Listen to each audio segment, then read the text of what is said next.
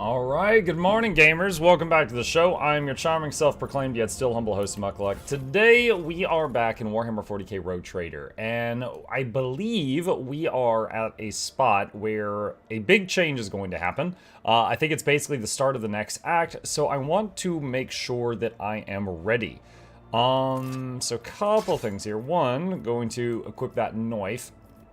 Two, we can only bring a total of 6 people with us on this little trip here.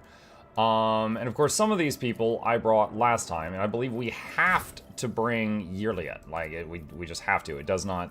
it is required for this one. So it's Yrliet, my main character, and then 4 more. So, let's see. We need to do her last level up and get her caught up to the rest of the party and go from there. Let's see. See, know-it-all, 3% to armor pin, dodge reduction, corrections. What is that number based off of? Int bonus +2. So if you get that, okay. So that would be good for someone with high int.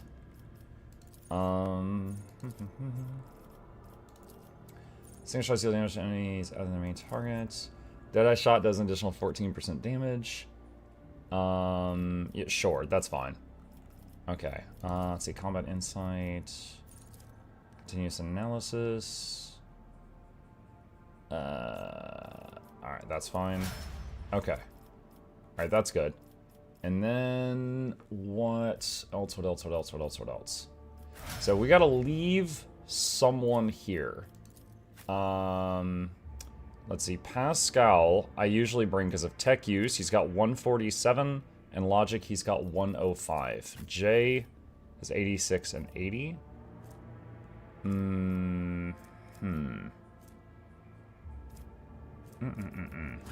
me see. What's that? That's okay. There's something back on Dargonis. Let me go back to voice ship. No, go back to the bridge. So Jay's skill stats increase based on the reputations of the people you've traded with. I could try to do some trading real quick and see if it's possible to increase her stats any. Hey all, hi Zamer, how you doing? Gray Fox, Blue Bell, I see you both. What's up? What's up? Alright, high factotum, there he is. Okay, pleasure to see you, Lord Captain. Let's see. There we go. Okay. What do we got here? Let's see. Cabela. There's some plasma grenades. We got 37. Mind scramble grenade, telepath staff. Okay. Navy. Oh my god, look at all this. That's so good. Okay. Alright, so we could grab all of this stuff that's lit up.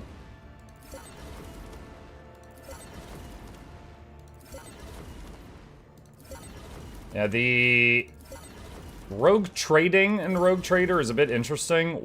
You don't actually spend this stuff to get it. It's just when your profit factor is high enough. Oh, it's behind my head. When this number is high enough to pass the number of any of these, you can just take the stuff. It's just like, all right, go for it. Have fun. Oh, mobile extractums. Yes, please.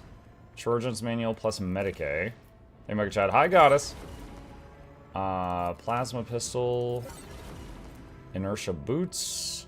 If the wearer's melee attack is dodge parried or scores a critical hit, the wearer gains plus agi bonus movement points and does not provoke attack of opportunities until the next turn. That could be good on the Blade Dancer. First melee attack in combat cannot be dodged or parried. Wait, what? Plus 50% bonus damage to enemies that dealt damage to the wearer this round. Heavy bolter. Crack grenades. Alright. So, let's see. Where is she? The set of chemicals increases the damage of all bleeding, burning, or toxin effects applied by the user. Okay, no, her current backpack is better. Boots.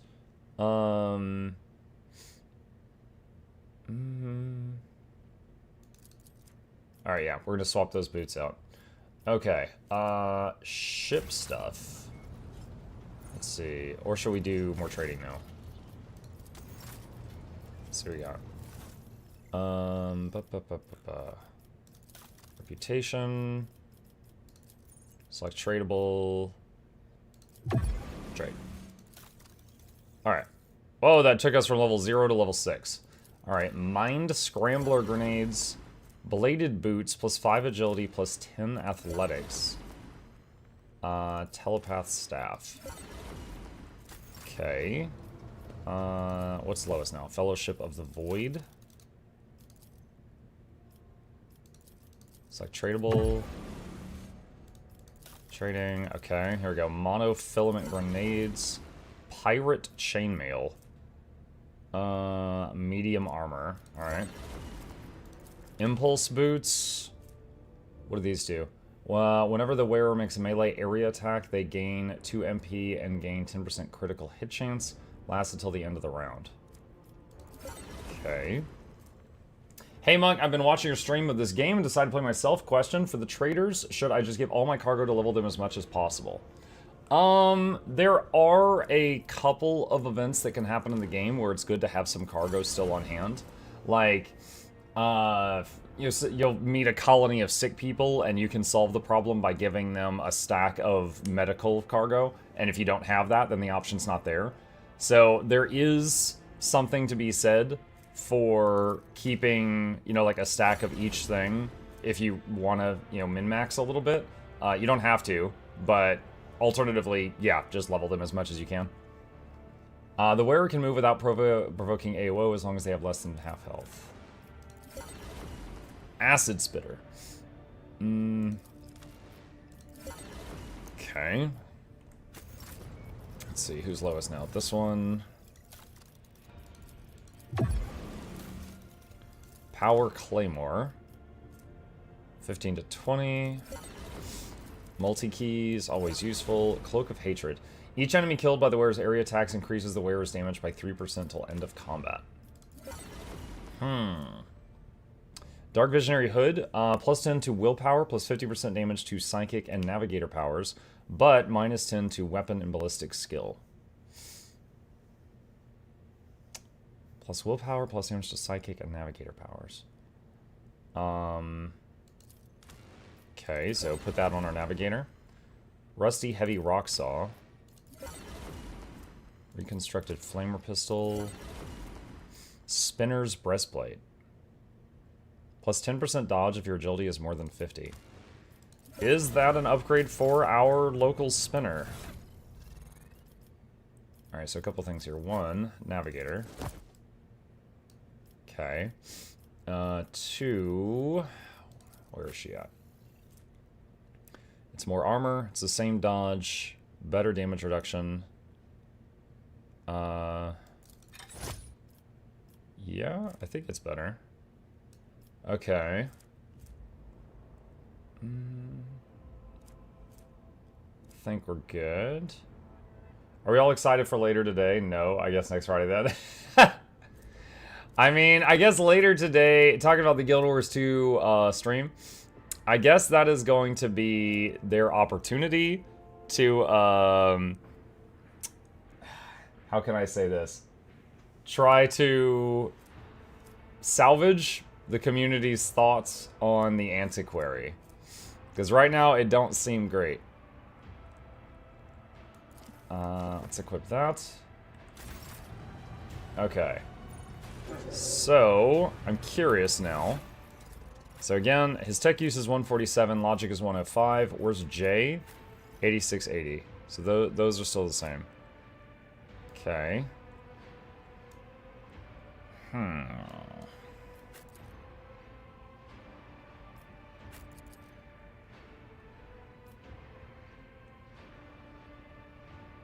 Figure this out.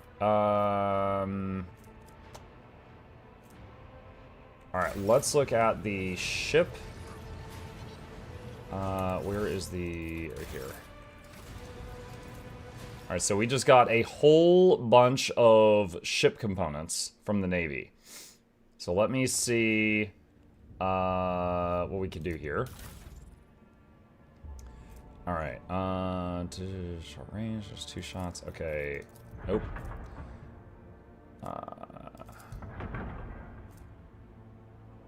Expansion, 11 speed, nope. Torpedo tubes, 4 plasma torpedoes. Assault scanners, 80% hit chance, 50% crit. Nope. Multi-band. Provides the void ship with weapons targeting data, granting 90% hit chance, 10% crit chance. Additionally, provides allies with targeting data, increasing their lance weapons and macro cannons damage and hit chance. Oh, wow. That's an upgrade. That is crap. Let's see. What is your any link, please? My any link, please? I assume you mean my, like, referral link? That is it right there, if that's what you mean. I thank you for using it. If that's not what you meant, then let me know. Focusing lens. Firing range of lance weapons reduced by 5, but damage increased by 30%. No, I don't want to use that. Torpedo tubes. Not using torpedoes at the moment. 4 shots, 14 each. No. 3 shots, 21 each. No. 12 speed. No. Provides 120 points of protection for each sector. That's huge. 95 points of protection for each sector, doubled against blast attacks. Assault ceramite plating protects the vessel from harm, negating 9 points of damage on the fore and 5 points on the sides. Currently we have 5 on each side. Sure. Let's see. Allows flak shots to be fired from kinetic macro cannons. A flak shot does 15 damage to each target in a 3x3 area. No, I think I'm good. Enhances the installed power shield generator. Shield strength on each side of the flak should increase by 20%. No. Okay. And upgrade the hull. Alright. Thank you. Need to repurchase my Vision of Eternity, my daughters. Ah, appreciate that. Thank you. Okay. So, let's make a separate save file. Okay. Where is my ship? Oh, it's way up here.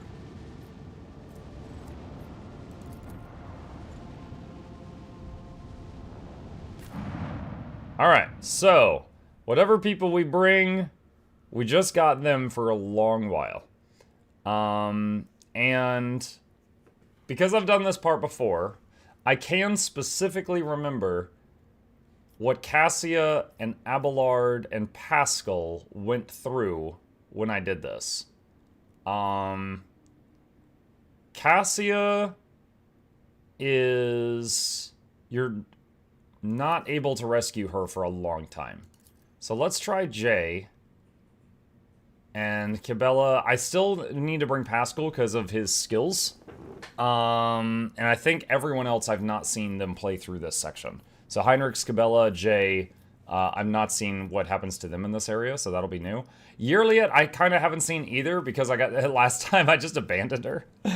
So we'll see what happens. All right. See what happens.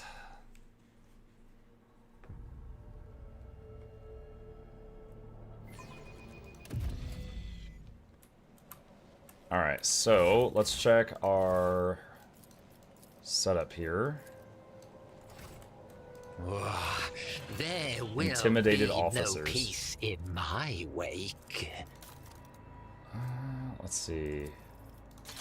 Add a few things to cargo here.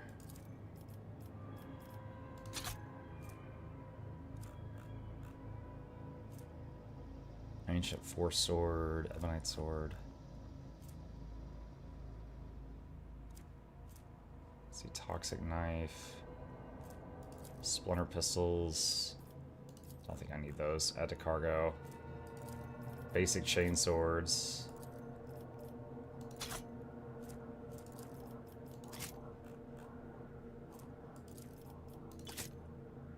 Let's see. Finally caught a Mux stream at 12:30 a.m. since working full time. Time to sleep. Good night. Good night, Clararius.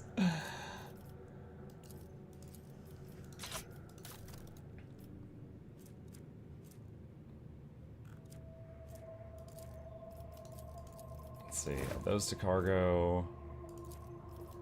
Add those to cargo. What time they drop the Yorsu specs review? It's 4.5 hours, I think. It's still a bit out.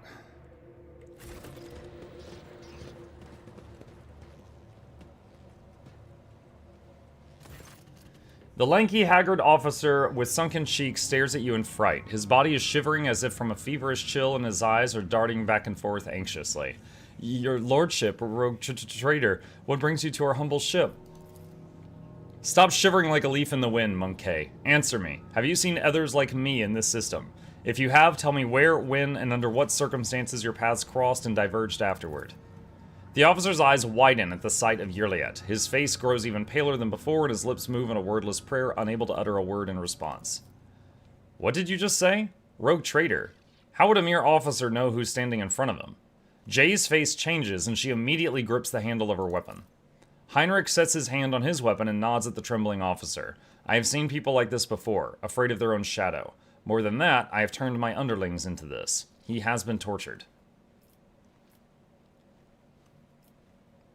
What are you so afraid of? The officer glances at Yrliet in fear. He forces out the word. Pain. The officer swallows, gives you a strange look, and then closes his eyes. Emperor, forgive me.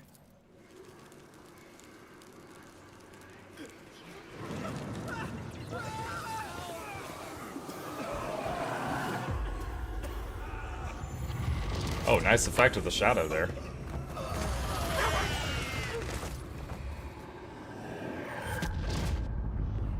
You monkey never learn. I'm beginning to think that your kind is eager to step into our snares.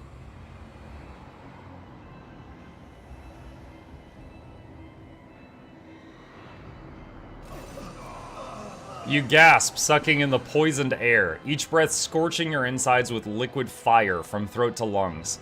Every cell in your body is engulfed in maddening pain, as if you are being doused in molten metal, skinned alive and subjected to yet another form of torture. You hear sounds coming from somewhere far away, the moans of your people, the shuffling of bare feet, and light footsteps slowly getting closer. Rogue traitor, a long-awaited meeting indeed. You can barely see anything through the haze of agony, but you still remember the voice well. The voice of the Xenos who devastated your capital world.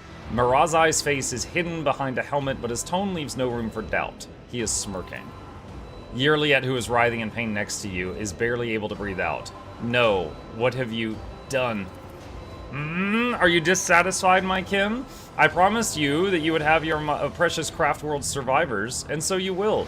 I will take you to them. I might even be there to witness your jubilant reunion. Damn you.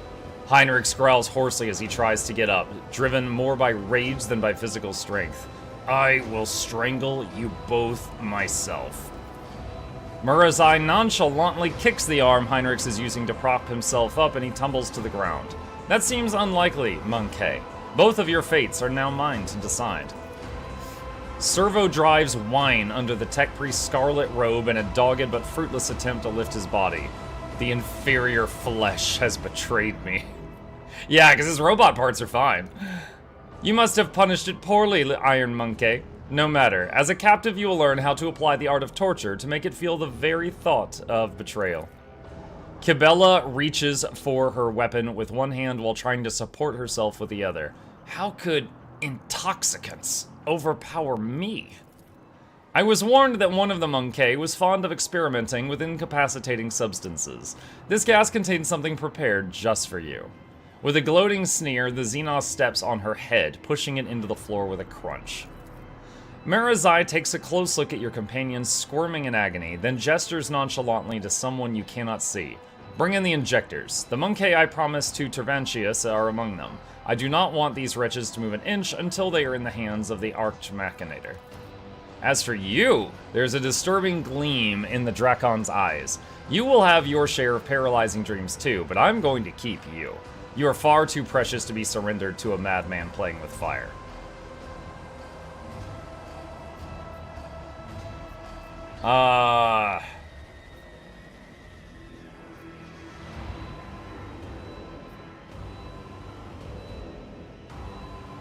Yrliet, you just see. Okay, so I did that last time. So last time I basically told her like you're dead to me, and I stopped caring about her, and I didn't rescue her, and so we never saw her again after this.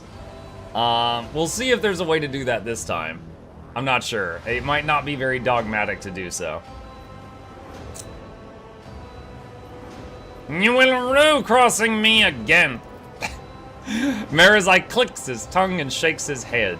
You disappoint me, Monkey. I have heard the pleas of millions and the curses of billions. You can do better. His last words fill your head like a deafening echo of a ship's siren. The gas creeps deeper into your lungs, eating away at them hungrily as the agony spreads down your every limb. You are suffocating. Are you enjoying the sensation? I had this poison made for you. Who could have thought that a monkey would one day earn such an honor? A special gift from a dragon. But you're suffering? The Xenos leans closer to you. I knew the taste would be exquisite were I to add a touch of the Drakari's talent for extracting anguish. However, there will be time for that later. No matter how I wish to play with you all one after another, I need you for a purpose, Rogue Trader. Kamarag awaits you. All of you. Mandrakes, take them. Leave none behind.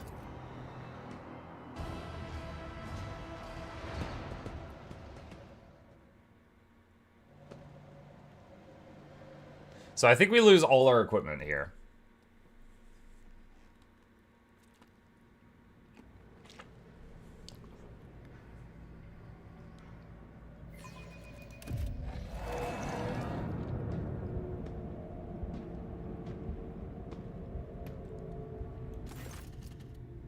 Your consciousness emerges from an ocean of darkness and nightmares, as if someone's powerful hand reached into the depths and brought you into the light.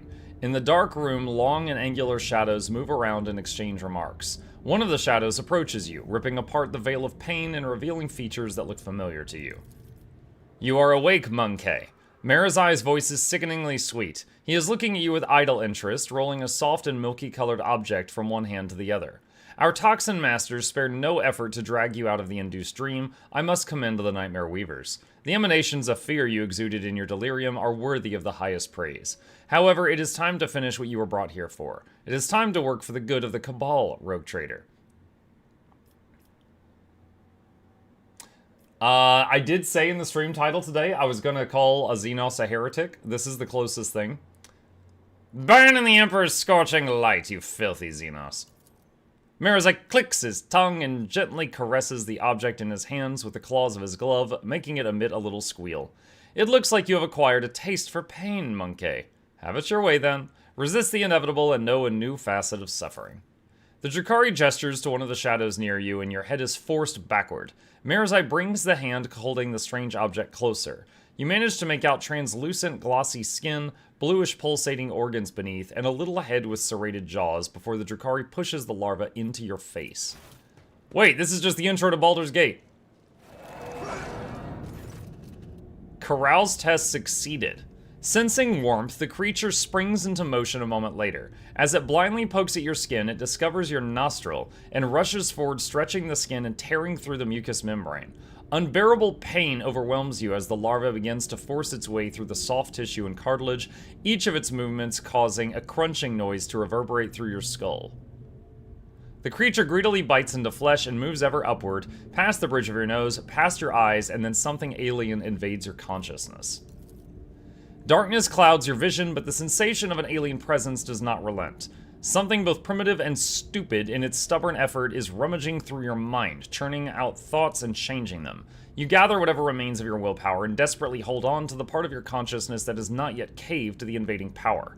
A prick of surprise, a burst of disappointment. The spell takes hold of your weakened self, but part of it still belongs to you and is ready to fight back.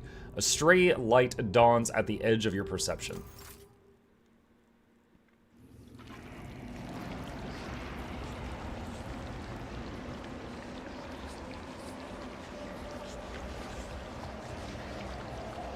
You have disappointed us, Rogue Trader von Valancius.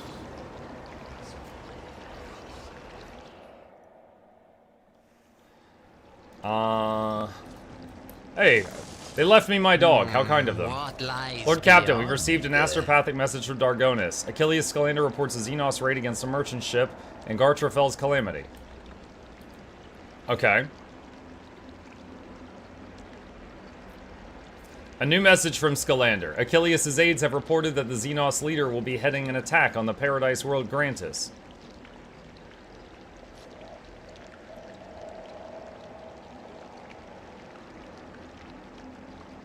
Okay. Is that supposed to be a hint that Scalander was part of the bad stuff? Scalander. I focused all my attention on investigating the attacks across your protectorate. I suspected there was something bigger behind the Xenos attacks, but... Schemes within schemes. In this tapestry of a world, I am the rogue thread. Lord Inquisitor.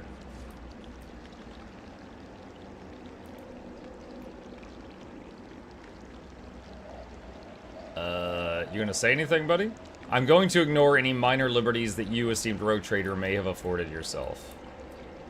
Oh, I just realized this is the bridge of my ship. I didn't recognize it because it's all covered in meat. Do my eyes deceive me? Explain yourself, Alontok. Why is there a shard of Cruderrock in your chamber?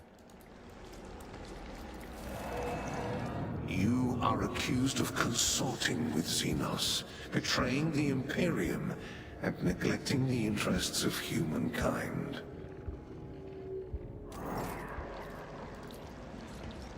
Pulsating strands stretch from under Cassia's headpiece, one wrapping around her neck while the others drain her lifeblood through her weeping eye sockets and mouth. Oh, so we're seeing dead Cassia there.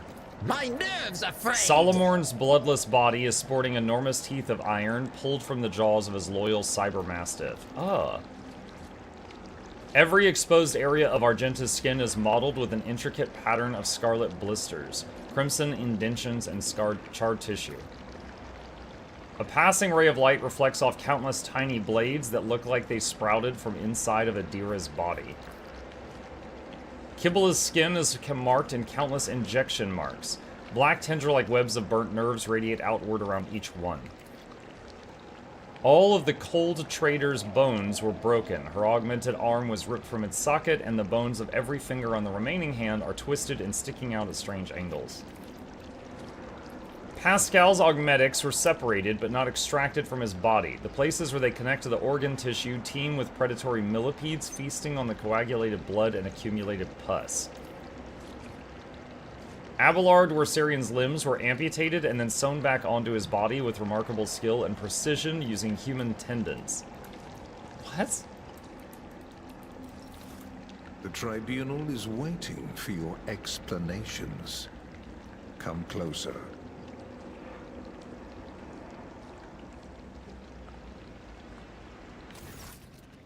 And here comes our principal witness, the rogue trader himself. Heinrichs gives you a cold look.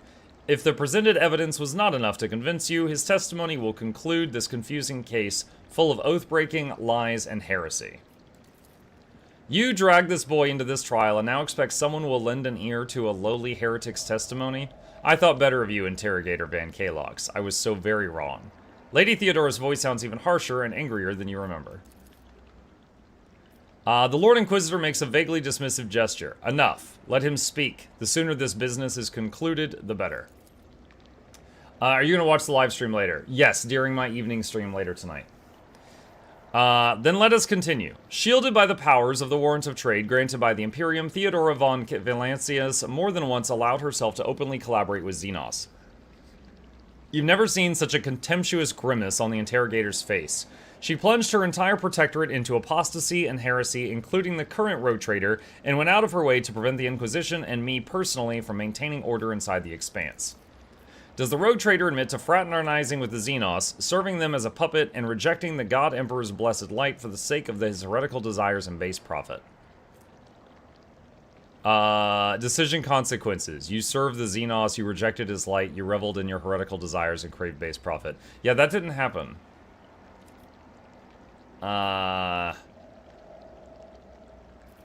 Submit to the illusion, submit to the illusion. I don't know. The words fly from your lips, but their meaning belongs to someone else. Your hoarse voice is barely heard. I plead guilty. It was amusing, but the joke has outstayed its welcome. Theodora shoots the interrogator a nasty look. It is painfully obvious this heretic is dancing to your tune. His word against mine? You had lost before you even unsheathed your blade, Heinrichs. Heinrichs makes a disgruntled face, looking at you strangely. Oh, you do not know, do you? Allow me to remind you then, and the entire court as well. A data slate appears in the interrogator's hands, adorned with purity seals on both sides. The rogue trader has often been accompanied by a Xenos companion, Yrliet. And though the warrant of trade does allow one to grant sanction to individual species, what if this is not a confirmation of the von Valancius family's loyalty to the enemies of humanity? The rogue trader's ties to the Drukhari, a different subspecies of Eldari, are just as obvious. What ties? You serve the Drukhari. No, I didn't. Who else could help him drive the carefully prepared plans of the Drukhari, if not other Drukhari? Mukluk von Valancius always ends up in the location of the next Drukhari raid, knowing for certain where they were going to strike.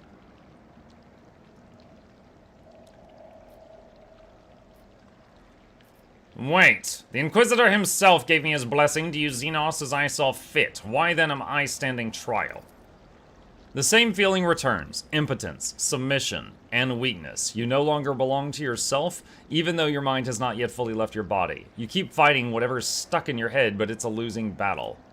As if from afar you hear a voice, I confess to collaborating with Xenos. Cooperation is a double-edged sword. Sometimes you use your partner, and sometimes your partner uses you. Which is what happened to the rogue trader. Lady Theodora used him to undermine the standing of the Imperium in the Expanse. Decision consequences. Theodora is alive. You are her loyal servant, and she made you serve the Xenos. The Tribunal remains silent, though those present cast anxious glances at your predecessor. At this point, the Tribunal probably wants to know what the true intentions of the von Valancius dynasty are. The rogue trader claims he has been waging war against the Drukhari the entire time, except... was there really a war, or was it another carefully staged performance? Heinrichs is looking at you closely, almost without blinking. Good morning, all. Good morning, Jinxie. Allow me to explain what actually happened. Mukluk von Valancius personally invited the Drukhari to his worlds, and then used their strength and resources to sow chaos in the Expanse to gain leverage over his rivals. It is very convenient to play the victim while working with those who rob your neighbors blind and terrify the worlds that pay you tribute. How much did you profit from this, rogue trader? Did you think I would not uncover your pathetic conspiracy? Willpower, 40%. Enough of this circus, Heinrichs. I did not set up any attacks. Failed. Or at least, that's what you wanted to say. However, the alien will makes you say something else entirely. It was originally Lady Theodora's plan. She, her servants, always lets me know where the next Drukhari attack would take place. Your pathetic attempts to paint me as a heretic are like a blunted rapier, tedious and useless. Theodora's gaze is not directed at you, she is addressing Heinrichs. I do not think so. Another witness to your atrocities arrived alongside the rogue trader. Yrliet silently takes a graceful step forward. If the court so desires, my speech will run like a river and wash away your doubts. I found a shard of my home in the rogue trader's chambers. An entire craft world vanished among the stars, the only clue to its fate resting in the hands of this Monkey. That was when I began to suspect that he had something to do with the misfortune that had befallen my Cruderrock. Do not be deceived by his breed. There is a cunning predator lurking behind the fluttering of fragile butterfly wings. The Monkey before you is a bizarre amalgamation of qualities not usually inherent in his feeble species. He has mastered the mysteries of many of this world's cultures, the secrets of the universe and ancient artifacts, the fine art of war, the intricacies of deceit, all are embodied in a single Monkey, however hard it may be to believe.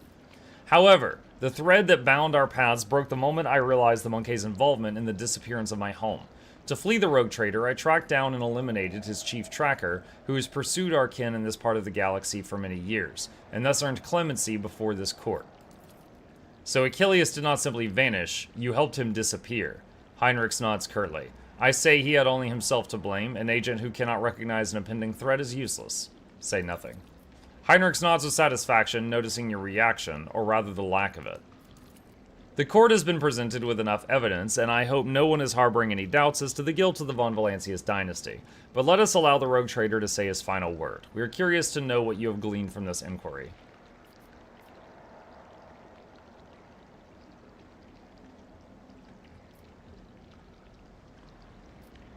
I am still struggling to make sense of what is going on here. You do not need to understand, Monkey. You have done what was required of you. Now muster your strength. We still have a fun... Enough.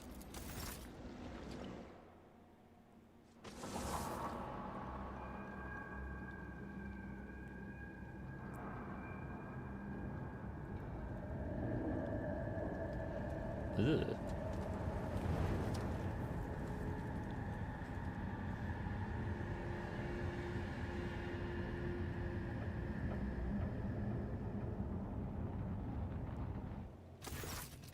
After the spell is lifted, staggering pain pierces your body. Darkness clouds your vision and nausea creeps up your throat, but the wounds you manage to forget soon will remind you that you are still alive.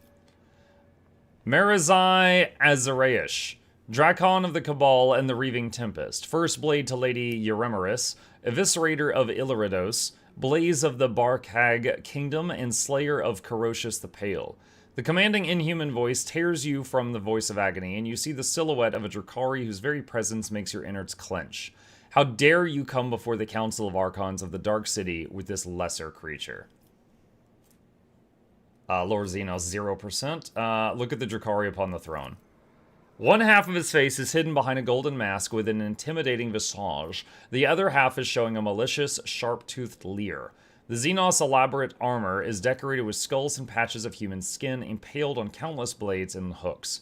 He carries himself with authority and ease, as though he is a ruler who holds the threads of fate of all those present tightly in his grasp. Look at Marazai. A triumphant grin erupts on Marazai's face, but the Xenos remains surprisingly composed and does not dare to interrupt the unknown speaker. Look at Yrliet. Yrliet absorbs every word, occasionally wincing in pain and covering her weeping wounds. Her posture and gestures are full of tension, like prey cornered by a pack of predators. Yrliet shrinks under the hungry stares of those around you. Lore check, which will fail. The Xenos look menacing. Perhaps she is the personal guard of the Drukhari sitting on the throne. Listen to conversation.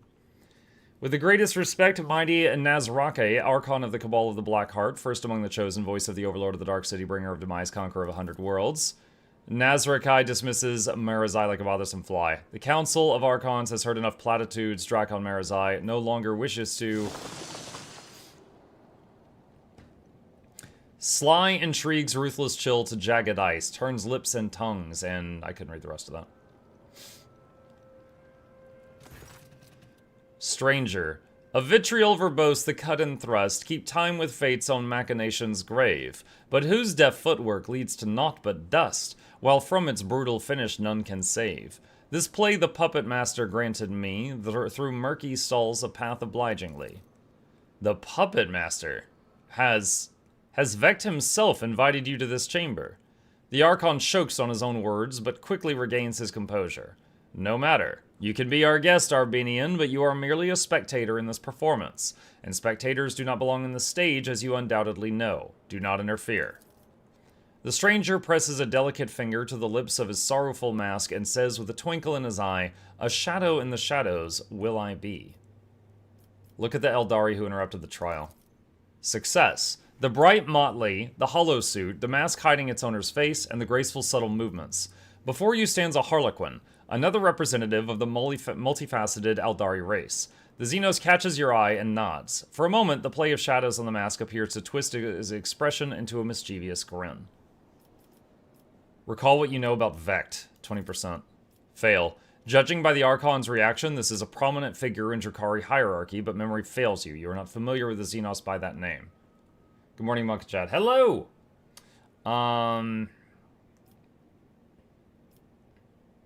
Listen to the conversation. Marazai Azaraish, considering the circumstances, the Archon looks around the room and rests his troubled gaze on the Xenos in bright armor who interrupted him. The council finds Archon Euremeris guilty. The blade of the truth cut through the shadowy veil, concealing her transgressions. However, a glint of cruel mockery appears in his eyes. How dare you insult the council with such a pathetic complaint? You should have ripped Euremeris' heart out with your own hands and granted her soul to Vect if you wanted to atone for the mistakes of the Reaving Tempest. Marazai's eyes widen, filled with astonishment and disbelief. He seems to have been certain of the outcome and did not expect what he is hearing now. His lips twist in an enraged snarl, hatred directed at the Xenos on the throne, and yet it finds no outlet under the gazes of the dozens of Drukhari in the chamber. To contradict my decision is to contradict the decision of Vect himself, fool. Something in the Xenos tone makes your heart skip a beat. Allow me to discipline you for your weakness. Today the Drakon will lose his wings and plunge into the very bottom of the chasm. You will go to the arena to atone for your mistakes and impertinence alongside the rabble you have dragged to Kamarog. If you are truly Drakon, you will rise again. If you do not, your suffering will satiate the worthy. Lay down your weapons and follow the guards. I will let you keep what little dignity you have left. This is my final gift to you, Marazai.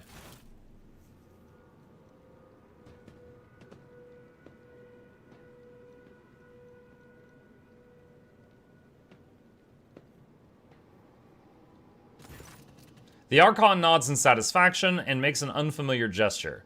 The guards draw closer to you. Let us return to you, Eurymerus. The Harlequin's laughter interrupts the Archon and echoes under the vaults of the chamber in a resounding baritone. And all the mask upon their marks now stand. The slave of vanity, the spire ascends. The thief and traitor cast downward by her hand. Unbeknownst to all, their fate depends upon a lead unseen, a player green. The Harlequin leans forward and eyes you with genuine interest. Is this how you treat the hospitality of the Kamarog, Arabinian? The Archon angrily balls his fist, the shadow of his wrath hanging over the Eldari interloper like a thundercloud. I thought your words were worth more. You insult me by interrupting the trial again. The Xenos sweeps into a theatrical bow without taking his eyes off Nazrakai's face. You Archons speak of just rebuke. In truth, Fate's melodies and snarls fantastic have entrapped me here, and when I heard them play, I could not keep my lips from grinning wide. Here comes the hour for shadows to retreat, to where the curtain waits to rise. The laugh, with no beginning, now sends forth the call. Ow. And I'm dead. And that's the end of the game.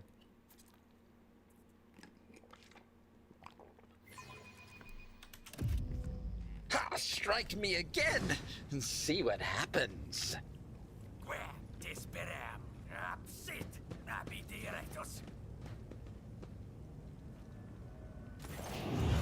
The world is an impenetrable haze of warm pain. You lie motionless. No, you rest, in the murky gloom, slowly dissolving into nothingness. Sometimes your repose is troubled by unpleasant and persistent tremors coming from the place where your legs used to be. You do your best to ignore them. Away, you vulture! This is not your prey. A vaguely familiar voice reaches you through the curtain of darkness, but your disobedient thoughts refuse to reveal where and when you have heard it before. Was it just recently or 100 lifetimes ago? The trembling coming from your legs is replaced with a violent jerking motion, and then it finally stops. From the Phantasmagoria retreat and deftly seize my merchant vagabond. The puppet master's strings left dangling again rise up to take your place in dance. A spark ignites in the darkness, and its light ruthlessly cuts through the gloom that envelops you. An ugly image of the reality around you assaults your retina. You can feel your body again and realize it's filled with pain. Your shoulder is sore from an injection.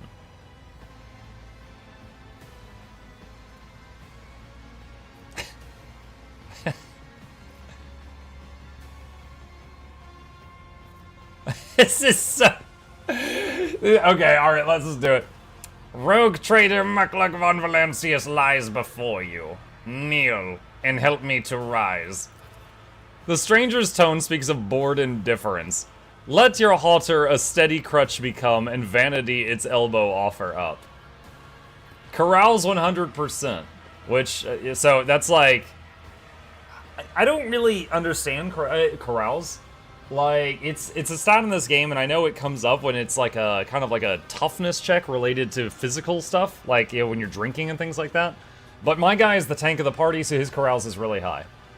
Feel your body. You immediately regret this decision. Every inch of your body is suffering. There's a dull, debilitating pain in your head caused by chemicals of some kind. Your body is covered in deep cuts, made either for fun or with sinister intent. All of your organs appear to be intact, but the same cannot be said for your blood. You have lost a great deal.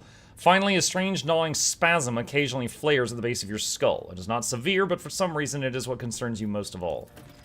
All of your equipment is gone, as are your shoes. You do not even have a knife at hand to fend off enemies or to open your veins. Why would I want to do that last part? Where am I? Among the shadows and the wings you lie, where taut are pulled the puppet master's strings. The stranger intricately links his fingers to mimic the tools of a puppeteer. Look around. You are surrounded by the dead, numerous corpses, mutilated bodies, and pieces thereof. Humans, Drakari, and other Xenos unfamiliar to you lie motionless in this gruesome mortuary. Look at your rescuer. Your eyes refuse to focus on the bleary figure of the person who came to your aid. He appears to be tall, and your mind emphatically refuses to continue, for every moment of concentration causes you suffering. I have seen you somewhere before. Who are you? A dream obscure of death, deliverance, illuminating will, and agony. My companions, where are they? Not here. The roles have been decided now, but if you play your part, perhaps the plot will draw you back together, or to doom. The figure's cruel laughter follows. The overture in verse, the final lines, the merchant's time to tread the boards has come. Embark you now upon your pilgrimage, and take my parting gift, a humble prop. The stranger deposits something in your hand and disappears into the twilight.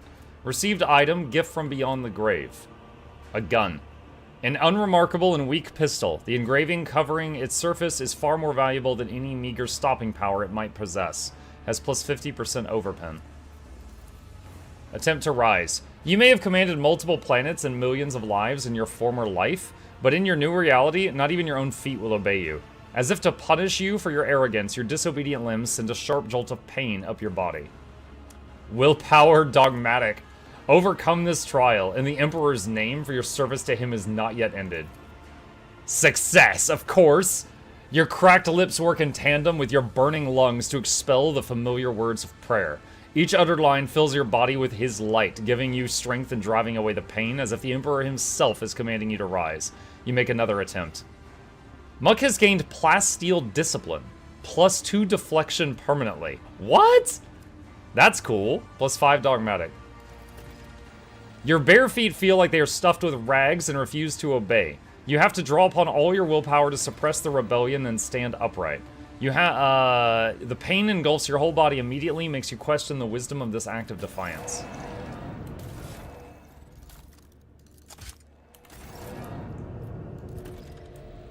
The corpses smile at you with warmth and whisper quietly, "It's over for you, join us."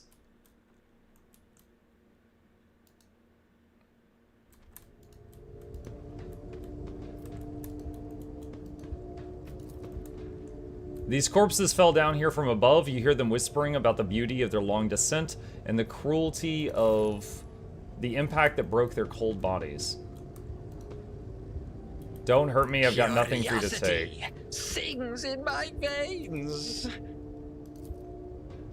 This failure shall You find nothing that can be of use to you. Failure. You find nothing that can be of use to you. Blasted Voitvir. He killed your people, tore down your banner, and replaced it with this heretical rag.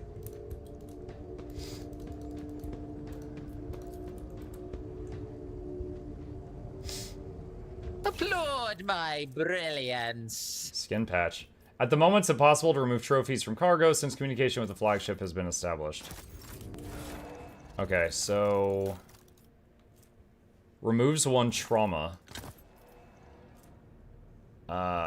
Trauma?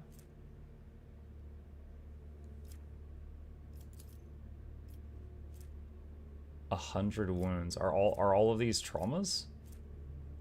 What is a trauma?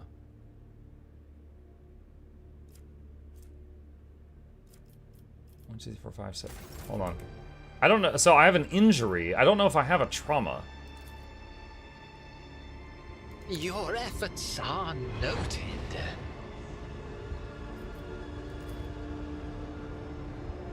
Yeah, okay, I don't think that actually did anything. So I'm gonna quick save to just a moment ago to get that item back. I think it's permanent wounds like broken bones and stuff. Okay.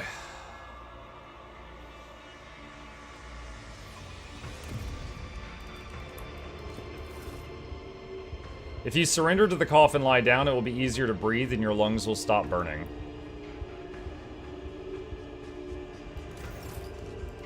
I like how my dog is here now suddenly.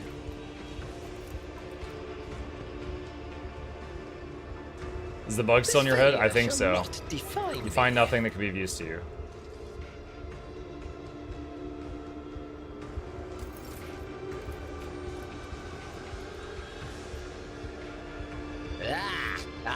mere setback. Ah, failure is a bitter taste.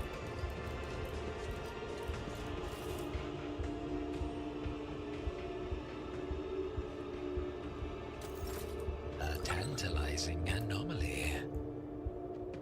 A mere setback. One step at a time. There's so many dead people around you. How? It must be Voitvir. Damn him for what he's done to your crew. In a pleasant voice, this strange device invites you to put your hand in its depths and press the activation button. An enormous eye stares at you through the glowing portal, or rather the portal is the eye of something enormous, and its maw patiently waiting for you to step inside.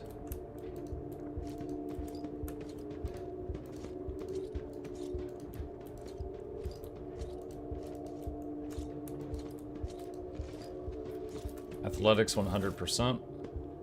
You fool, do you have a death wish? That's why they came here to gut people like us.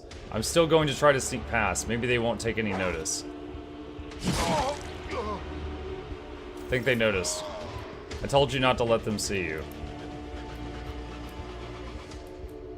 Alright, well, it looks like I can, like, run across the chain or something. You gotta creep along, stick to the shadows, go around. Done. In the chasm, you can get in anywhere. There will be no peace in my wake. Oh, there's like a guy right there.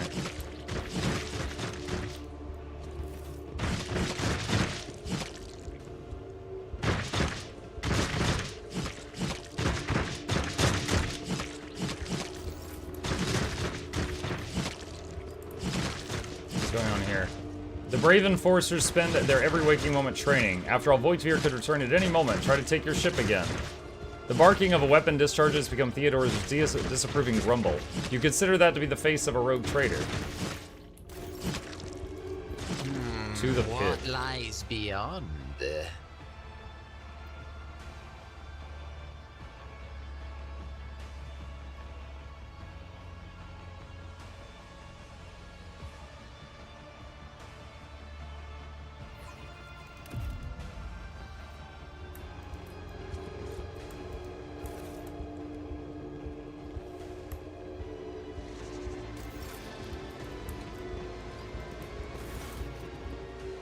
Snake person. The den you have found yourself in is filled with heady smoke, and the walls are lined with living shadows. The center of attention is a snake-like Xenos. He is engaged in conversation with a pale, harried-looking Drakari and pays you no mind, much like everyone else in here. Xenos test failed. This particular breed of abominable Xenos is unfamiliar to you, but its appearance alone speaks of a vicious nature and inborn wickedness. Medicae, survey the room. Success. Everyone here is armed. They all bear scars and some have fresh wounds. You notice a few humans among the Xenos. They clamor in a mishmash of tongues and their laughter rings with lunacy and bloodlust. The air is thick with an all-pervading sense of doom. Your trained eye does not fail to notice that virtually everyone in this place is under the influence of some substance or another, and powerful ones at that. It seems you have wound up in a narcotics den. Observe the scaled Xenos. The leader of this gang is powerfully built. His scaled hide is reinforced with engraved metal in several spots. His long tail coils around and around as his snake-like head sways gently from side to side. The Xenos is enjoying a state of blissful relaxation. His companion, the gaunt Drakari, is looking at him obsequiously, I don't know that word, her entire body adorned with hundreds of embedded steel beads and thousands of red injector marks. Address the leader. May we speak? The snake-like Xenos either fails to notice your presence or is simply ignoring you. Iridescent eyelid membranes slide over his eyes, momentarily shuttering them, no doubt a telling look among his kind. Without deigning to look at you, the cadaverous Drakari mutters, Malice wants you to disappear, pathetic whelp.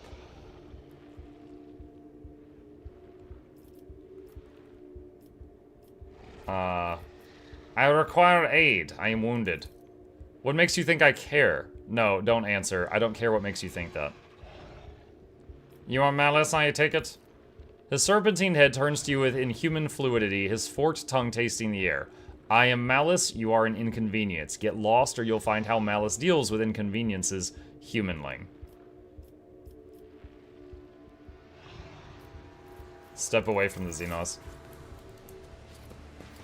Now, I actually am more powerful than many characters would be at this point, because I've got the robot dog with me right now. Patience. My nerves are frayed. I don't have just the crappy pistol.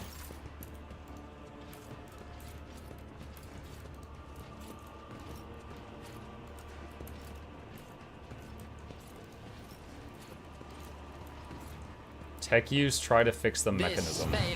Refuses to obey any tech chance you know.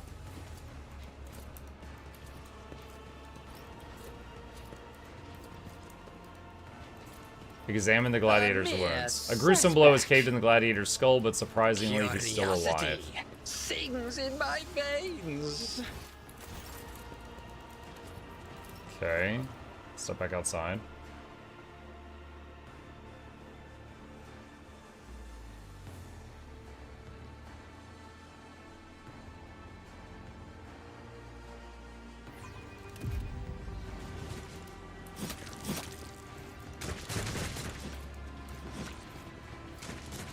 Alright, quick save, because I don't know if these guys are going to attack me or not.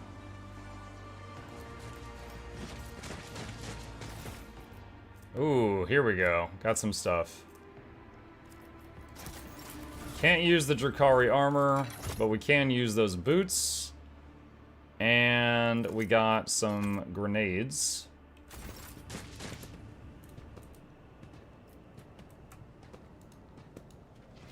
Curious. I was wondering if that was going to happen. Oh, I wish to vivisect you. Don't dare to disappoint me. Ow. A wicked thought.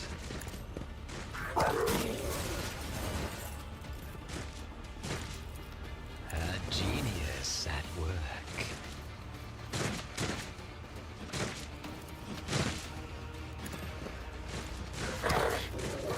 Oh, the dodge. A wicked thought. You will not withstand my vengeance. Pain is but an illusion. What if? Ooh, another scar to my collection. A wicked thought.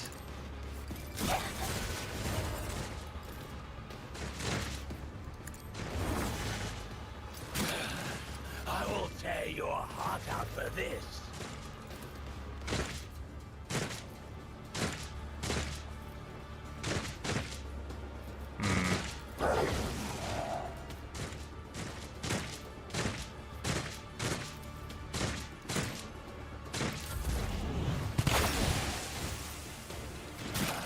A work for a flesh crafter. Oh, I'm almost dead. Strike me again. See what happens. A genius at work. You've unleashed my fury.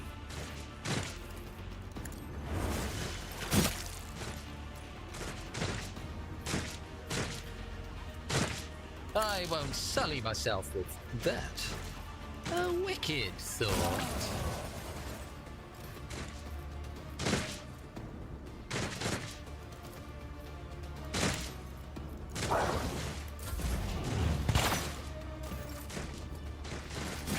Why didn't you go for that one? What the heck?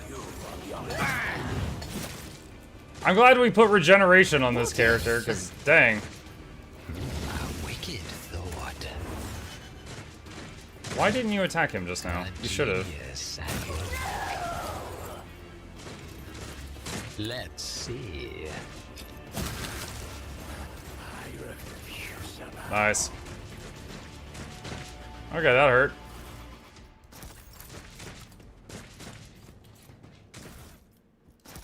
In this tapestry of the Alright, what's this? world, This fresh corpse has your I face. Its am killers are the standing nearby, and you had better steer clear of them, seeing as they have already succeeded in killing you once.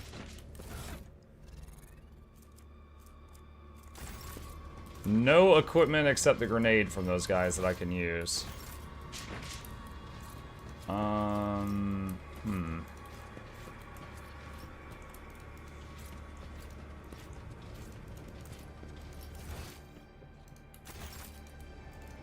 Can I use that portal?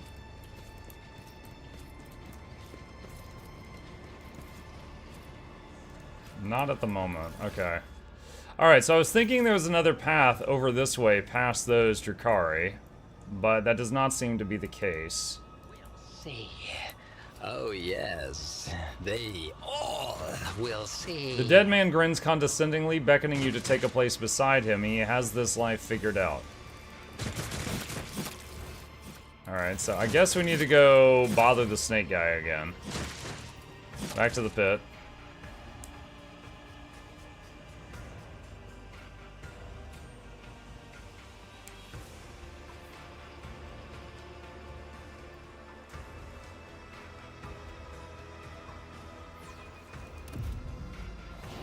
Something I just thought of. Does the dog still have his chip? He doesn't. Dang it. They even took the dog's chip.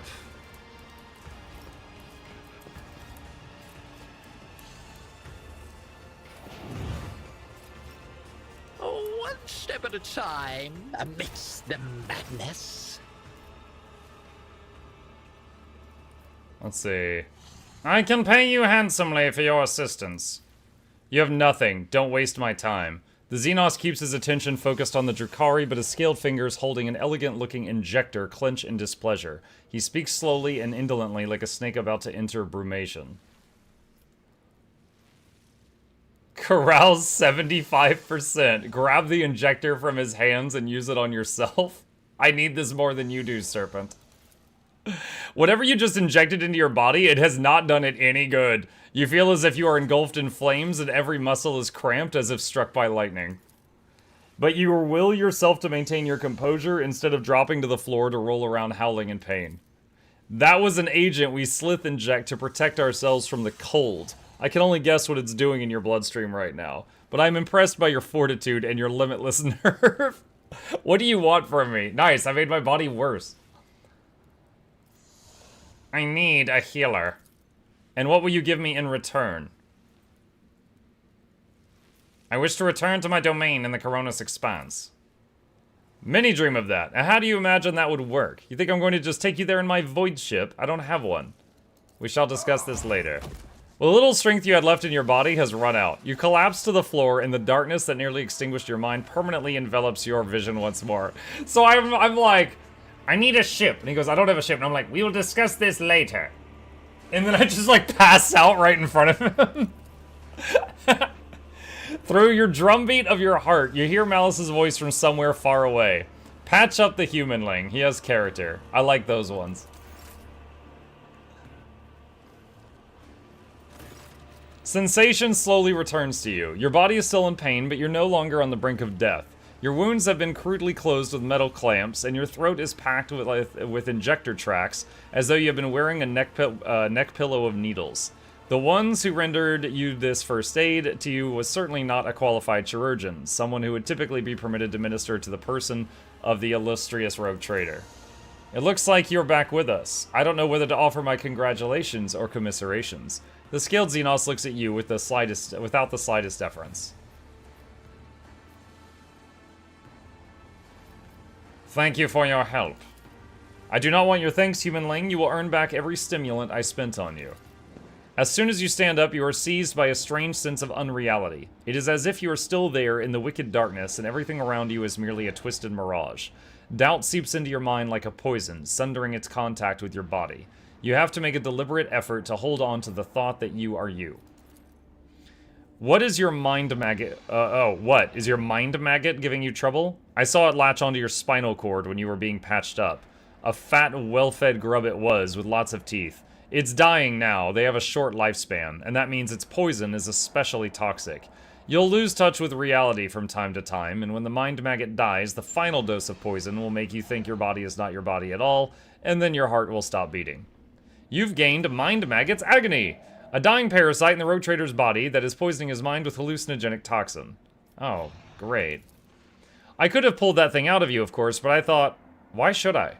Consider it a guarantee of your gratitude toward me. When you've earned your healing, I'll release you from it. The lipless mouth stretches into a bloodthirsty grin. Or you can reject my generous offer and look for help elsewhere. Have you heard about the humanling that's always hanging around the gate to the anatomical opera, gasping for breath and begging the homunculus to save her? She can't breathe normally, even the way she says her name is funny. JJ Dari, as if she's about to suffocate. Oh, that's not good. What do you want from me? Kill for me. Go into the mangled sector and find a freak called the commissar, one of your kind. Spill his guts for me. Do that and you will earn my favor, and in the chasm that counts for a lot. I'm going to need a more serious weapon. Prove that you're useful first. Do this and Malice will see that you have decent toys to play with, but not before. In the meantime, you could pick something out of the junk pile. He gestures at a container half full of shoddy equipment. Why do you want me to do it? I don't want to drag my whole gang into the mangled sector. The place will kill off 3 times more fighters than the Commissar's crew will. That means I need to send an assassin. The Commissar's fighters know my shriekers, but nobody knows you. And besides, you don't have a choice, which means you'll see through it to the end. The Mangled Sector. What an off-putting name. It's an off-putting place. It's the base of the spire in which we live. Kamarag is stitched together from scraps of various dimensions, and in the Mangled Sector, the seams are starting to rip. Space is collapsing in on itself, and entropic radiation is off the scale, spawning all kinds of abominations. The sector itself is slowly but surely turning into nothing. You'd have to be insane to set foot in a place like that. Insane or an outcast like the Commissar hiding from the hunt or you. Who is this Commissar? A prisoner of the Drakari who thinks too highly of himself. Instead of dying in the arena without any fuss, he is hiding, gathering other slaves of your race around him, and making pathetic plans to get his revenge. And many of your kind are listening to him. See how few humanling shriekers there are? They used to all come to me, but now they listen to the Commissar and no longer come.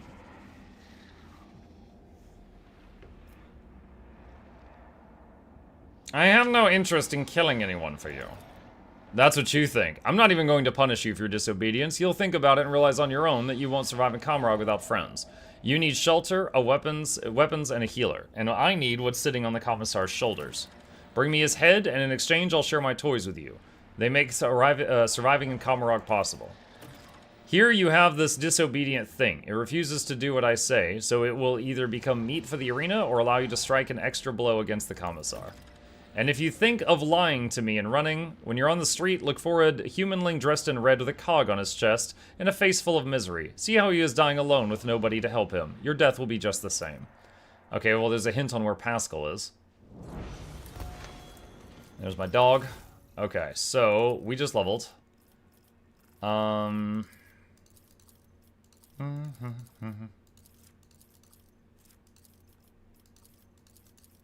Corrals or athletics? Let's do athletics.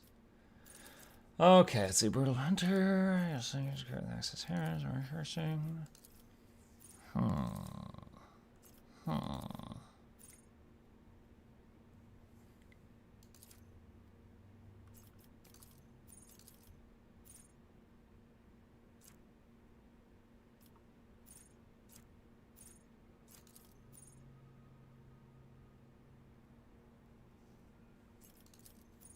Alright, enemy Jason Wolf versus first time. Enemy for exception from the arbitrator.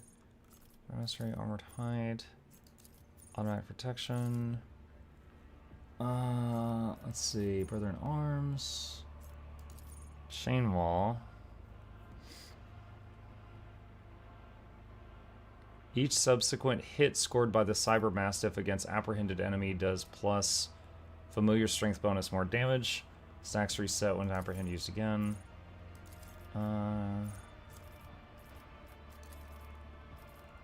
Apprehended enemy takes more damage than the Overseer. First use of the Overseer's ability in combat costs 1 AP less. Side by side, while the Overseer and the Familiar are adjacent to each other, both in reroll failed dodge attempts. Enemies in a 3-cell radius around the Familiar suffer -5 characteristics. Same target mode. Whenever the Overseer hits the same target right after the Cyber Mastiff in battle mode standby hits it, the Overseer's attacks always score a critical hit. Battle mode happens at the end of the turn. For you to land a hit after battle mode would require a weirdly timed attack of opportunity. It's a suppression factor. Okay. Alright, he said there was like a barrel of junk nearby I could rummage through. Patience! My nerves are frayed! The gladiator's pile? Maybe that's it. Alright. Medium. Scrap chainmail, 30, 16, times 10. Okay, there's that.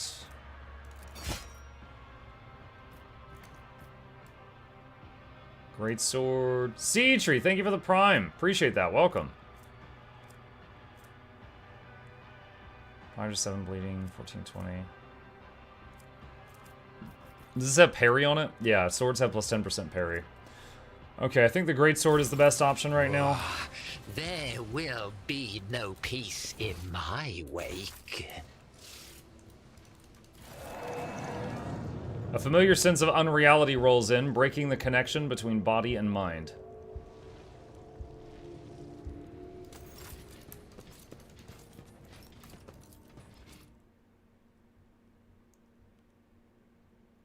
Okay.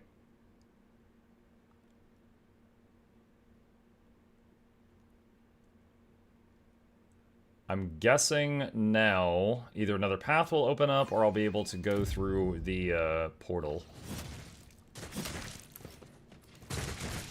Oh, box of goods. Cargo. A flash of searing pain causes the contents of your skull to burst into flames. What lies beyond? Find Yrliet. Okay, so, last time I played this, I believe this is the part where I said F you, Yrliet, and I just never talked to her again. So, let me see if it's possible to get her to rejoin the team. We are dogmatic, but I want to see what happens with her story past this point. The Eldari runs a hand over her face before turning to you. Her pale skin is tightly stretched over the bones of her skull, her eyes have lost their glimmer, and her neck is stooped under an unseen burden. And yet you still recognize her. Yrliet Lanavius, your former companion and the reason for your imprisonment within these dark walls. Yrliet glances at you, her eyes widening slightly, but that is the only change you detect in her tense expression. Whatever emotions she may be feeling, she is suppressing them well. Alantok.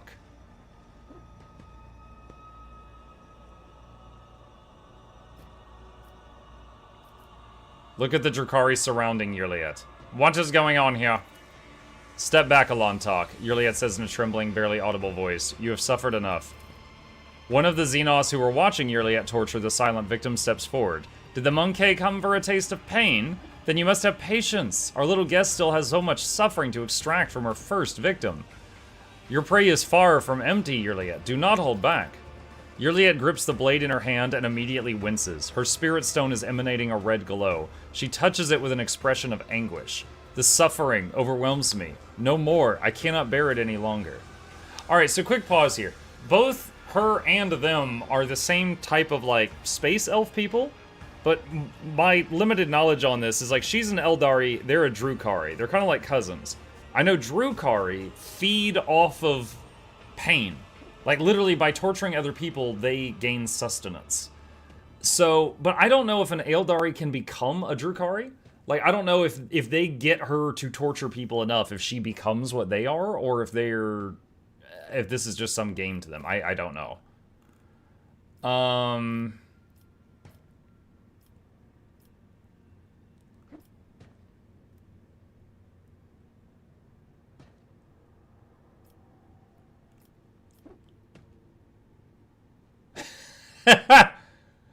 Rip the blade out of Yrliet's hands and kill the Drukhari who just spoke. Yrliet is mine. You cannot have her.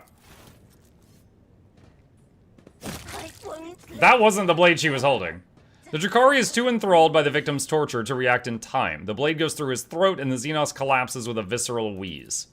His kin move to draw their weapons, but freeze, transfixed by the sight of their brother thrashing in agony. Yrliet takes a ragged path. From the Dark One's toy to a monkey's property. My path shows me no mercy. Alantok, tell me, will your heart find the strength and resolve to forgive me? To allow me to share the path with you once more?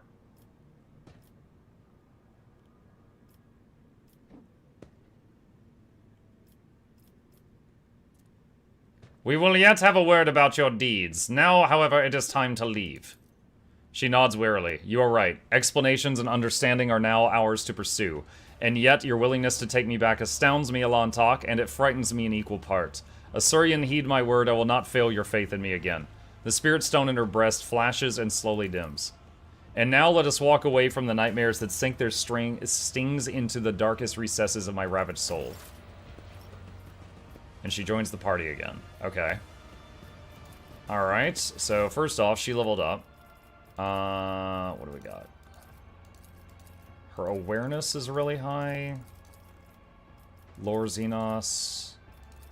Let's do that. Choose a talent.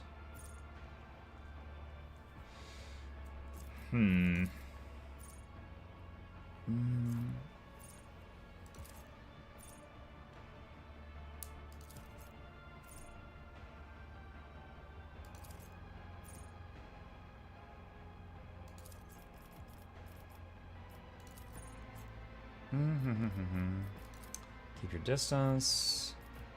Killing spree.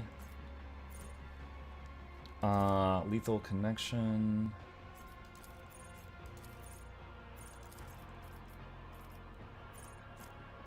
That's smart.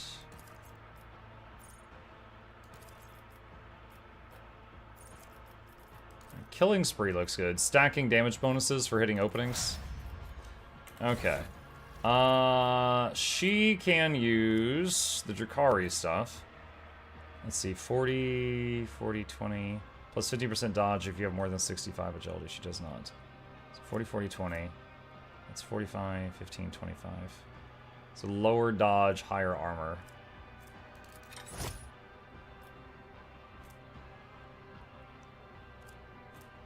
Eldari long rifle.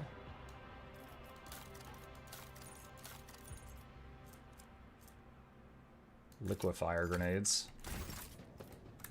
Okay. Oh, I got a teammate. Curiosity Activate the switch. sings in my veins. What? This guy just ran up and stabbed this dude.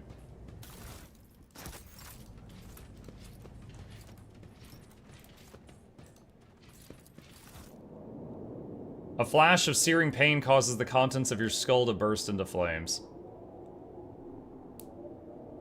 Okay. Tech use 0. Alright, save that. Activate the switch, tech use 0. Big portal thing. In this tapestry of the world, I am the rogue thread.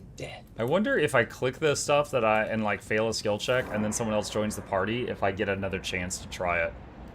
I would hope so.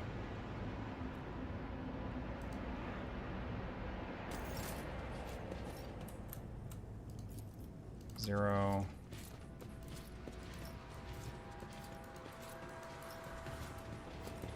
Another door there.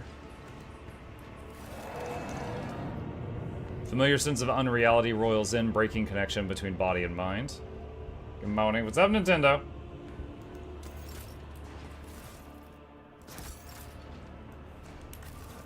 Just realized my Yrliet's not here. Patience. My nerves are frayed. Another portal thing.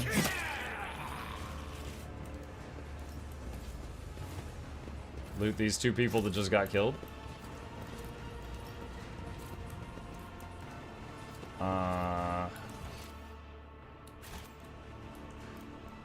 Rack? Not this way, meat.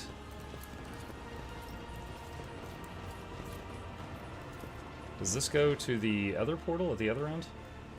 It does. Okay, so this is not new area. Do you know when the Elite Spec stream starts? 3.5 hours from now. In my wake.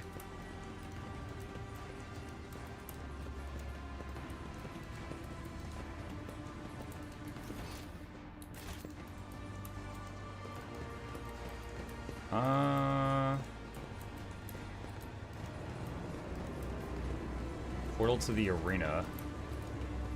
Don't know if I'm ready. I was looking to see if I could find any more party members before that. So there's the portal to the arena. And then there's the room up here. They will see. Oh, yes, The anatomical indeed. opera. They Not this way. Okay, I can't go there. will Alright, so I guess see. I have to go into that portal. The big one.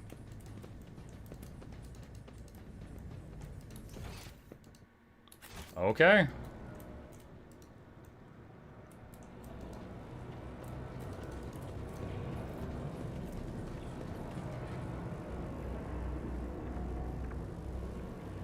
I have a stack of Perplex. It says it'll be removed at the end of combat.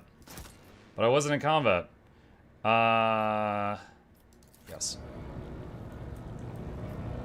The tear in the fabric of space is sparking with entropic energy, capable of unraveling the threads of matter itself. What lies beyond? What? Oh, wait, mangled sector's down there? What the heck? Okay.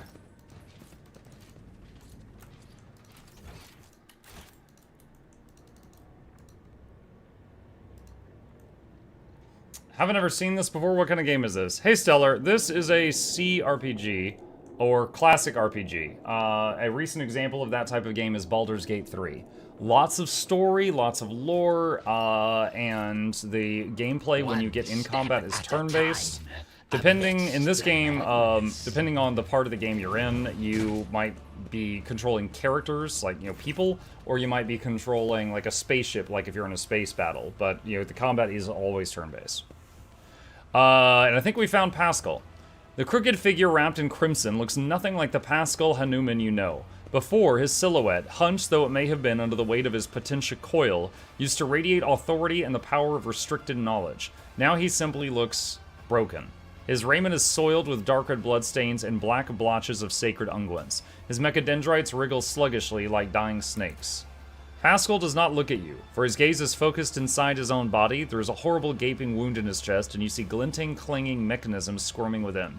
Pascal has plunged his fingers into the wide dripping maw of the wound and is in the process of palpating his metal innards with great care. Look closely at him. It is difficult to say if the procedure that Pascal has undergone was torture, sacred augmentation, or vivisection.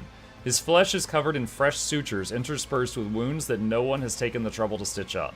An ordinary human would have long since bled out, but the Ferrum Sanctum sustains the bodies of the adepts of the machine god. His metallic insides are exposed to the eye in all their vulgar and bloody nakedness. Pascal, can you hear me? This statement is true, Mukluk. He looks up at you. His skin has gone yellowish and clammy from the lubricant-like sweat, and there is something strange about the pupil of his left eye. You look closer and realize that its shape is no longer round. It is a tridecagon. What happened to you? An act of defilement. This unit was subjected to profane invasion. The dry words coming from the Vox speaker rustle like sand.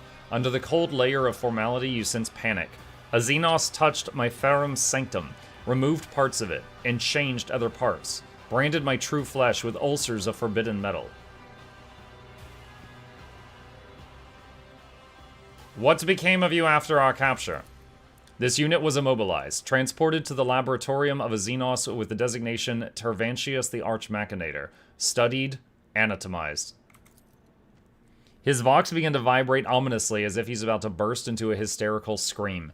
Then this unit was changed. Its sacred augmentations were subjected to restructuring, complete replacement, modification. Then this unit received basic medical assistance. Then this unit. The voice from the Vox speaker fades to a whisper. Then he let me go. Where are the others? No data available. Optimistic projection. They are dead. Is there any way I can help you? This statement is false. The voice from the speaker becomes drier and calmer. The impure augmentations were inserted into the technical cycle of the operation of my true flesh. Their direct excision will, with an undetermined yet high degree of probability, cause the cessation of my vital functions. Pascal's fingers widen the edges of the wound. Blood mixed with sacred unguents trickles down his wax-like skin. His sunken chest contains more metal than you thought possible. You see the gray tissue of his lungs pierced by dozens of thin tubes, an unfamiliar organ made of synthetic fiber, imprisoned in a cage of protective rings. The wide cover over his respiratory system that disappears into his trembling larynx. All these augmetics are riddled with small grafts of xenotech clinging to them like rust. What exactly did they change? Detecting numerous replacements in chain of command distributors, alterations have been made to the operational algorithm of the encoder inside my cortical augmetic. Pascal now speaks with complete indifference and calm as if reading out an inventory of spare parts at a warehouse. The chemical inject analyzer has been destabilized. He falters, then, and hints of humanity creep back into his voice. He sounds almost bewildered. There are other changes. I cannot understand what they are, what their function is.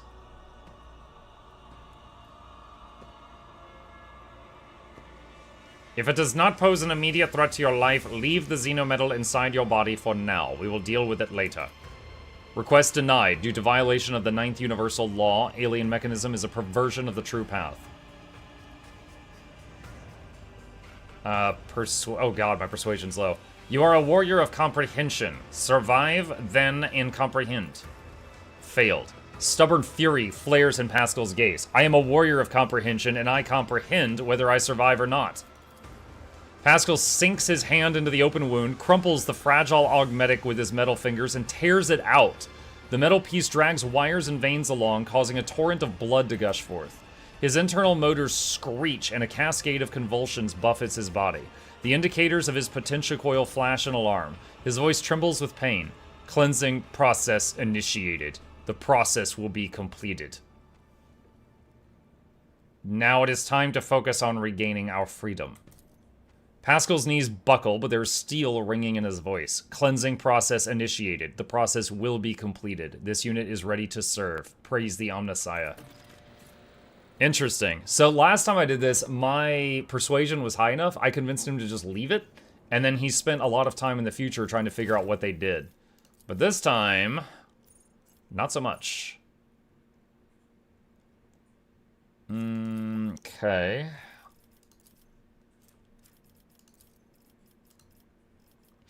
Let's see. So use persuasion, some fellowship, plus 3 deflection against burning. Stacking 10% bonus to dodge any type they focus on their attack. Wearing heavy armor. While wearing heavy armor, can he wear heavy armor? I don't know if he has the ability to. He certainly has none right now. I don't think we have any to test with either. No. We got Drakari armor and medium on me right now.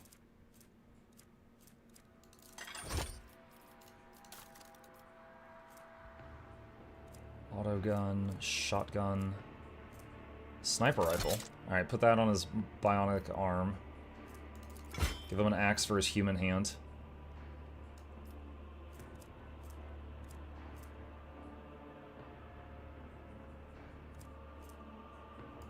Serrated mono knife is better.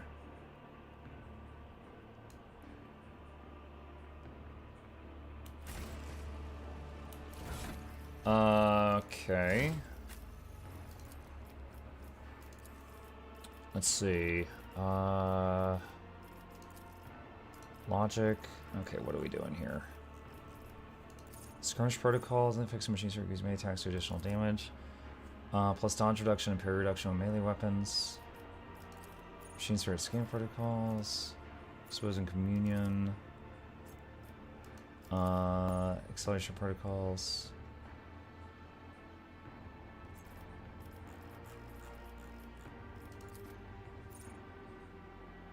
Oh, we got his eagle too. Nice.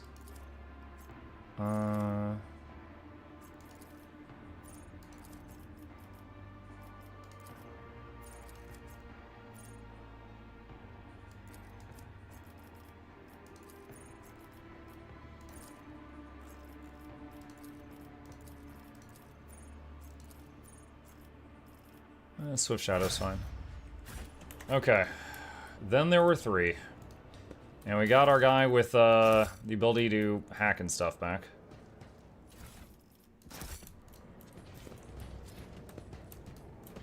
Alright, so that's that. Patience. So, My nerves now afraid. that we have him, let's go back and look through all this stuff.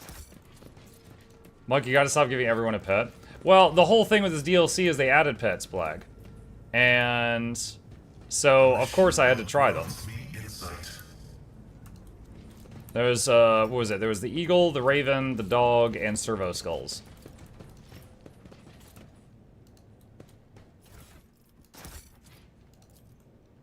This must be the chute that carried your unconscious body down here. Shoot the corpse. Error. Making adjustments. Did I shoot it by swinging my sword? I guess missed. In this I think the goal was to tapestry make the of corpse world, fall down so that we could loot it, but it I didn't am work the out. rogue thread.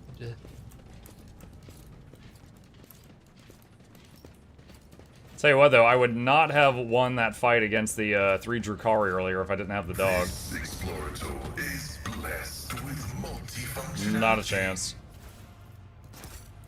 Tell me that what happened to the rest of your party? Didn't you have 6 people? Yeah, this act starts with you getting captured, like you walk into a trap, and you are all tortured, and all of your equipment is taken, and you're trying to go around through this place where, you know, these bodies are dumped. I don't even know if they know that you're alive, but you're barely alive, you have a ton of wounds, and you're trying to kind of get the gang back together and save everyone. But we just got Pascal, who they have mechanically violated, and now we've got someone in the party that can hack their machine, so that gives me access to more areas. The wearer's Deadeye shot critical hits trigger exposed weakness. Wearer's melee damage is increased by 0. Hold on, what is that scale base off of? Psi rating. Okay, so that's for psychers. Xenoplasm grenade. The Deadeye shot thing she could use for now. The transport adorned with massive blades would make for a deadly weapon on the battlefield. What lies beyond?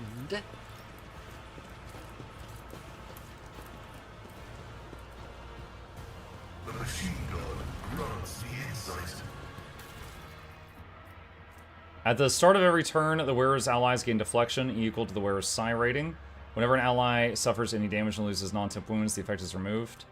Bruiser boots. Whenever the wearer performs an area attack, they instantly provoke AOO from all adjacent enemies. The wearer gains toughness bonus temporarily wounds for each attack opportunity provoked by an area attack. Huh. One step at a time amidst the madness. It looks like Dark Eldari or Necron aesthetic is either of those. Yeah, we were captured by Drukhari, so this area is run by Drukhari. My success is an irrefutable certainty. But basically, they lied to Yrliet and got her to lead us into a trap, but they didn't give her what they said they were going to give her. And so, last time I played this, I basically just said, "Muck you, Yrliet," and I never talked to her again. So I've never really seen what she says after this point. Pascal, they just wanted to see what would happen if you put more machine parts in a machine monkey. So he's got a whole bunch of alien parts in him, and he hates it, and he's like half ripped himself apart trying to get them out of him. We have got the worm from Baldur's Gate 3 on our spine right now, and it's dying because it has a short lifespan. But as it dies, it's poisoning our bloodstream, so we've got to find someone to get it out. The other 3 members of our party we haven't found yet. We know Jay... We found someone talking about Jay, so she's been tortured around here somewhere.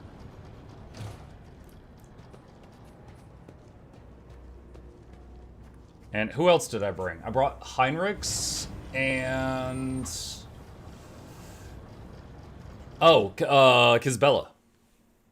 The assassin goth girlfriend. And of course, her DLC I've never played, so I have no idea what she's going through right now. I didn't bring Cass, although she's extremely powerful. I very clearly remembered her story, so I was like, okay, let's see somebody else's. Whoever tried to settle in this vile place, their fortitude did not carry them far. Since I didn't bring her, I'll just tell you guys, for those that might be interested. If you bring Cass, the guy that operated on Pascal, he puts her in a sensory deprivation box. So, like, he puts her in this sphere and closes it, and there's no noise or light inside it. So she's trapped in complete darkness and silence for days. And she goes a bit insane. And when you get to her and find her and you open the thing up, she has all her eyes open, including the warp one. And so it's just like an explosion of warp bursts out of the thing, and she is screaming. And you have to get her to calm down. And in my first playthrough, she was the love interest, so I just picked dialogue options based on that and was able to calm her down. But she, there's a risk of her killing herself there if you don't convince her to stop. The otherworldly shimmer of nothingness promises peace and quiet.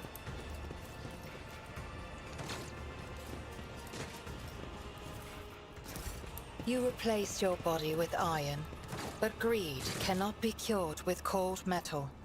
Stop looking at my gear with such avarice, monkey. Your gear sucks. We just found it off a corpse. I have no intention of taking it. Only of studying the unnatural perversions to which you have subjected the gift of technology. Lies beyond. Misfit, misfit, misfit, misfit. Zealous thug. What if that hunter thing comes? The one that skulks in the shadows. Demolition. Zealous thug, goods. Melta charges. Flames of Retribution shield.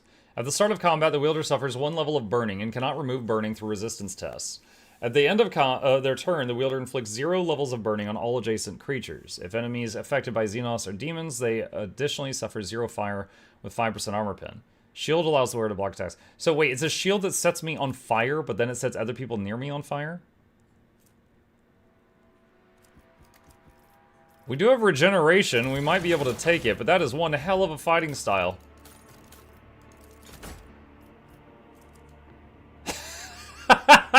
Look at that thing! What?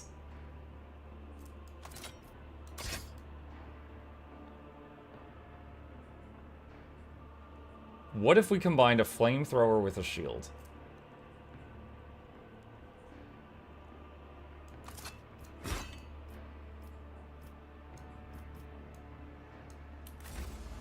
Okay.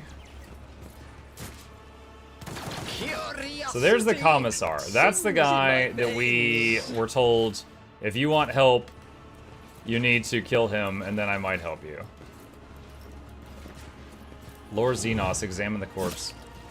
Yrliet has a 100% chance. A trivial task. Skin the corpse? Why are we doing this? Chameleoline skin. The Drakari warrior's skin was stitched with flexible crystal threads whose colors shift to match their surroundings and conceal the wearer. Why? Why did we do this?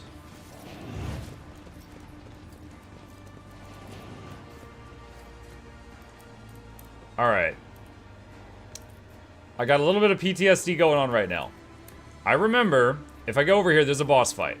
And it was really, really tough. Oh, one step at a time. I don't know if we're ready for that. The madness. Retrieve the safe. Whoa, what's happening? Oh, we're having another episode because the bug in us. Bountyman says, Muck, oh right, I remember you asked me about jet bikes yesterday. I was half asleep. Those spike-encrusted things are called Reaver jet bikes. They are hovercraft that move very fast, covered in blades for slashing people as they speed past, and they have built-in splinter rifles. There's also the lowdown on xenoplasm grenades. They're frag grenades made of obsidian glass with chunks of wraithbone inside that contain tortured souls of Eldar. Did they really need to shove the tortured souls in there to make the explosions work? That seems like just excessive. Operation successful. On a Cyber Raven chip. Whenever you gain a stack of versatility, we don't have anyone in the party that can use that. Grenade. Lawbringer. Grants an additional ability that ends the attacker's turn and does an additional 30% machine damage with 50% armor pen. The Lawbringer. Okay.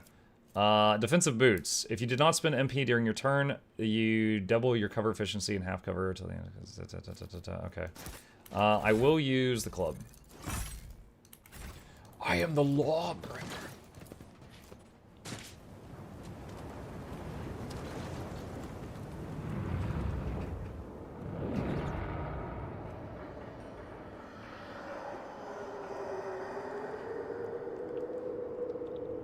Video Steph says, will you be streaming yours to Twitch live or later in the day? Yeah, as Bluebell said, yeah, later tonight during the evening stream. There will be no peace in my wake. Alright, quick save. Because if this guy attacks all these people, we're gonna have a bad time.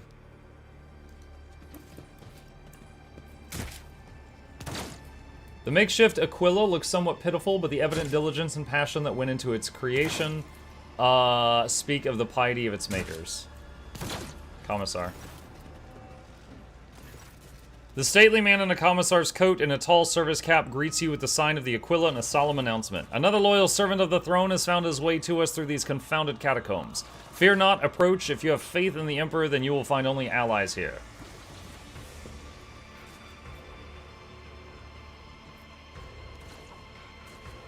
Make the Aquila. The Emperor protects. Indeed, the Emperor protects. The Commissar's imperious booming voice repeats your call and the rest follow suit.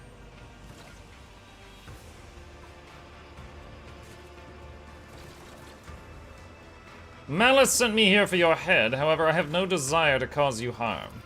The Commissar lets out a contemptuous laugh and nods approvingly at you. That scaled miscreant has long since wanted me dead. He craves my soldiers, he forced us from our base to this perilous place, but he will pay for his scheme soon.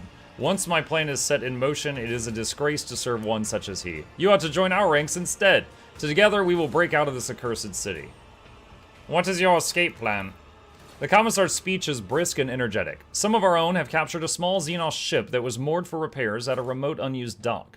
They eliminated the crew quietly, but left the pilot alive to sail the ship back to real space. We can get to the dock through a dimensional portal located at our old base. If the Monkey has managed to capture the vessel, they were permitted to do so. If they were permitted to do so, Yrliet casts you a meaningful look. The plan is doomed to fail. Regrettably, Malice and his Shriekers drove us out and took over the base, so the first order of business will be to confront him there.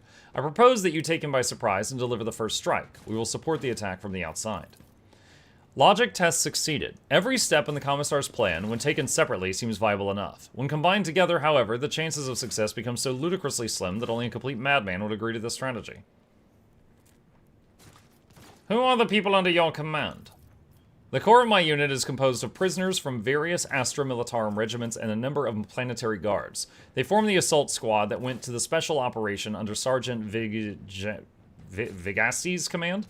The rest are common people who had the misfortune of being captured by Xenos. Serfs, nobility, administratum clerks, technomats, void workers, monks, anyone who found the courage to take up arms.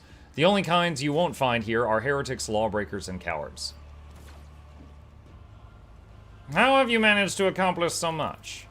Every morsel of intelligence we've acquired and every step of progress we've made was paid for in blood and pain. The information about the dying cabal that dreads entering the docks of its enemies and instead moors in an abandoned area was forced out of captive Xenos. The knowledge of the portal was thought in exchange for 1/2 of all the weapons we had stockpiled. And taking that ship cost us several lives, each of which was worth more than the whole blasted city. I shall join you. The Commissar laughs and exclaims approvingly. My brothers and sisters in arms, a new fighter has joined our ranks. The Emperor's grace is with us. I require medical assistance. He examines you critically. You do not look too badly injured, and we are suffering a severe shortage of medical supplies. Better to save what we have for critical situations. Can I tell him about the friggin' leech on my spine that's killing me? Look at the Commissar. One might think the archetypical Commissars from Imperial Guard propaganda posters are all life drawings of this man. He has a large and powerful jaw, his eyes are hard and fearless, and the small scar over his brow adds a certain rugged charm to his features. His coat, though worn, has been diligently cleaned and mended, and the skull on his tall cap has been polished to a shine. And who are you?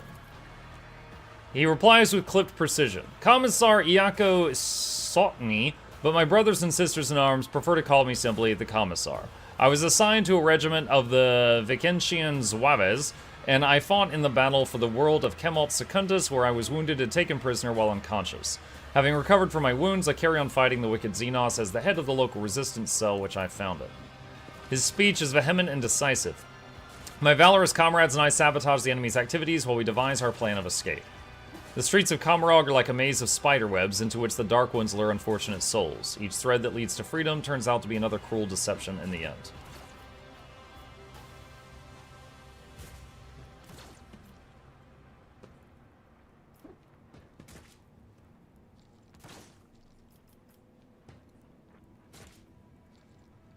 You must have faced many a danger here. He mutters scornfully. What power do contemptible inhumans have to threaten true faith? What were the circumstances of your capture? We engaged the enemy on the world of Kemalt Secundus in the Marcane marches of the Calixis sector. The loathsome foes of humanity were known to launch raids in the area, so we received orders to defend the good subjects of the Imperium. When the profaners descended upon us, we gave them no quarter. The enemy was routed, and my unit drove them back to their ships.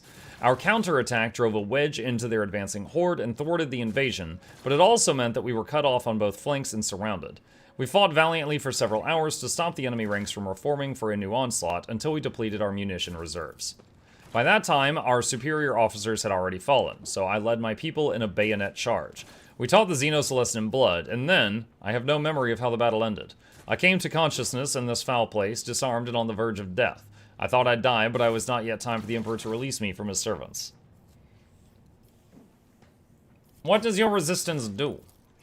He observes his humble army and says with enthusiasm, our first ongoing objective is to keep bolstering our ranks by seeking out prisoners who haven't yet lost faith and willingness to oppose our nefarious jailers.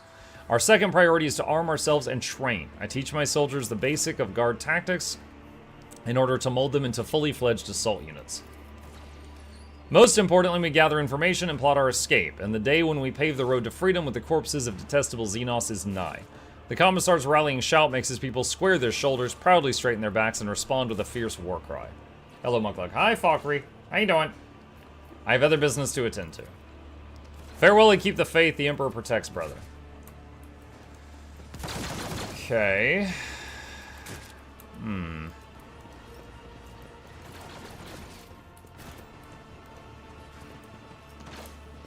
And we haven't yet found Jay or Patience. Cabela My nerves are frayed. or Heinrichs. So there's this over here, which I'm pretty sure is a boss fight. We'll come back to that.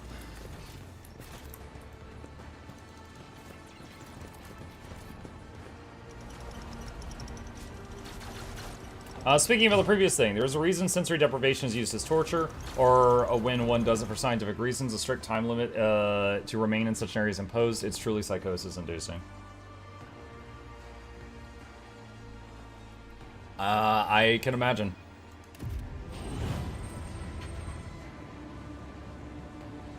I just saw someone with angel wings there for a second, and then they vanished. That was weird. Examine the fresh corpse. My success. The victim was killed by a series of precise cuts in vulnerable spots. Throat, eyes, and tendons. The killer must have been aiming to swing the outcome of the fight with the first few blows. What lies beyond?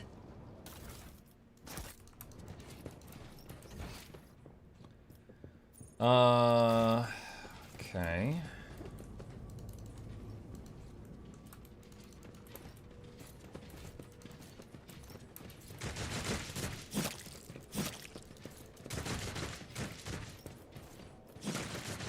Alright, so I'm supposed to attack the snake guy, and then all the commissar's people join in after I hit first.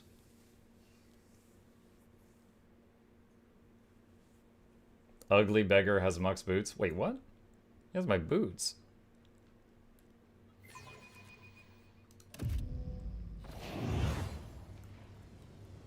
Hold on a second.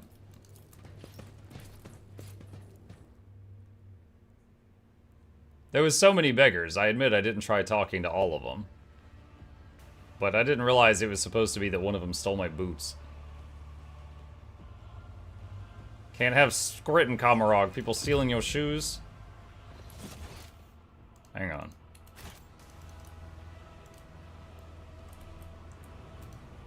Tapestry of a world. I am the rogue thread.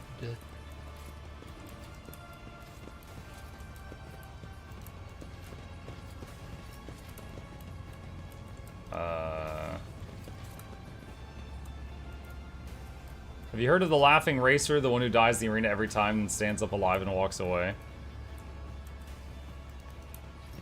Where did you see an ugly beggar?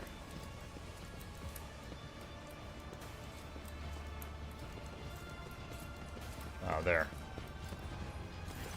It is nigh impossible to identify the horrendous spawn dressed in rags as a human being, or rather a genetic anathema descended from human beings. The mutant's hideous appearance is complemented by brutal scars and a partially flayed face. How about buying yourself a pair of boots? The beggar shows off his filthy legs and surprisingly decent boots. Your boots. Where did you get those boots? They're from a stiff that was lying in the corpse dump. A friend of mine pinched him and gave him to me. I didn't steal nothing, I swear. His ugly face twists into an ugly sneer.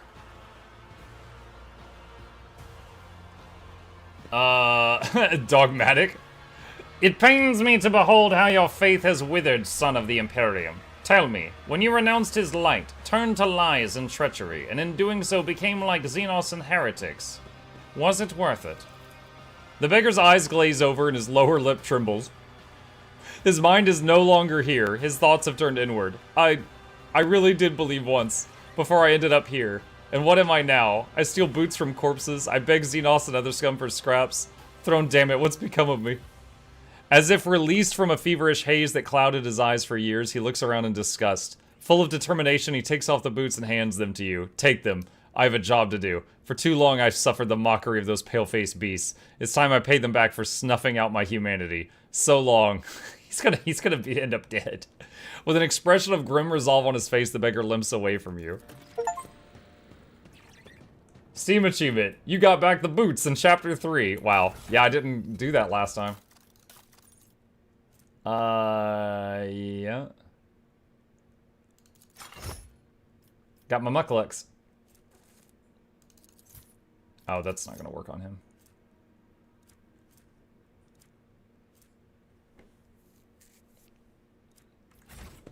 Okay. Curiosity. Back to the pit.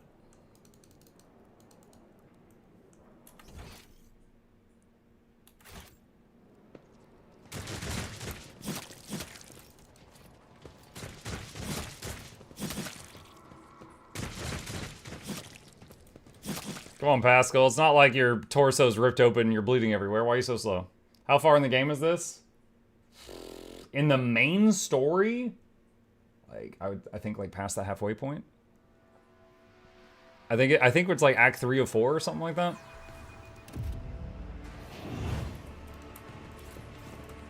Alright, I think we're about to have a big fight. Quick save.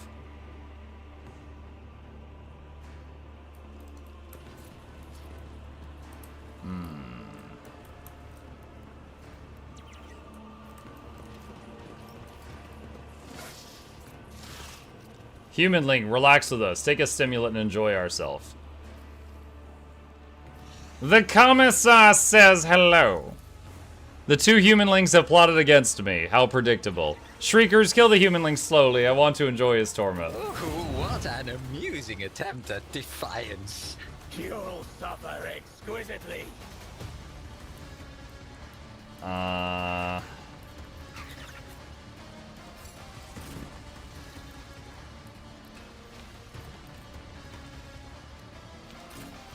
We don't have good starting cover. An unworthy soul. Scared yet?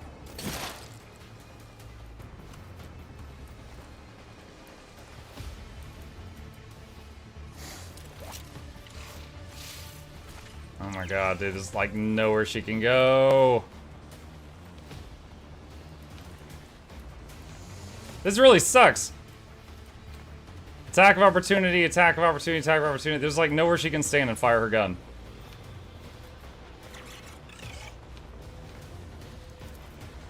If it serves your cause. Dance macabre. Wow, that was unimpressive. I will tear your heart out for this. Let's make it quick. Do not. Yeah, not surprised. Here we go. Let's get. Suffering is part of the trial. Schemes within schemes. I hit the wrong button there. I did not mean to use standby. Damn.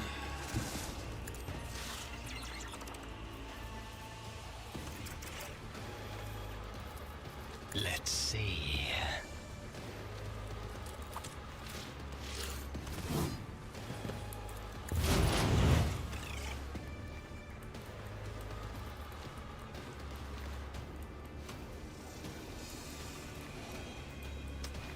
This is not great. Alright. Live bait on him.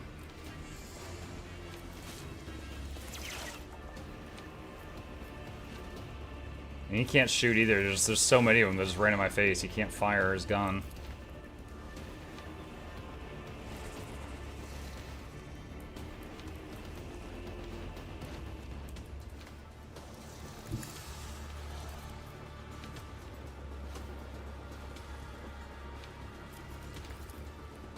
Setting target parameters. Protect familiar units.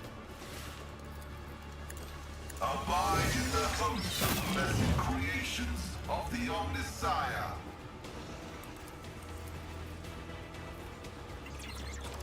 Functions Nice. successfully terminated.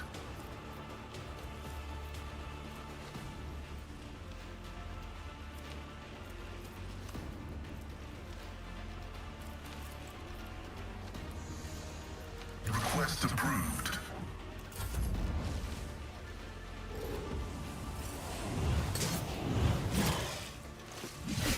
Strike me again.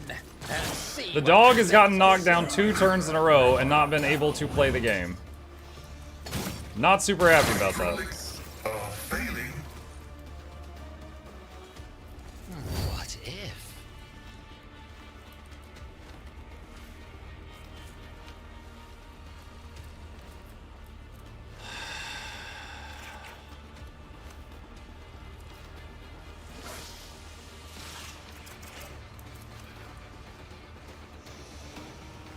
Let's see.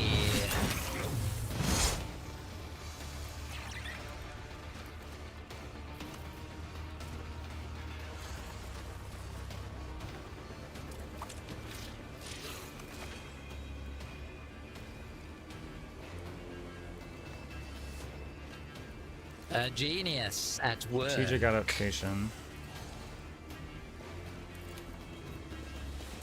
The chance to hit with any of these attacks is really low. Even I won't do that. Unavailable. Let's see. There we go. Schemes within schemes. Let's see. You've unleashed my fury. My frail organics required it. Integrity failure. Ow!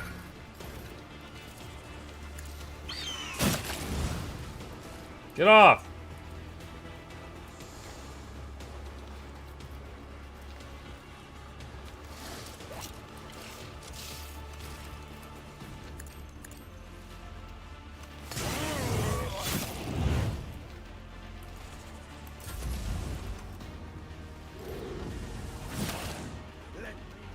About time, guys! It's almost over! Good lord.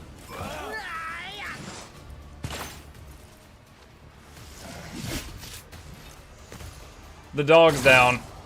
It got stun locked to death, now it's down. Hold on.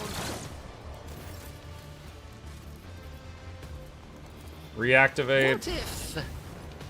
Let's see. Apprehend. They dodged it.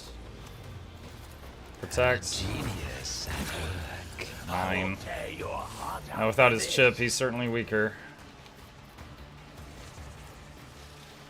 Schemes within schemes. You can see the burning from the shield. Is the burning hitting the dog too? Yeah, the burning is setting the dog on fire too. Not a great shield.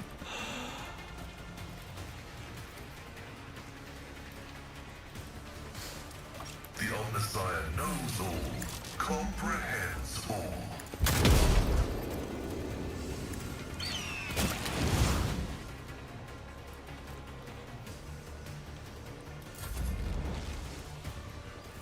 On my way. Break their morale. You unleashed my fury. Let me. Hey, the bird. And dog down again.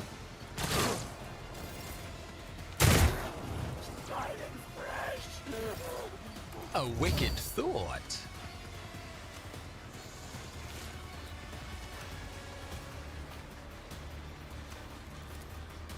Lawbringer has a very low chance to hit. Did I already use Sworn Enemy? No, I don't think I did. Alright, put Sword Enemy on him. What if?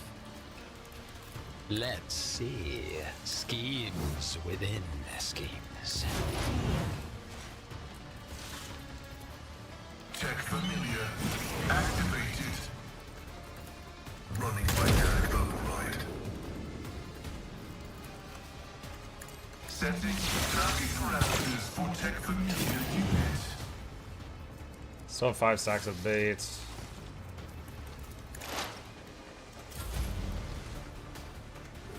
Let's get to it. Let's get to it. Strengthen me. Kill once and all.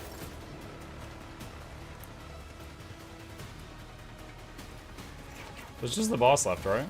I think so. Let's see. Reactivate. What if? Let's see.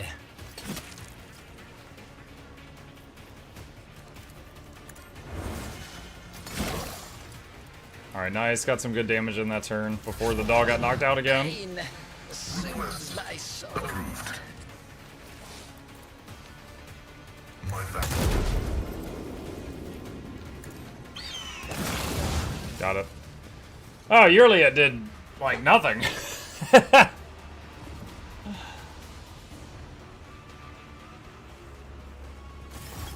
The Commissar's resolve is palpable. Victory, comrades. Duty beckons. Our allies are waiting on the other side of this strange rift, so let us not waste time. He is holding a strange Xeno device. The Commissar points it at the rift, presses a few buttons, and the roiling entropic energies die down, forming a stable portal.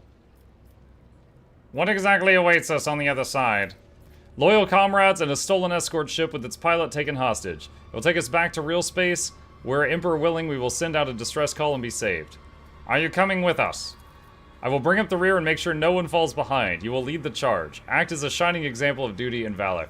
Wait, well, I want to loot first. Oh my god. Onward. The Commissar raises his voice and shouts triumphantly. The Emperor is watching. Let us not falter under his gaze. The path we tread is shrouded in shadows. Careful, Alantok. Tragic foreboding grips my spirit.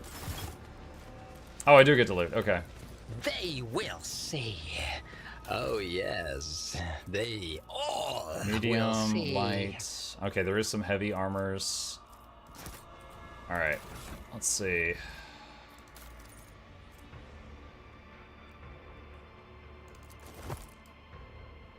That's a fly-looking coat.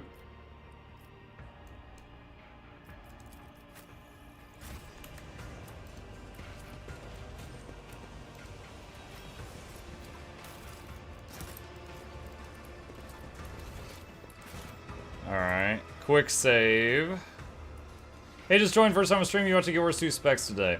What's up, Bison? I will be watching them later this evening during my evening stream, where I can like pause it and talk and stuff like that. I won't be here when it is playing live. So if you want to watch it live, that'll happen on the main Guild Wars 2 Twitch channel in just under 3 hours. What is that shield? It is a shield that sets you on fire, and then you set other people on fire around you. It's something goofy I just found. The banality of violence is dull. I crave subtlety.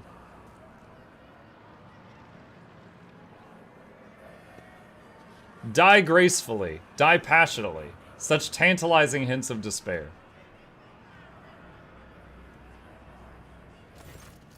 Rage of the Arena. The moment you cross the portal, you realize that something is amiss. The thousands of Drakari all around you, the towering bulk of abnormality, bloated muscle whose face is hidden behind a black mask, none of it fits the Commissar's description of a quiet dock. You have brought good meat. You have done well, Commissar. The creature's guttural voice emanates menace.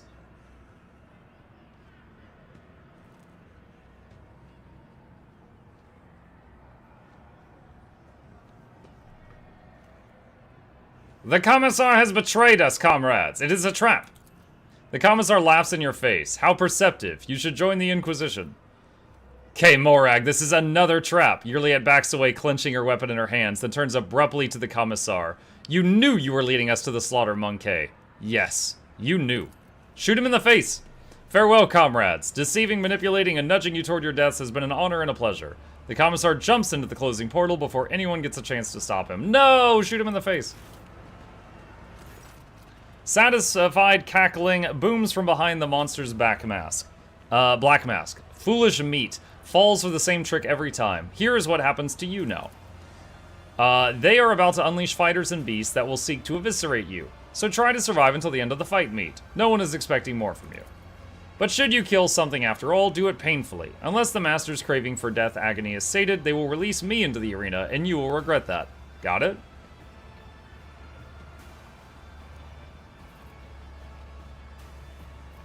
There's a dogmatic option.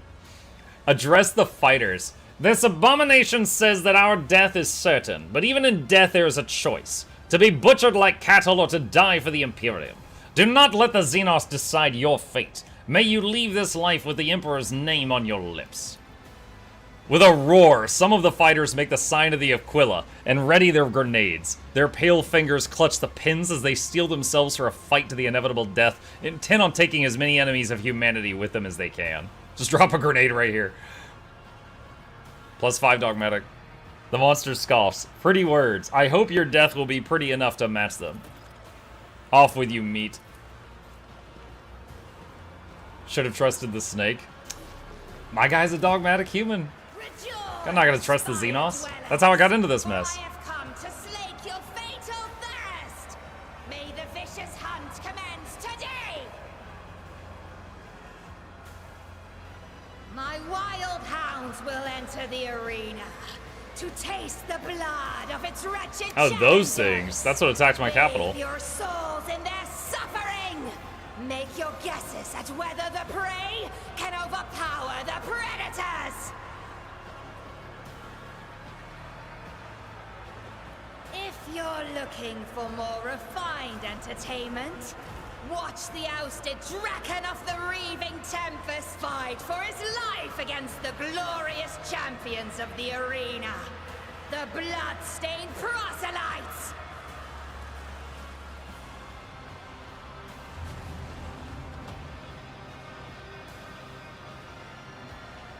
If your soul Can you go back to the is boss so arena from ardent before? that only Yeah. the triumph of violence can soften its scars, There he is. enjoy the massacre of the fearsome flesh gorger. Astartes. Today, we will try to kill him again. This is one of my favorite cutscenes in the game.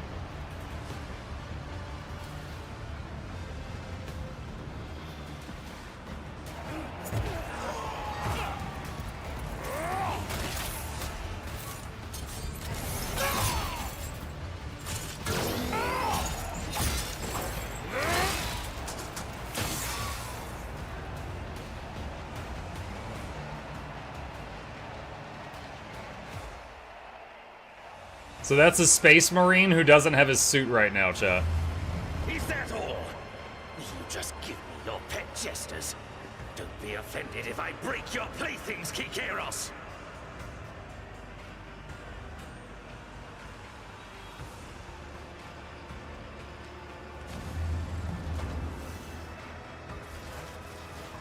Let the fatal thirst be quenched.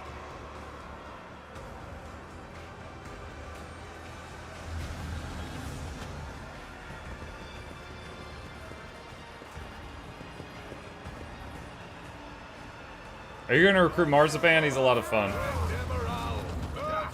Marzipan.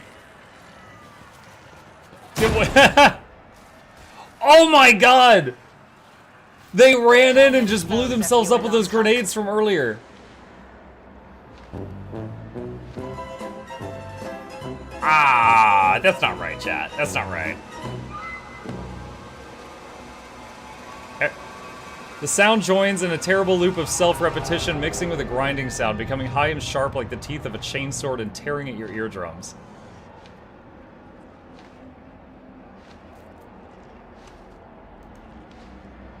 Those guys died for the Emperor, and you make that noise. Prepare for battle. Let's get him up front. Pascal behind cover, Yrliet behind cover.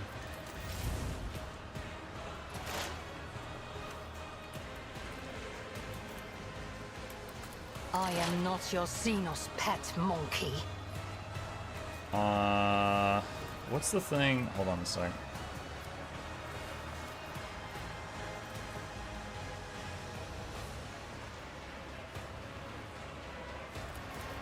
Aim for the opening.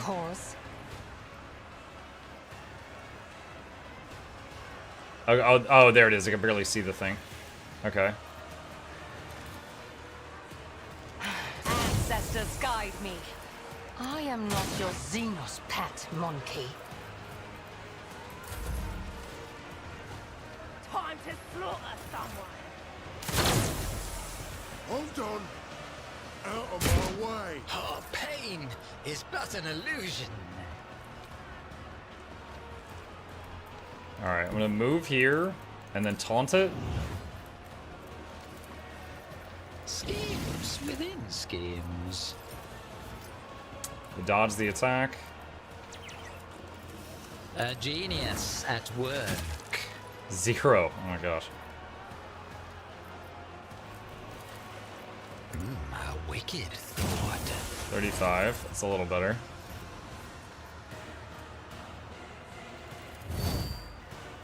Let's see. And then my shield sets all of us on fire. Dude, I need a real shield, not this thing. Blessed creations of the Messiah. The spiritual prognosis is favorable. Request approved.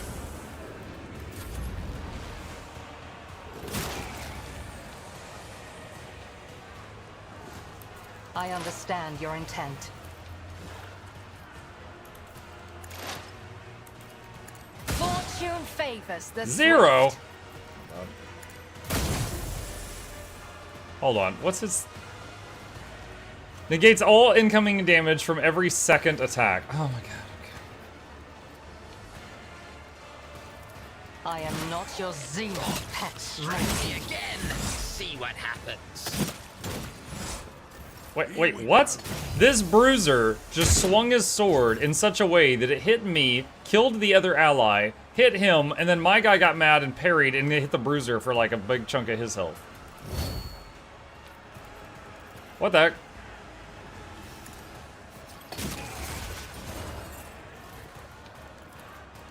What if?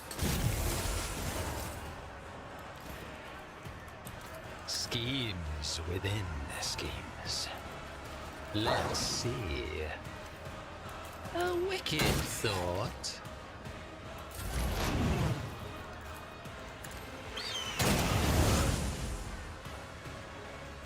The Messiah knows all, comprehends all.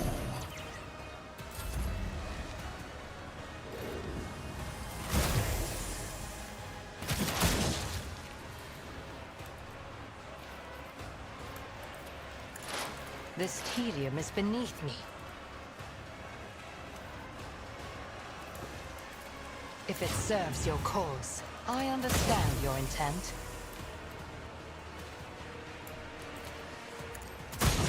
Okay. Phase armor is used up, so next hit should land. Oh, okay, there we go. So bird hit, then bird missed. And then this freaking guy just hit me and I killed him with a parry again. Correction. A genius at work.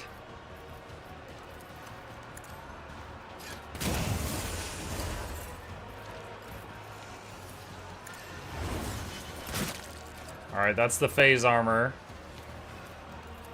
What if? There we go. Oh, God. K-Cross's hounds are dead. We've proven ourselves. Maybe the cult will even take us under their protection. There are too many of us, and there can't be too many winners. Excuse you? Like, I just killed that man with a parry. You don't want this. I convinced those four to blow themselves up. Glory, a spectacle of Oh your my god. eyes. I will take you down. Is it like one soldier? No, I'm sorry. Okay, there's two of them. Through the smoke and gunfire. Schemes within schemes.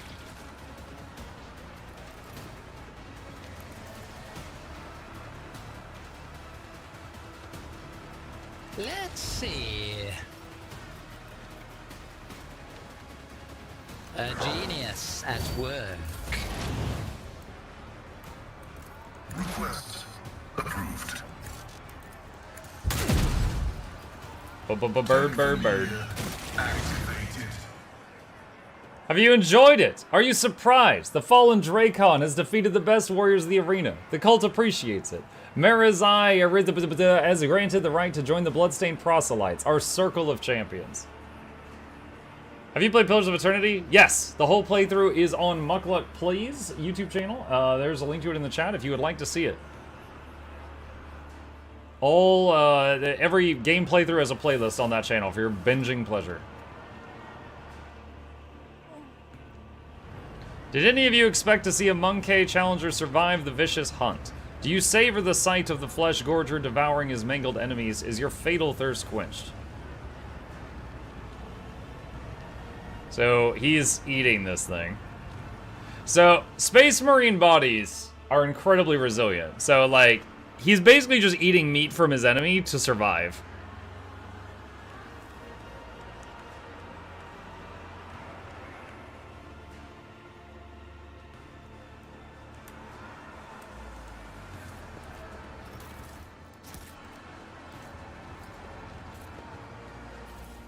They can also eat the brains of their enemies to gain memories. I did not know that. That's weird. Arena Beast Claws.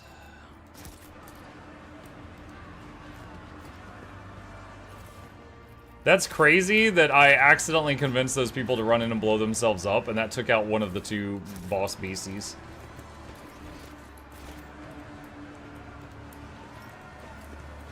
Patience! My nerves are frayed! You are unable to discern the bottom of the abyss out of which Comrog spires rise. A small mercy for your sanity. I'm begging you, finish me. The prisoner appears dead until you notice his eyes, which are filled with pain and following your every move. The commissar, traitor. A ship is supposed to be waiting. A ship waiting.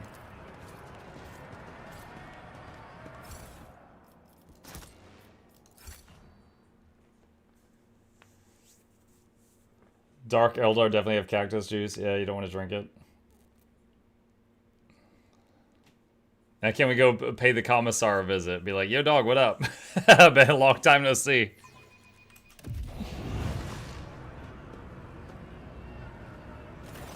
The stranger standing before you brings to mind a motley colored, long-limbed doll abandoned amid carnage and detritus.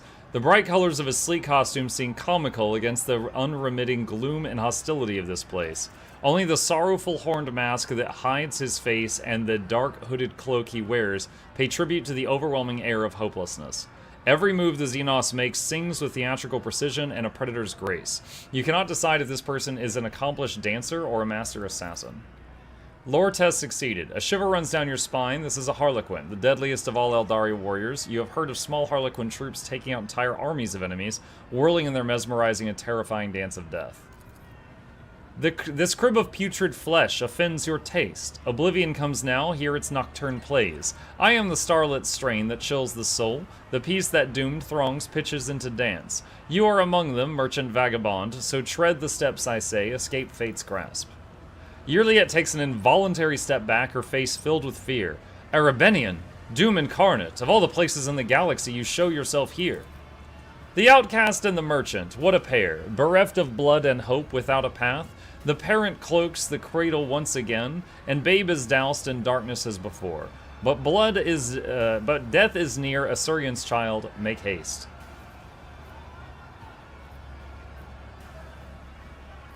Forget your riddles for a moment. I am looking for my missing companions. Do you know anything about their whereabouts? Whose life so dearly does the merchant prize to boldly now disrupt night's melody? I am looking for my bodyguard Cabela. The one who mastered flesh's mysteries, the soul's enigma is what plagues his mind. All those who glint unnoticed by the rest, he now holds prisoner within his hall. Oh, I can't ask about Heinrichs as well. What is this dance you are so intent on drawing me into? The steps you know already, vagabond, a knife-edge minuet you must perform, between oblivion foes and your own friends, so heed my sonnet well, it holds the key. A melody of snarling agony, beguiling now by rending flesh bewitched. Through sinew, bone, and grisly pageantry, it calls the blood-soaked drape to become unstitched. A haggard chorus in the hall behind, their flesh employed to serve the maestro's art. No prayer for mercy slips through from throats confined. The baton sets the beat of every heart. And entrails are for him an instrument, and veins a living stave stands parallel. Yet death to him is no impediment, for corpses' tunes do carry just as well. Through spectacles of blood and gore-forged past, should crave your eyes to glimpse sun's light at last.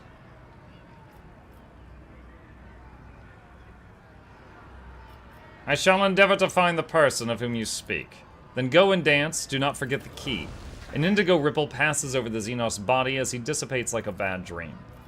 I thought some illusion had clouded my gaze when I beheld the Arabenian at the Archon's court, for he is an omen of monstrous things to come. Care to tell me who that was? My brother? My kin? Like the Drakari, he is not one of the children of Assyrian. You Munkei call those like him Harlequins, for they are memory. They are oblivion. It is the Harlequin's duty to remind our kind that despite our differing paths, we have but one enemy, she who thirsts. And among the Harlequin... Okay, she who thirsts is Slaanesh. So the Harlequins don't serve Slaanesh. Among the Harlequins, there is no creature more unpredictable or perilous than the Solitaire. Their entire lives are a spectacle where the art of performance and the art of killing are intertwined.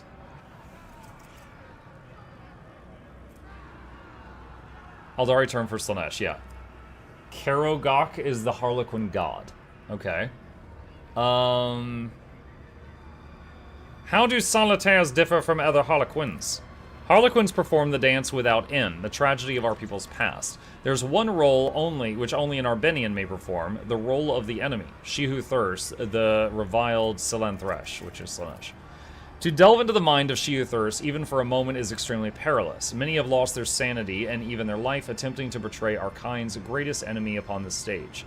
Only the Arabenian are capable of such feat, and for that reason they are respected and feared by all Eldari.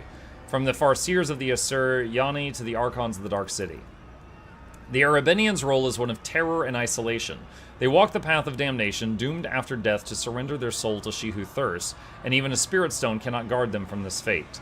In Segarok, the Laughing God must go into battle against Silenthresh for the soul of every solitaire, for in his victory lies the Arbenians' only hope of salvation. Why did he call me the Merchant Vagabond? Who knows? Those like him see the world differently and see no need to explain their metaphors to others. Do you know what he wants from me? The Arbenian weave their speech from shimmering threads of hidden meaning that even I cannot fully grasp. All I can discern is that he is sending us to someone or something that can help us escape the chasm. Based on their description, the key is one of the homunculi of the Dark City. They are famed for their experiments with flesh, and the path to them lies through the arena, so you must fight if you wish to attract his notice. What was he doing at the court? That I do not know, but what is not hidden from my gaze is his interest in you, Alontok. Tread carefully, attention from an Arbenian bodes nothing good. Many believe that even speaking to one is tantamount to a death sentence. You fear him, don't you? To the depths of my soul. If you are truly wise, Alontok, you will do the same. Let's go. We should not linger here. Forge our path, Alontok. Okay. So we've gotten hints to where Jay and Cabela are. Haven't found them yet, though. Hold on, was there something over here? The dog ran over here and was looking at something. That might be a container I had already opened.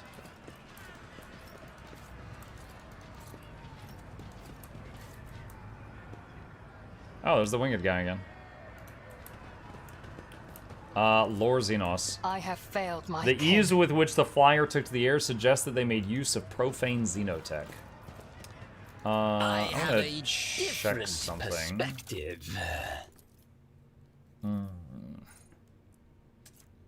Oh, you know what? I took Flagbear. I didn't take regen on him. Earlier I was like, man, it's a good thing I got regen on him. I didn't. So I guess he's just tough. In this tapestry I got of Flagbear a on him. world, Oh god, a familiar sense of I unreality am the roils in. rogue thread. Breaking the connection between body and mind.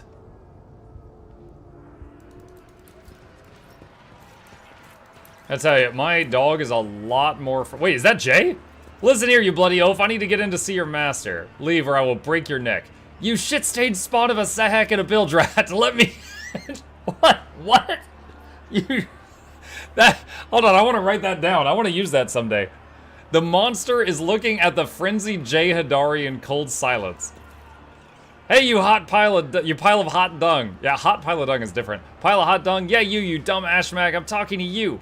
Jay Hidari's looks match her coarse speech, disheveled, ratty, and bereft of all her jewelry and rakish glamour. Her eyes, locked on the gatekeeping monster, are brimming with fury and desperation. Dude, wait, she has her old equipment. Did she not get stripped of her gear? Her eyes, locked on the gatekeeping monster, are brimming with fury and desperation, and her voice resembles a gruff bark. Here's the deal. I need to see your master. To take back what is mine, you hear me? He and I have unfinished business. It doesn't concern you, and besides, Jay notices you and breaks off. Shireen, you're alive! She grits her teeth. Apologies, Mukluk, one moment. She turns back to the monster. I'm with him! I only need 5 minutes. Don't be a sekek. The monster leans forward to take a closer look. The master said no. Only he is allowed. Go away. Oh, looks like you're not the sharpest tool in the shed, you piece of... Jay breaks off, starts coughing, and throws her head back, drawing a labored breath. To your surprise, you see living flesh where her neck implant should be, punctured by narrow scars showing where the augment was once grafted onto the woman's skin. So she had a neck implant that helped her breathe, and someone just removed it and healed her flesh? Now listen here, you ugly mug. I have an offer to make, and you do well to take it.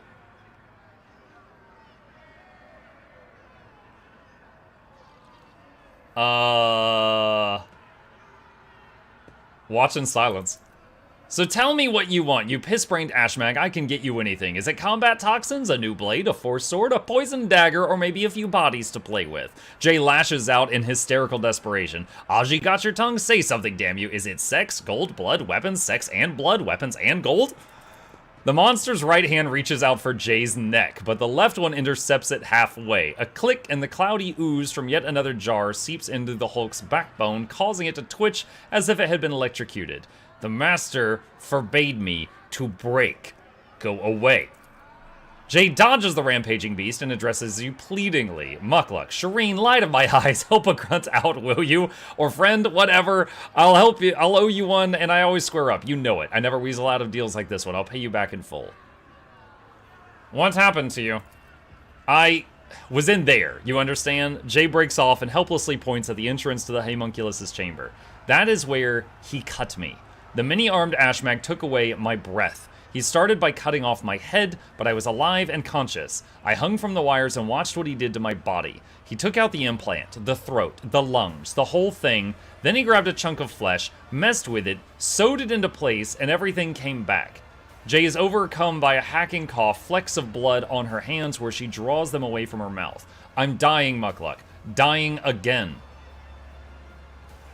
Okay, so she had a throat implant. I guess that was to solve an issue that she was dying from in the past, and now it's back? You are dying again. Why? It is the carcina...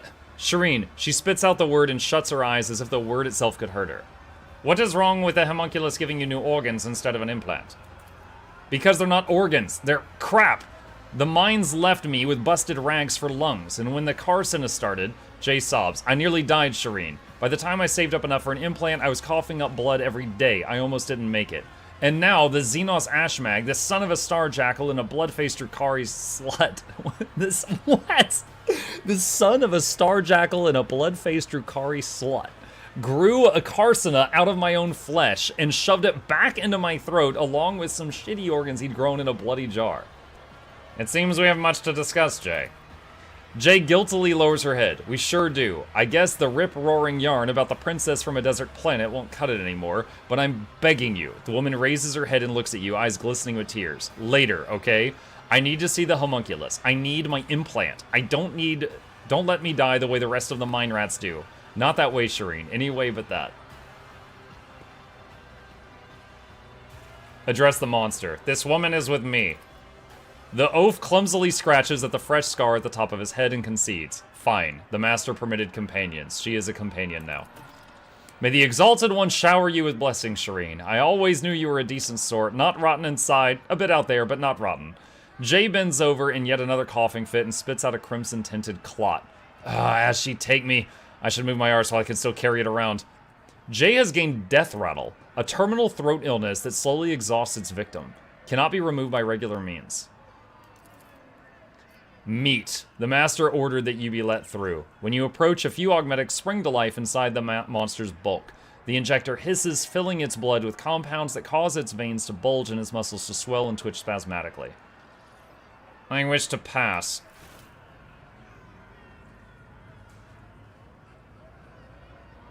Wait, those people are the door. Oh my god. The master gave his permission. The Hulk subtly moves over. Okay, so Jay leveled up. Hang on a second. What do we got? 40, 50. Coercion is really high. Commerce is really high. Lore Imperium is really high. She's really high at all the things. Persuasion. Let's see. Archetype. No heresy. Imperial World characters gain 10% crit chance against, but they lose all their Lore Xenos and Lore Warp. No, let's not do that. Cohesion. Alright, so her familiar is the Servo Skulls, which don't fight, they just need to be in the battle. It's, let's see. She had lung cancer. They removed her lungs and replaced them with an implant, and the homunculus literally grew her old lungs and put the cancer back in. Now, this is kind of dumb crap that the Eldar does. Yeah. I think the craziest part of that was the whole, he popped her head off and kept it alive and then put it back on when he was done.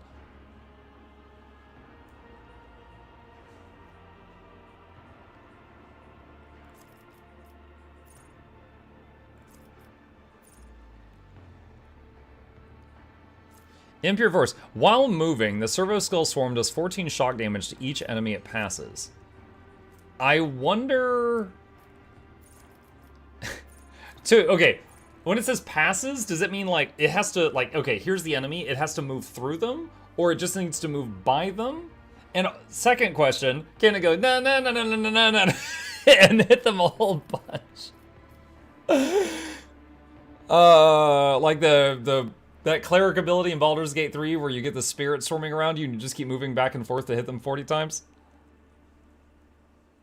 Let's try it. Let's try it. Okay, hold on.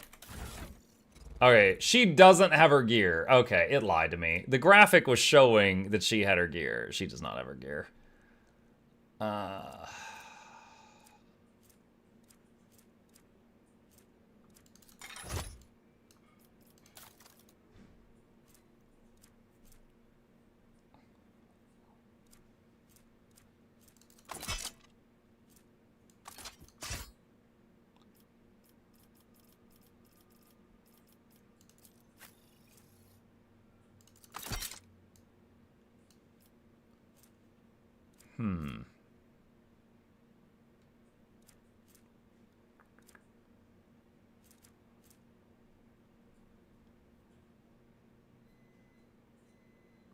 Okay, the long last has longer range than the sniper rifle.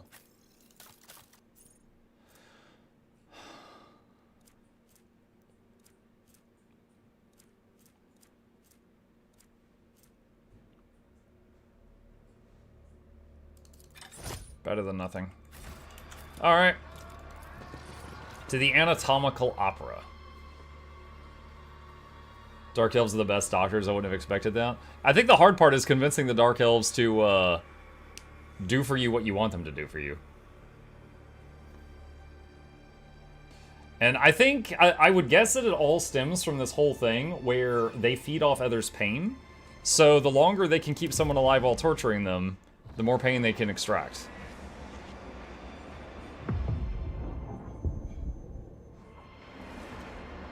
Oh, I think I'm dying from the worm creature that's in my spine right now. Oh, the shadows. That's so good. They called him mini-armed earlier.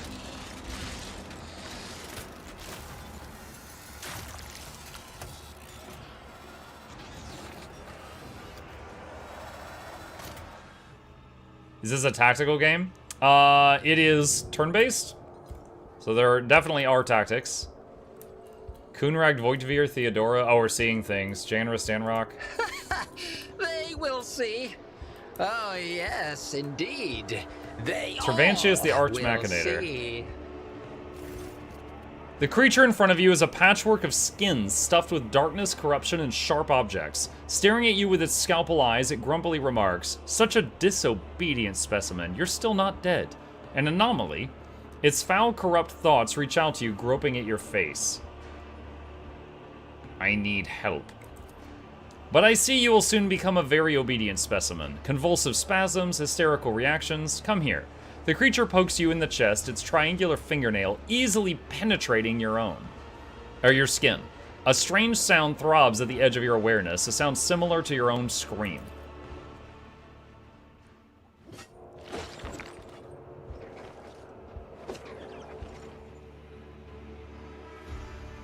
A grotesque spider-like figure looms over you. Its limbs wave frantically, chittering and clicking as they rip something apart, then stitch it back together. And you realize its canvas is your flesh. The Xenos' gaze is indifferent, and his low voice echoes through the room. The sample has been extracted. The specimen is alive, body and mind expected to function within normal parameters. Monkey.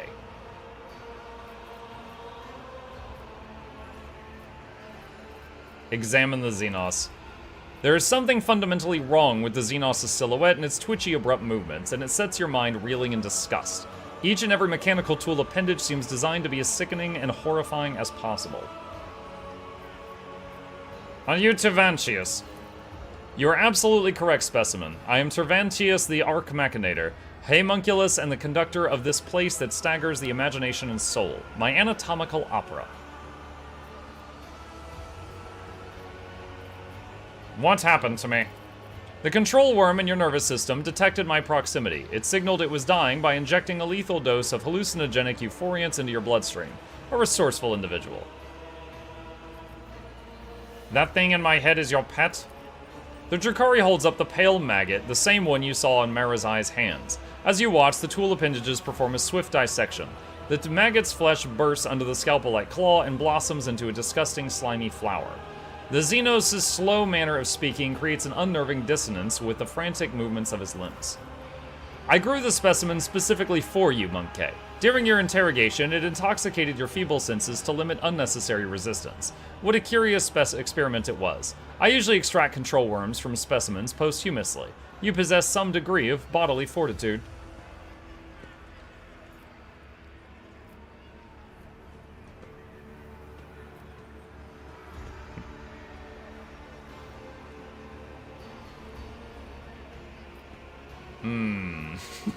Your vile arts are nothing compared to the will of a servant of the Emperor.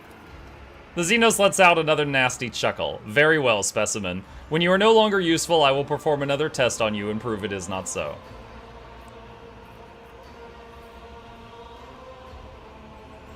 By the Emperor, I will make you pay for your profane experiments. Curious. Deceased cognitive function. He's like, how strange, you're stupid. Including the loss of basic survival instincts. An unexpected effect of brain intoxication in a lesser organism. The Arabenian urged me to pay attention to your allegedly extremely gifted self, specimen. Let us see if you make a good tool. Same as you, little moth. The Xenos points a mangled limb toward Yrliet. Unless, of course, the darkness of Kamarog burns you as fast as the others. Yrliet flinches. What does this mean, homunculus? Oh, yeah, so what's-his-name earlier said that she might meet more of her people here. Who knows, Asuryani, who knows? The Xenos makes a chuckling sound. What exactly does this Arbenian tell you about me? The Xenos lets out a strange sound that almost resembles a scoff. This information should not burden your underdeveloped mind. The Arabenian told me enough to give you the chance to enter my anatomical opera. That's all you need to know. And what do you want from me? You will return to the arena of the Fatal Thirst. You will kill a few of the witches' fosterlings for me. You might even spill the blood of one of the blood-stained proselytes. The homunculus looks past you as he delivers his imperious speech. They are long overdue a small lesson in humility. They have forgotten their place, they lack respect, they do not appreciate my work. They fail to recognize my authority. Still staring into the distance, he continues to list his grievances with maniacal thoroughness.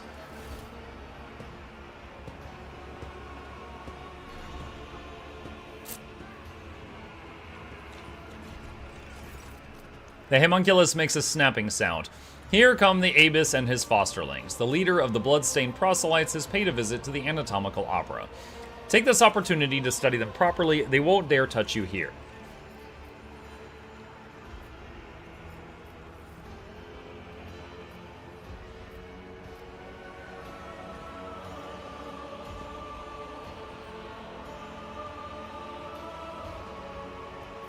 I do not serve enemies of humanity, but I never turn down the opportunity to kill a few Xenos. The response is acceptable. If you behave like a good specimen, Monkey, you may eventually receive my help in escaping Kamarad. Jay coughs violently. Help from you? You think anyone will believe that after your foul experiments? Jay touches the scar on her neck and coughs again. The Fleshmaster is mad enough to help us escape in favor of his own unholy designs, but the price, Alantak, will be unfair and terrible.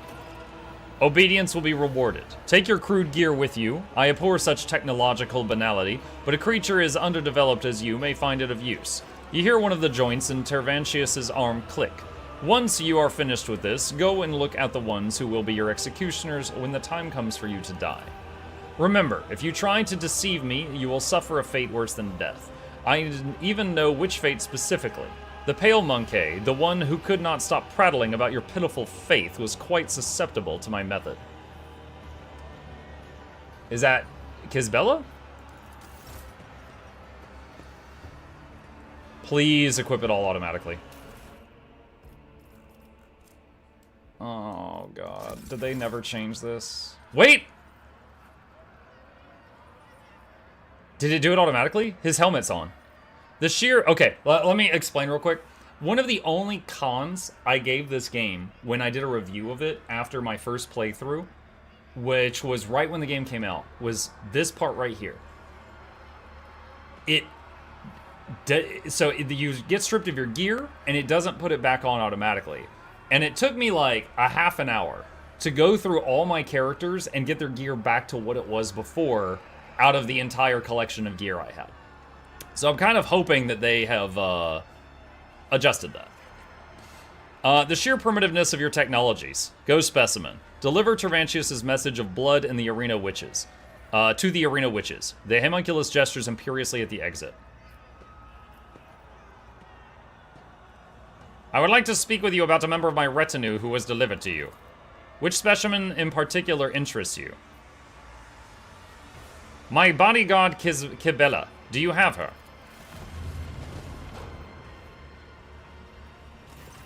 Female specimen. Negligible veil influence, primitive notions of death. I disproved her views on cessation of existence by ways of reanimation and uncomplicated manipulation of the mind.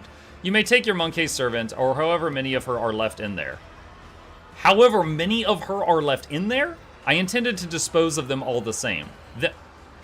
So she had notions of what happened after death, so he made her experience death and brought her back repeatedly to prove her wrong? And then cloned her a whole bunch? What? I'm looking for Heinrichs, my companion. The monkey male with a constant connection to the veil. Beautiful endurance for pain. His stubbornness produces high-grade essences of torment, positively frothing with agony. Wait until he is expended, and then you may have whatever's left. You tortured my tech priest Pascal. Why? Shireen, are you really still trying to find logic in this Ashmag's actions? I was curious to see what kind of symbiosis might emerge between rudimentary monkey augments and my own unflawed creations. Much like cartilage infused with steroids will swell a subject's feeble body, new computational circuits sprouted throughout his algorithms. I found the process enlightening.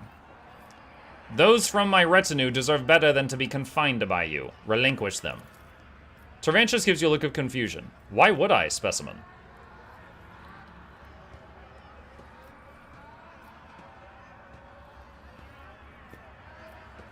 With a full escort, I would have better chances of succeeding in contributing to your plans. Then find yourself other fighters. The chasm has enough prisoners, mercenaries, and gladiators. My specimens are not yours to waste.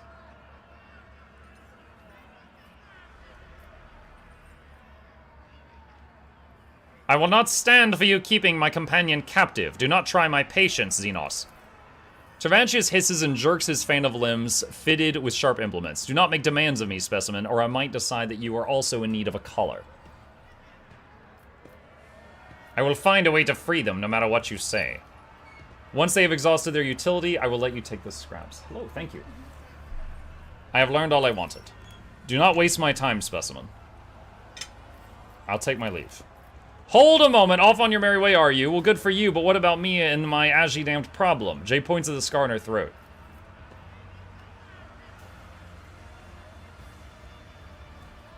I require your aid, homunculus. He arches an eyebrow. You forget yourself, specimen. Go and serve my will, and should I ever decide to show you favor, I will do so at a time of my choosing.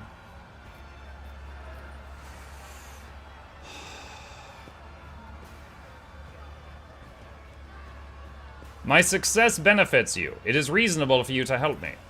The homunculus waves you off in irritation. If you are unable to make yourself useful, I would rather wait for you to die and find myself a better tool. You should be worthy of my attention, not a drain on it. We made a deal. You promised you would provide help. Do not think of reneging on what you agreed upon. A deal, he hisses. You wretch! I do not make deals with the likes of you. I command you. And if you insult me by even insinuating that you and I are equals ever again, I will deprive you of the privilege of cohesive organic existence. Guys, look at me! I'm so curvy!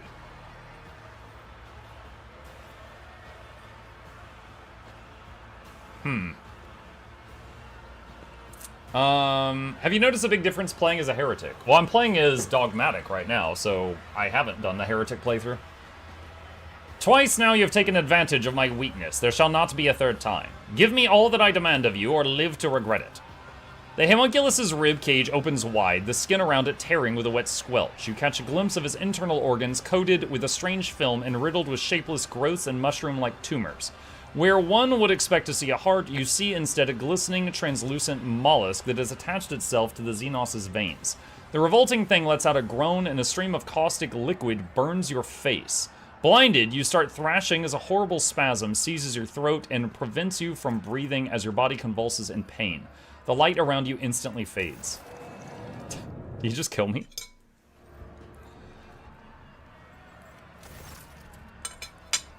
Come on, no.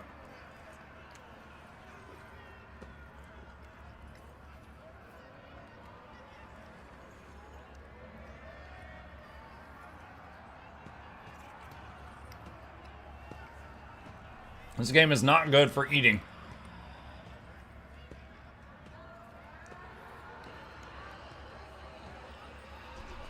The darkness is dispelled by a sliver of light, the glinting scalpel in Tvantius' hand. The homunculus offers you a crooked smile. I can keep tossing you from one side of death to the other for as long as I so desire, but I doubt that reanimating you again will be quite as amusing. I would suggest not incurring my displeasure. Choose your words when addressing your master, Monkey.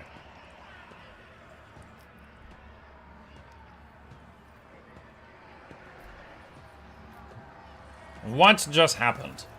I made your body perish for a short time, and then I bade it function again. Such manipulations are trifles for one such as I. Even if you were to get hacked to pieces, I could bring them back to life. Although I would not waste my time on you, you're not worth the effort. If you dare touch me again, my retinue will see you dead. Oh, I doubt that. While you were floundering between life and death, your servants became very agitated. Several ridiculous threats were uttered before your lackeys realized that the life of their master was completely in my hands. So they are going to behave themselves, aren't they? The homunculus smiles mockingly at your companions. I am afraid I cannot resist the temptation of leaving a few more scars on your overblown sense of self-importance. I see that you are incorrigible, specimen. My expectations of you are higher than this. If you are incapable of following the simplest of commands, there is no reason to try to use you for something more important. I will find you a more practical application. One of his mechanical appendages bristles with a crown of barbed hooks that reaches for your face, then inside it.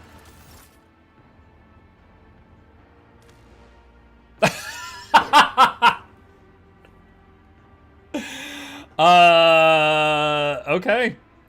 Well. I think I pushed it too far, chat.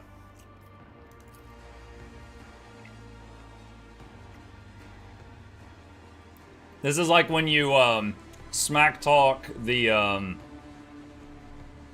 goddess Not goddess. What's her name? The one lady in the, not crypt. What is it called? In Baldur's Gate 3, there's the one goddess lady, and you smack talk her. And then she just goes, I wish you to die, and it just says game over.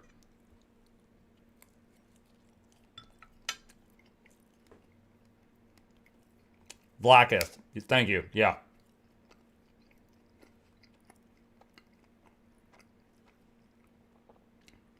Yep, push her buttons too much.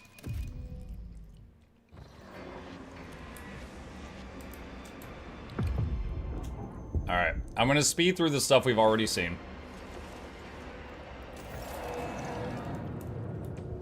Curiosity sings in my veins. Oh, Helmsman Ravor's over there. Didn't see him. Oh, Mort.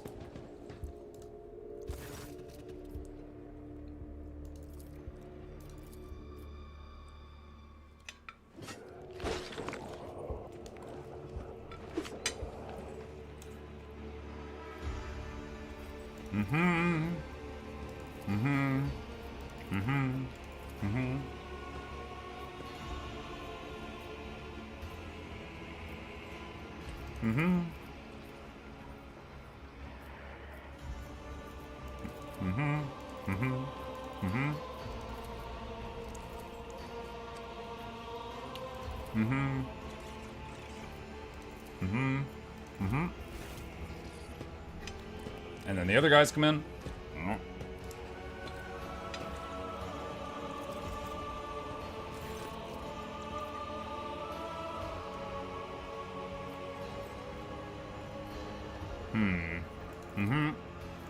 I'm trying to click the same stuff.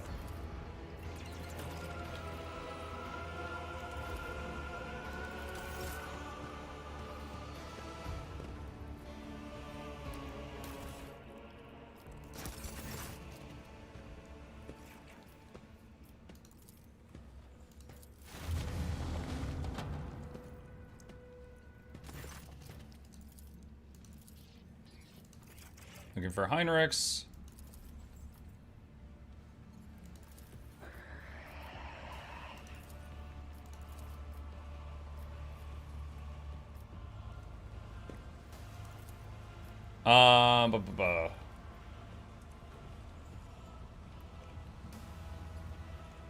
Alright, so I don't know how to get Jay help within this conversation, and if you try to leave the conversation, she gets really mad. So I'm gonna say, I give you my word that we will fix everything once we return home. I put more stock in human technology than his services.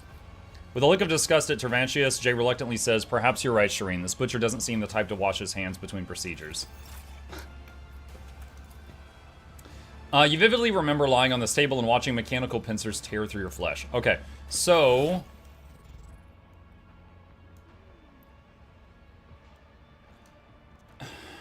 Alright, it partially put my gear back to normal. That's good.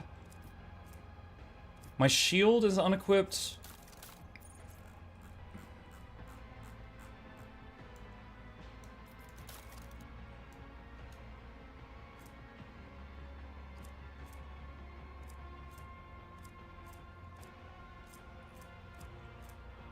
That's the one I was using. And then whatever we had there is gone, and my boots are gone. I literally worked so hard to get my boots back, and it took them away again.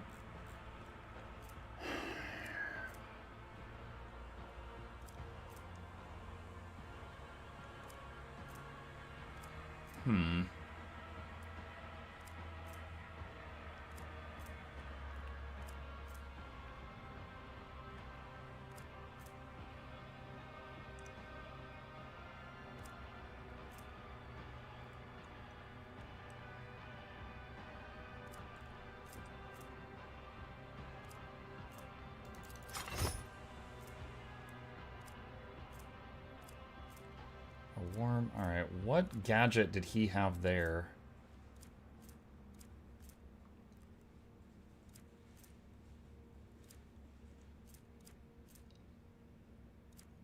You can get him to do stuff for you if you ask him about his art and then pay him. Ask about his art? Okay.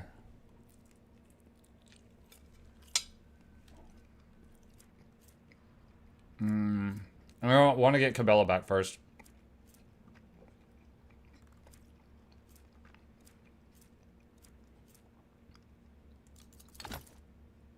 That's not bad.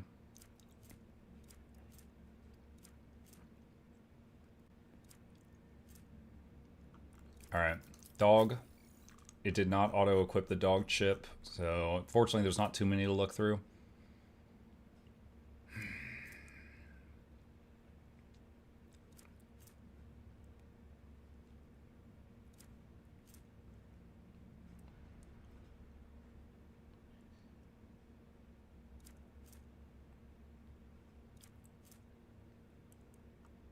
Wait, what?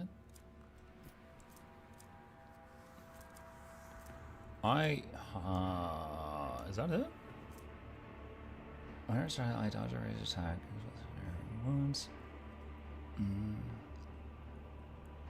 Protect him, use multiple times per turn. Whenever the protect ally dodge or raise attack, it's also 2 wounds if it's attack for 1 round last time.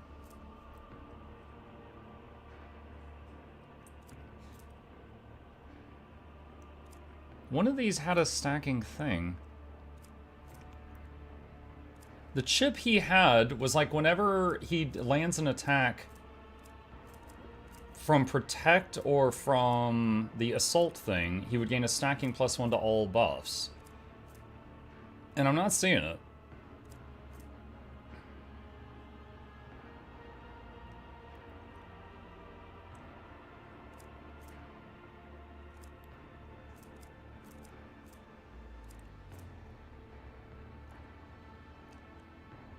Unless they patched it or something.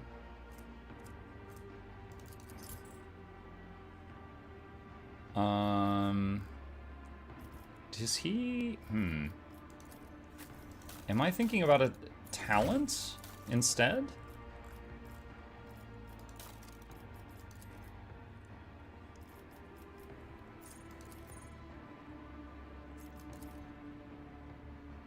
This is what I'm thinking of. Whenever it hits the apprehended enemy or an enemy adjacent to the protected ally, it gets +1 to key characteristics. Okay, that's the thing that was giving stacking buffs. Okay. Okay. Alright, so...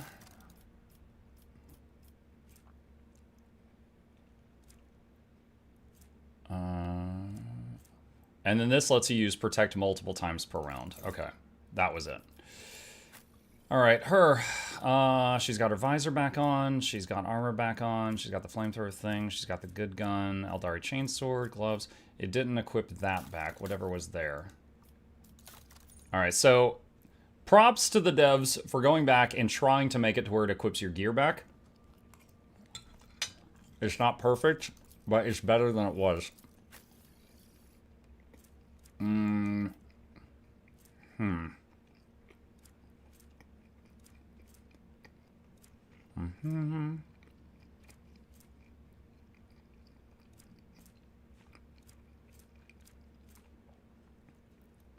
The wearer and their ally are immune to the wearer's grenades.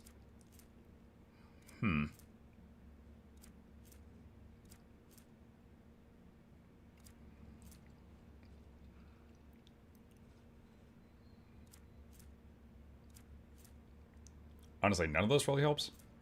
Okay. Alright, trinket.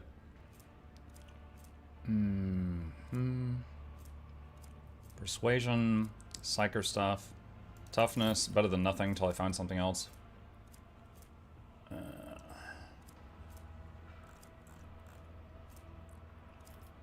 Alright. Pascal. It re-equipped that, and that. His weapons are good. Whatever was here and whatever was up here, it didn't put back.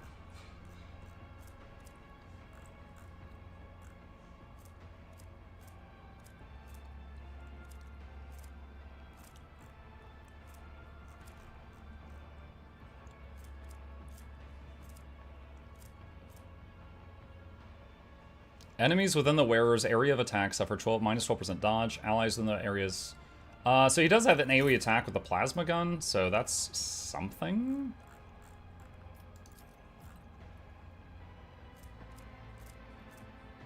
The wearer can move without provoking attacks of opportunity. As long as they have less than half health.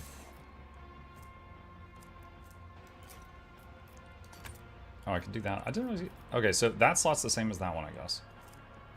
Okay. Eagle. Where's its chip?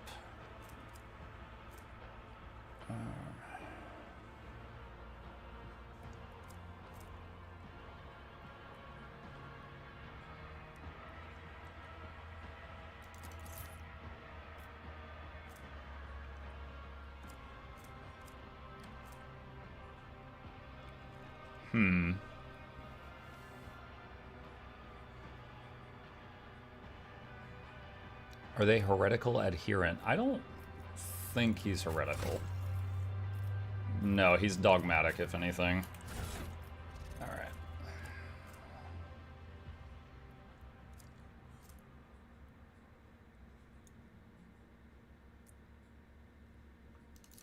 Alright, I think that's the chip he had. Alright, Jay! Oh my god. Alright. Oh my god, I think she's actually got everything. Okay, cool. Servo skull chip. Last thing. What did you have?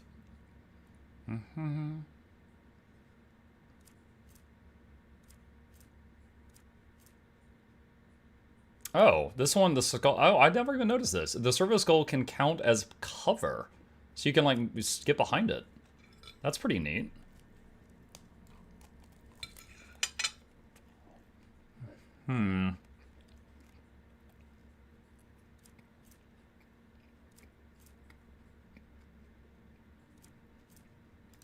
Look at that. Alright. Let's get There Cabela. will be no peace in my wake.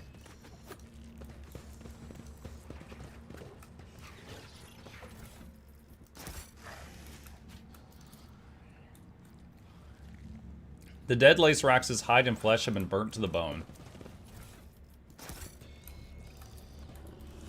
The mutilated bodies of the prisoners have fused together into a large pile that gives off a caustic smell of rot.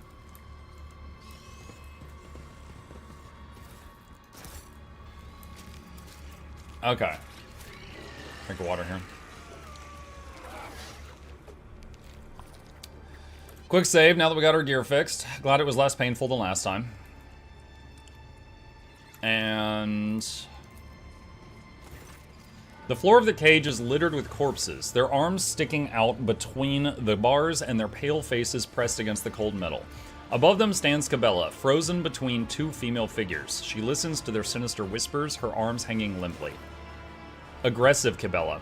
You are nothing but a weapon designed to spill blood. You have no will of your own and thus you cannot resist him, admit it. Derisive Cabela. He has sullied you, shattered you. You are an unholy imitation. You should have accepted this by now. Examine the cage. Each corpse has one or two brutal, indisputably lethal wounds. A pierced heart, a slashed throat, a black void instead of an eye socket. Each body, both living and dead alike, has the same face. Cabela's face. Examine the figures standing next to Cabela.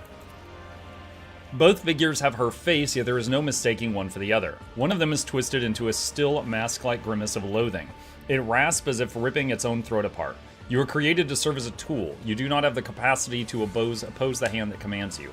That is why sooner or later you will succumb.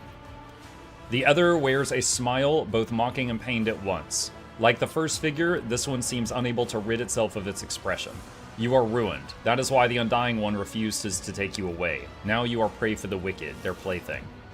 Awareness succeeded. After getting a better look at the doppelgangers, you notice faint scars on their skin left by the scalpel that has transformed their appearance. Subtle as their sculptor's handiwork may be, it does not stand up to your scrutiny. Address the doppelgangers. You are fabrications. Who were you before the homunculus changed you? Why do you play along with his deception? We are her. We are shards of a soul that is crushed and cursed. Do you not recognize your servant in her new form, Daman? The wicked spawn never stops grinning brazenly. The other doppelganger, grimacing angrily, nods at Cabela with contempt. Do you think she is cleaner than us, Daman? She is broken. Nothing could shape the Cabela you knew. Before you was warped imitation of who she was. Repulsive. Tainted. What happened here? Stay away, Daman. I've been corrupted. The blasphemer said you were dead. This worthless blade has failed you, and all I could do was to break itself against the bones of its enemies to wash away the shame. I fought them, I forced them to take my life, but... The dark flesh carver, he committed an atrocity. He has spurned death itself.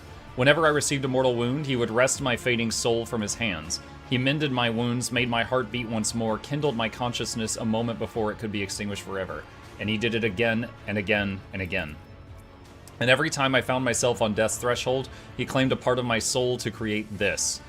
Cabela gestures to her copies. Unhallowed replicas. My soul is mutilated, I'm a mockery of what I once was, and I can't fight. Not anymore. Xenos failed. It is possible that Xenos is indeed so powerful as to be able to dissect and alter a person's soul. If so, anyone who has spent time as its captive should be avoided. There's no telling to what extent he can twist someone's very being. Gesture at Cabela. I am taking you away from here. Before Cabela could say anything, her furious copy hisses. You will not endanger the Daemon. You have been in the homunculus' hands for too long. You do not know how much control he has gained over you. What if you turn out to be his instrument, and not that of the Daemon in a critical moment? What if this is a trap, a poisoned gift? The other double laughs and points at the dead bodies. The true Cabela lies among these corpses. You are just her vestige, her infinitesimal trace defiled by the Xenos. You are unclean, and now that you would stain the Daemon with your abominable essence? Cabela regards her copies in silence, then shakes her head heavily. They are right. I cannot go with you. It could be the homunculus' trap. Who can say?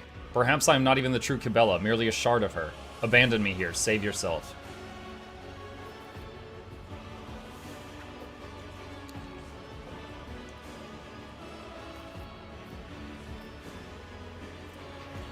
So, I order you to kill these clones and then join me? All characteristics except weapon skill are reduced by 10. The shock Cabela suffered as Tvantius' prisoners left an indelible mark on her mind. Oh, okay, let's not do that.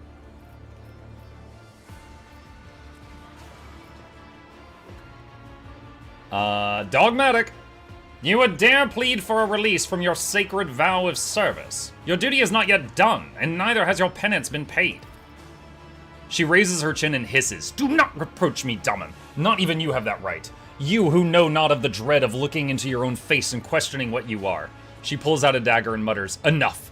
If there is no answer, I will carve it into the flesh of existence. I am the second spinner of the blood-spun web. I am Cabela, and I name myself the true one.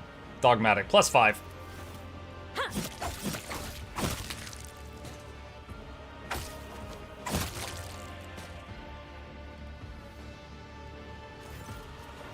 The other two prisoners raise their weapons, but they do not possess even a tenth of the speed of a true death cultist. Cabela stares at you as if she cannot recognize you, a trickle of blood running down her face. Can you feel it, Daemon? The shards have become whole. The torturous ringing is gone, only silence remains. As for the wounds that this place has left, no matter. I am your blade once again, yearning for your command. A shadow darkens her face. If you can find a moment to spare, I would ask that you speak with me somewhere more private. There is too much weighing on my soul, Daemon. Okay. What torments you? She has her gear. And she has a level up. Also, she is the top person in the party for demolition now. So she should be able to help us get through some areas that require demolition that we couldn't before. Ah.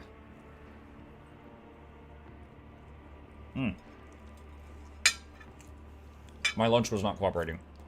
Let me see. What are you eating? We had homemade pizza last night, and this is a slice of that, but my wife cut it up so I didn't have to get grease on my fingers while I'm at the computer. So it's pizza, is the short answer.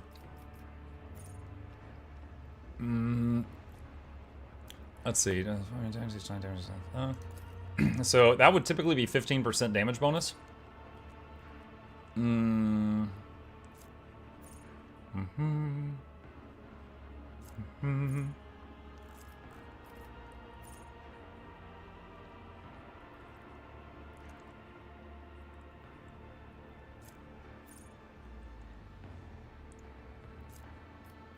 Enemies suffering from any damage over time effect inflicted by the executioner also get -9 to resistance tests.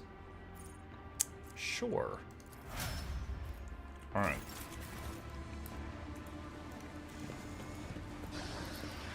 What lies? Quick save. And let's try talking with him again now that we got Cabela back. The appendages protruding from the Xenos' back move restlessly, emitting an unnerving screech. Tvantius is completely engrossed in his apparatus and spares no attention. I wish to know more about you and your craft. I am not in the habit of conversing with specimens, but if it increases your motivation to serve...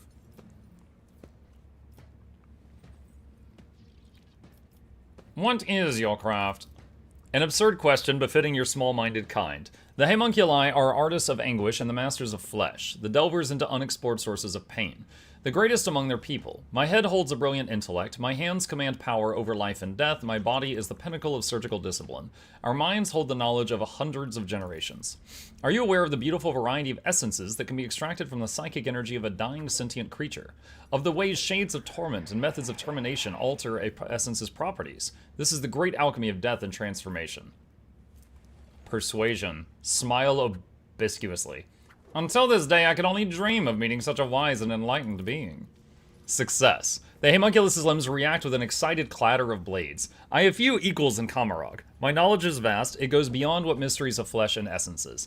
I have observed many disjunctions where the destructive energies of the unreal erupted here in the webway. I have studied the devastating force and learned to harness it. I have created psi stiflers to keep the space around the spire intact. I have touched knowledge so ancient. He abruptly ends his speech, casts a suspicious look at you, and then snaps. It is not necessary for you to know this, specimen. Am I to understand that the most fearsome Drakari warriors are creations by artisans such as you? Without a doubt. Even the most skilled witches and mighty Cabelites are outstripped by the pure destructiveness of our genius. Yet I long ago rose above the building of commonplace battle beasts. The monstrosities I create are unique. My last specimen, the Katanos, surpassed every trifle ever made by my rivals. I fed it elite warriors until it escaped and hid in the mangled sector. I would have caught it, but then a new idea drew my attention. At present, I am working on a grotesque of previously unknown power, built from the most exquisite and exotic body parts from strong fighters. Specimen, should you ever see the corpse of a fine warrior or a mighty creature lying at your feet, cut out the best part and bring it to me. I shall find you some interesting samples. K. Maragalontok, do you not get enough monsters in this accursed city? Good specimen. Your cooperation will be rewarded. Why did I survive the interrogation to which Marazai brought me? Your body was given to me for disposal. It was thrown into the cesspit. The homunculus' voice grows thoughtful. It is an anomaly that the specimen did not die. I must consider fitting the disposal chute with a shredding mechanism.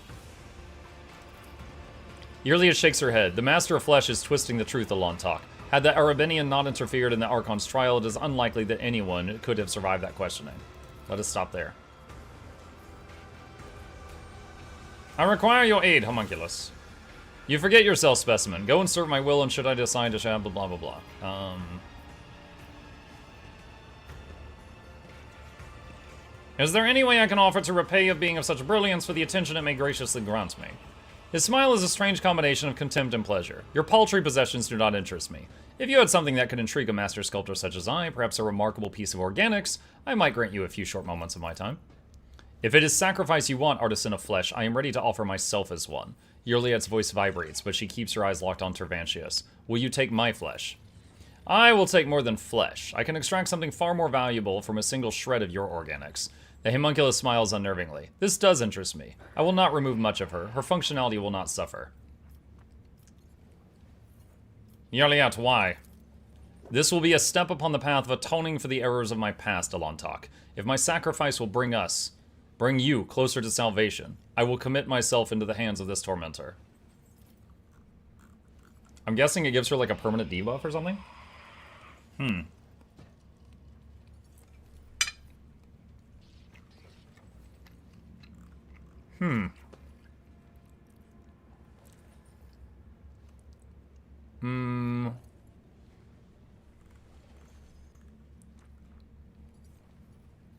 Accept your payment. She is yours.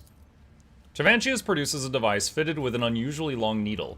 Try not to squirm, little insect. The needle needs to go through your spirit stone, heart, and spine so that I can collect all 3 samples at once, and it is so very fragile. Yrliet presses her lips together and nods. Do your work, flesh stealer. I do not fear you, nor do I fear pain. She goes on to mouth these words over and over like a mantra when the homunculus drives the needle into her chest. A click comes from inside her body. Yrliet pales, her face twisted in torment, but she remains as still as a statue. Very slowly, Tvantius pulls the needle out of her, examines it critically, then finally nods. The sampling was successful. He gives Yrliet a dismissive glance. I have no further need of you.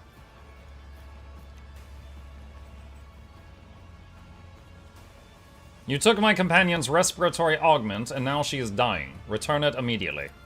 Tvantius places an appendage on his chest in an almost comically human gesture of wounded pride. What striking proof of the innate shallowness of your kind. After ridding her of that crude device you refer to as an augment, I restored an intriguing feature of her genetic code. So be it. I will not squander my best materials on her. I will return her mechanism without delay. First, let us remove the redundant parts. Several instruments of death with blades of varying length, thickness, and curvature appear in Tvantius' hands. He bares his teeth and addresses Jay in an insinuating voice. Which one do you choose? Jay's mouth twists, and she looks ready to unleash a torrent of profanity in the homunculus' face, but she stops herself and swallows her ire. With her head bowed, the smuggler lies down again under the Xenos' knife.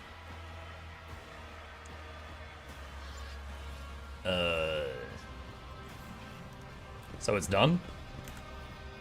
Okay. Oh, there we go. The appendages protruding from the Xenos back move restlessly, emitting an unnerving speech. Alright. I found some materials. Are they suitable for your new monster?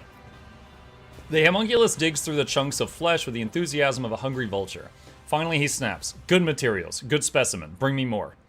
Arena beast claws from the arena. Cameoleoline skin that we found. Master Tvantius, I require a moment of your precious time, and I'm willing to pay for it.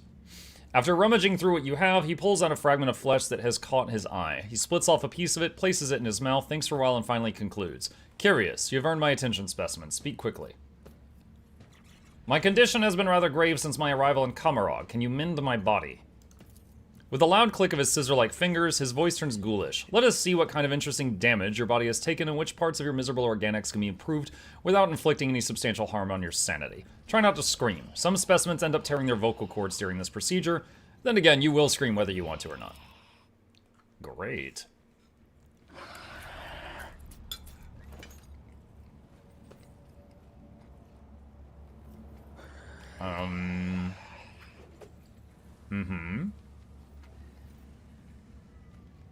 Is that it? Alright, so we have all of our debuffs gone. We have like 7 debuffs. They're all gone. Alright. So I was hoping that one of the options would be to get Heinrichs back. But that does not seem to be an option. We talked to Marizai? The tall Drukhari, whose body is riddled with painful-looking puncture wounds and dotted with metal rings and clamps, lets out a chuckle as you approach and begins speaking in his own language. Your elucidator hisses to life, translating the words. Look, Carrion, is this the monkey that cost you your place at the Archon's side? Marizai's eyes flare with turquoise fire at the sight of you, an immediate uncontrollable urge to kill. The Drukhari seizes the blades hanging from his belt and freezes at the shout of the metal-studded Xenos. Careful with the meat for the arena, Marizai. If Sinisthora is short on toys for her fighters, you will be punished again. She seems to enjoy pitting you against Chimerae. Maybe this time she won't deem it necessary to give you back your skin after you slay them all. The motionless Marizai turns his head towards his kin, and you notice a thin red stripe on his neck below his ear, like a fresh stitch. Shaking with barely contained rage, the former Draken stares at you with dark eyes.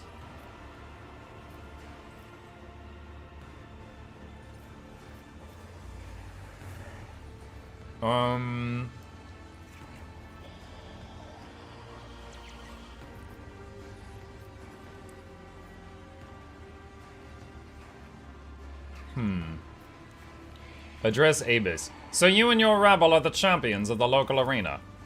Abis frowns at the sound of the elucidator and turns away from you dismissively, exchanging a few words with the witch standing next to him.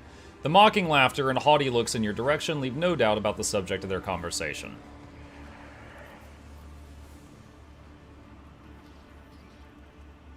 Snap the elucidator shut and address Marizai. So Marizai can speak, human tongue, Gothic. Your kin do not seem overly fond of you. Marizai casts a contemptuous glance at the witches and without hesitation switches to Low Gothic. This witch cult scum is not my kin. Half-borns like Abis belong here in the filth of the chasm. He cuts himself off, his gloves squeaking in protest as he clenches his fists. You are trapped? I am trapped. We could help each other. You? Help me? The Drukhari snorts disdainfully. Why would the quarry help the hunter? If you expect me to believe that...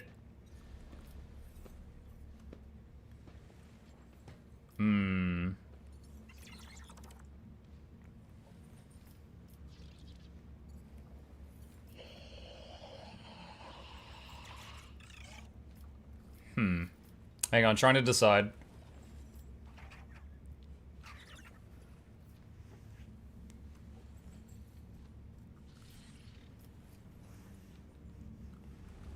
Let's make a deal.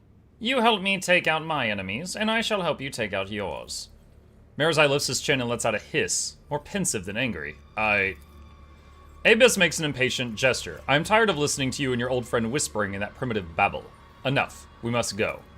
Marizai grudgingly obeys the order, but as he walks away, he cannot resist tossing another unreadable look in your direction.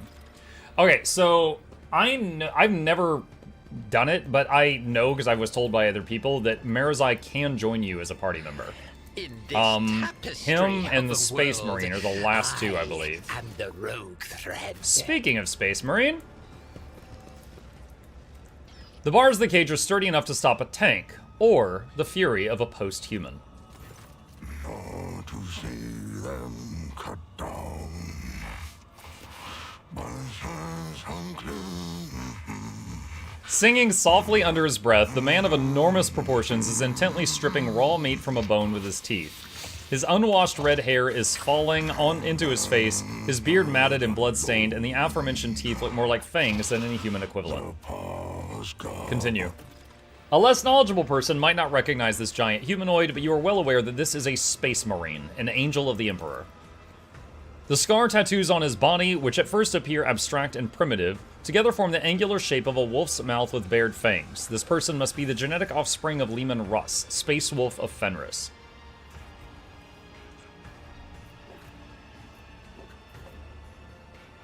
Fenris Hildavlak. Fenris Yoda, mortal. You know the old words. Good words. Strong as a rock. Sharp as the blade of a force axe. Deadly as a kraken's tooth. The words are spoken in the guttural rasp of an invertebrate killer, wholly in keeping with the man's formidable appearance. But you did not expect him to slip into poetic epitaph so readily.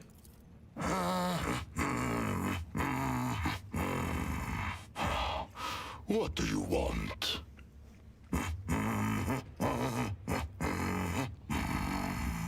Who are you?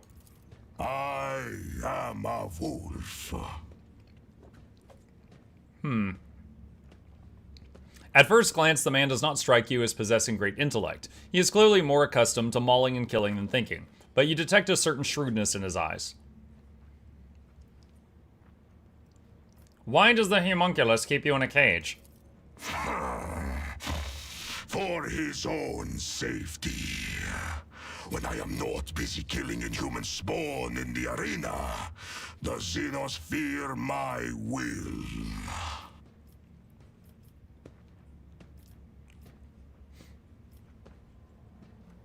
We suffer the same fate. I was also captured by the Xenos, and they have forced me to kill for their entertainment. But I sit in a cage while you roam freely around their city. They do not fear you. Maybe there is a reason for that. Maybe our fates are not the same at all. How did you come to be here? My pack answered the Inquisition's call and came to the Coronis Expanse. There was a battle, and then... Jix says, first time catching you live. Want to say thank you for the Yours 2 content. Came back after a long break and been a bunch of good content. Oh, thank you for the kind words. I'm glad you enjoy my stuff. And we are actually getting some new Guild Wars 2 news later today. I'll be covering that late tonight when I come back for the evening stream. The young wolves yearning to be meat for their brotherlings. To a feast of bolters they went out roving. Though they were but few, one long fang with them went loping. Not to see them cut down by scythes unclean. The pups he sent scattering, and there stood alone the paths guarding. For a foe he long spied, one worthy among unworthy. The song of swords singing, they clashed with clamor and skill. until stood the old wolf upon the bones. Then, by the birds of battle, was he brought down. Sweet, off to sleep for me. We'll catch up when I can. Take care. Best of luck at everything you do. The Fractal videos are my favorite series. High quality content for sure. Take care. Thank you again. You have a good night.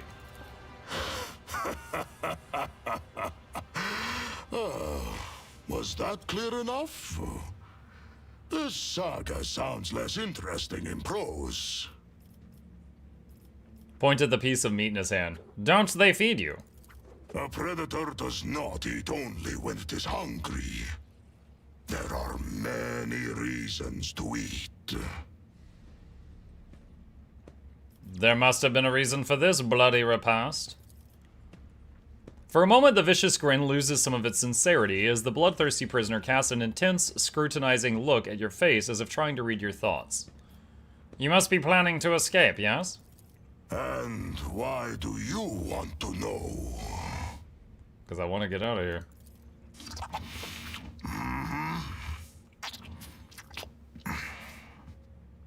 Listen closely to the song. You do not know the language. The sound seems crude and mingled, but not entirely lacking the harsh dignity of a form of Gothic, which also sounding similar to the rumble of a landslide, sharp and choppy guttural phrases tumbling forth in a harsh rhythm. Try to sing with him? Fellowship 80%. You close your eyes and enter the flow of the song like slipping into a fast-flowing mountain river. Words rise up naturally in your mind. They are not the same ones sung by the prisoner, but you sense their aptness.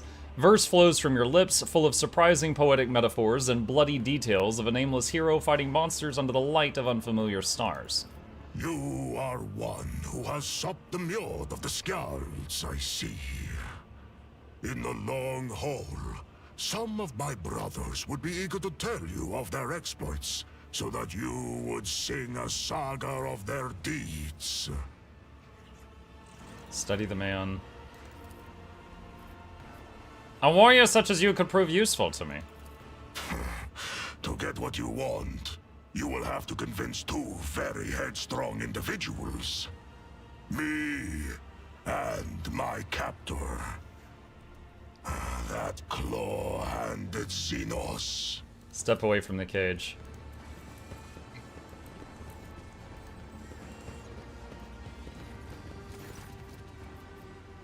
Master, allow me to take the space marine you keep in the cage. No. The homunculus snaps curtly and he returns to his work. Noticing you're still waiting for something, he hisses irritably, still not taking his eyes off the experiment. If you wish to continue wasting my time with your pathetic pleading and whining specimen, then you know the price. Pay up or get out. I cannot pay right now. Alright. Alright, so I need to get more parts to be able to try to get the Space Marines just a conversation. They will see. Hey Mike, now that Abiotic yes, Factor's out 1.0, you indeed. tried someday. Survival They game in a all research facility will setting. see. I'm not familiar with that one, but usually I do like survival games, so I'd probably be game to try it.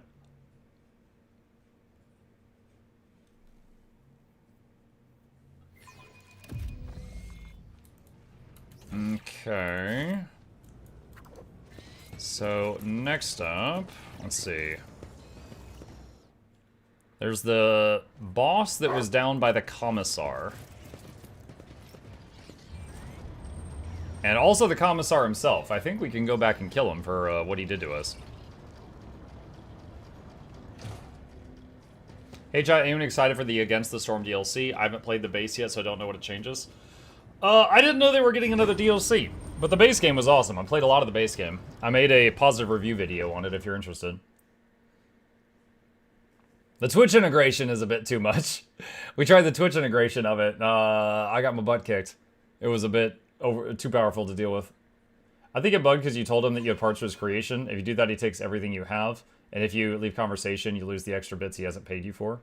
Well, I gave him 2 bits, and one was heal me, and one was heal Jay.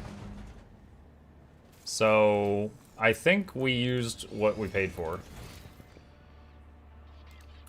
Curiosity sings in my veins. Alright, quick save. I watch your videos, they're great, thanks. Big reason mentioned in the game. Oh, right on. Another notch.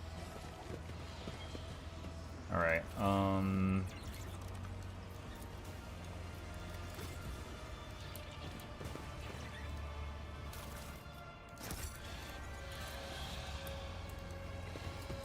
Cower before the mind's unhinged. alright.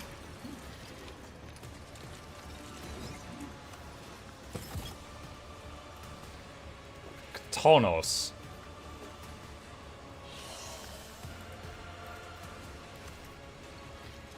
When you get him to 2/3 and 1/3 health for the first time, he gains an extra turn, and devitalization cooldown is reset.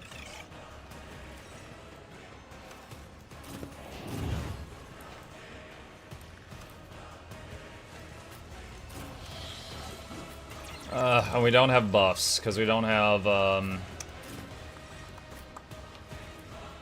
what's his name? We don't have Heinrichs. Too bad I'm still standing. Ow! Oh, he got knocked down. He just lost his turn. So stupid. If it serves your cause, I am not your Xenos pet, monkey. This ancestors guide me.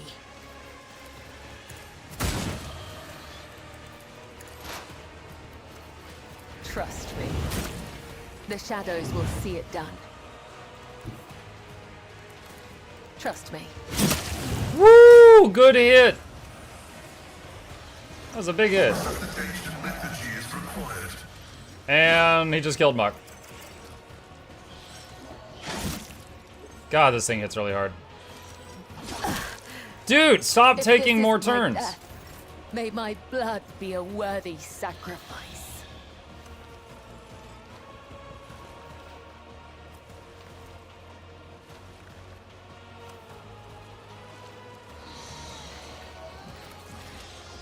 Let Death not waltz. the righteous fear. May their blades be sharp.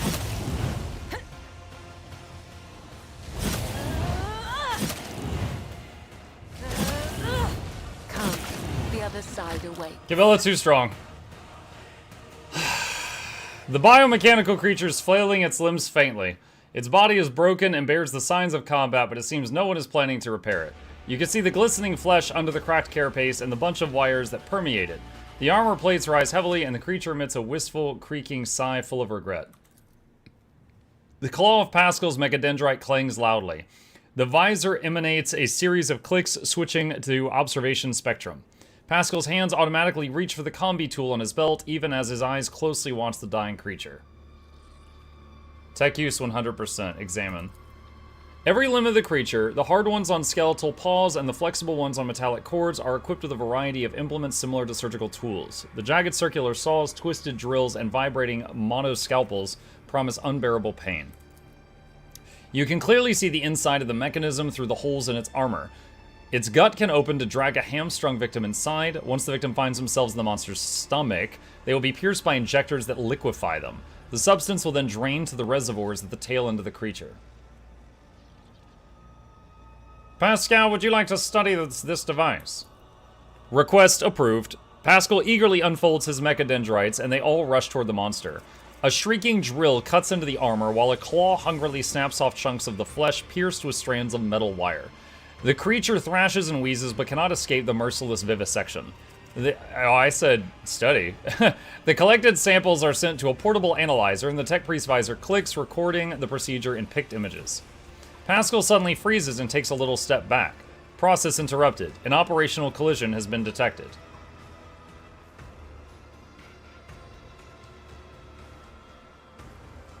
What made you stop? This unit is under the influence of conflicting impulses. The operational vector of cognition dictates the necessity of studying this subject. The operational vector of obeying the Omnissiah and his universal laws dictates the necessity of recoiling from the subject and purifying it. The operational vector of adoration before his might dictates the necessity of reverence for the subject, where the natural spirit resides in synthesis with that of the machine. What was this machine built for? Presenting hypothesis. This construct is a mobile execution chamber. A subject is immobilized by the implements placed inside the construct, and the subject is subjected to highly painful disposal via chemical injection. The biological remains are preserved in the built-in reservoir of the construct. The initial chemical analysis of the remains yields an abnormal result. The Vox emits a clanging metallic note. It is as if the pain of the victims of this machine is dissolved in them. It is circulating in the metal veins of this creature. It can feel everything. The nature of the damage indicates that the unit has been in combat. Oh, yeah, Cabela just cut it to pieces. I hypothesize that its constructor sent it into the arena. Based on its current condition, the result of the combat test was unsatisfactory. Otherwise, this unit would have been repaired. This is an engine of pain, Alantok, an executioner created by the depravity of my twisted cousins. Living flesh fused to a mechanism whose sole purpose is to inflict as much pain as it can. Yrliet's face is contorted with bitterness and disgust. The Dark Ones are caught in a cycle of torment, desperately seeking pleasure in the suffering of others. This machine is but an instrument of their endless desire, a symbol of what they are willing to do to slake the thirst and fear that consumes them.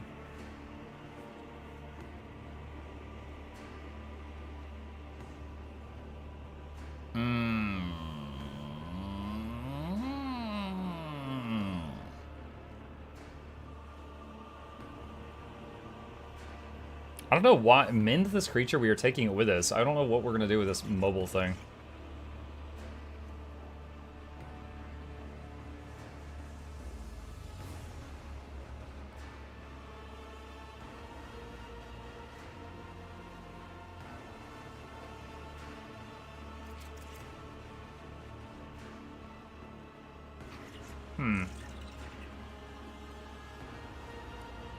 If you think this thing is alive, you may end its suffering. Request approved as doctrinally correct. Pascal leans over the creature and the drill whirs, its sounding even, soothing, and right. The tech priest's voice vibrates with shrill otherworldly frequencies. Let the cycle be discontinued, let your suffering be discontinued.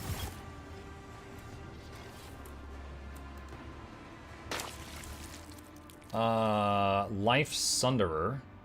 Toxic Gun. Heavy leather armor. Katano's Pain Inverter. Okay, so here's another gizmo for the Mad Doctor, I guess. What lies beyond? Demolition. Just as he ordained. Lore Xenos. I have learned much in my exile. Weakness Detector. If the wearer kills an enemy or scores a critical hit, they gain +5 lethality until the end of combat. What does lethality do? An assassin parameter that is equal to dodge or dodge reduction or higher. Yeah, there is that one bolter I've got where every hit is a crit. Ooh, there. I wonder if that would be if that would work well together. All right, so Muck got a crippled arm from that. Does hang on a sec. The stars are my canvas, and anarchy, it's my brush. Does this thing get rid of that? Oh, take my transient Yes, it does. gratitude. Okay. Skin patch.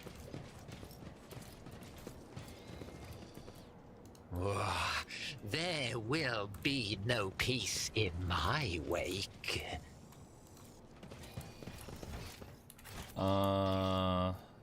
Demolition?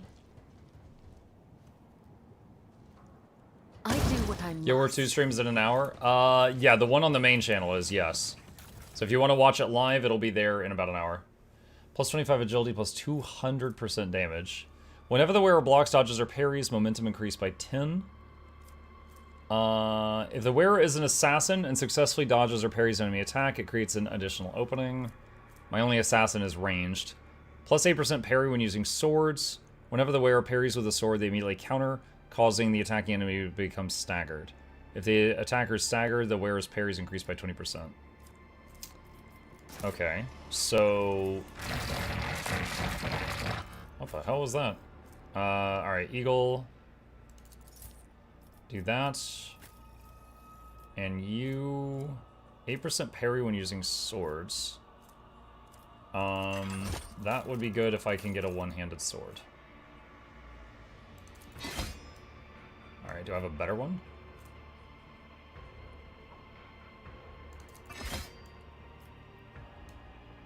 Do I have a better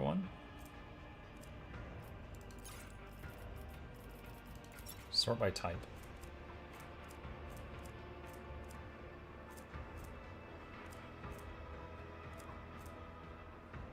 Feudal sword.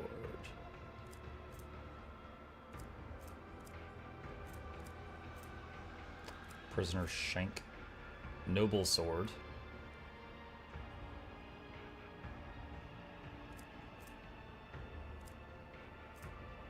Ancient foresword.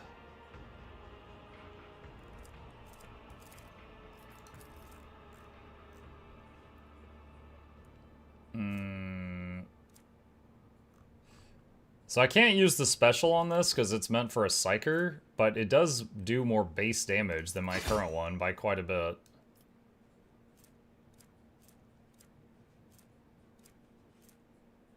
And that's two-handed, and that's two-handed. Alright, we'll do that for now. Calculating optimal route. Okay. Oh, get everybody. Alright.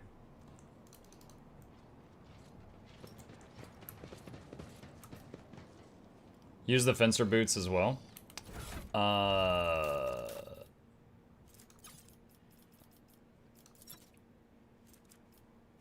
am?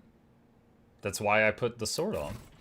In this tapestry of a world, I am the rogue thread. And say, there's no way I could watch them live. They aren't very engaging. Oh, the broadcast. I think they're engaging, but I definitely think that there's a lot of awkward pauses and stuff. So I do like watching it later when I can like fast forward it and do it faster. Jen says, do you just focus on a single trait for each of the characters specialized, or do you spread the stats out? Mostly single, and the reason for that is like, if you approach a door, and if you approach a problem, and anyone in the party has a 100% chance to handle that issue, then that's it. Like, it just, that's the end of the discussion. The web. Hold on, she's got an injury. You cannot trick death. It will claim me. So it's like if one person has 100% awareness, one person has 100% logic, another person has 100% tech use, then you can handle anything thrown at you. The others don't have to roll the dice. Now the downside to that is in the rare situations where you are on your own, then, and you can't use your allies' skills, then you'll fail at those things. It's like when I'm on my own, my main character is really good at toughness and melee skill and carouse, but not other stuff. A minor setback. The beggar's corpse is infested with countless mutations. Looking at it makes your head throb with pain. Let me see. Anatomical opera, mangled sector. We just came from the mangled sector. That port's up there. This, I think, is where the commissar is. Curiosity sings. Love your rewatch vid though. Even if I disagree with something, you think you're always fair and engaging. I try to be. I've looked back at some like old VODs where I was just like complaining the whole time, and I'm like, ugh. I don't want to be that guy. I don't want to be that guy.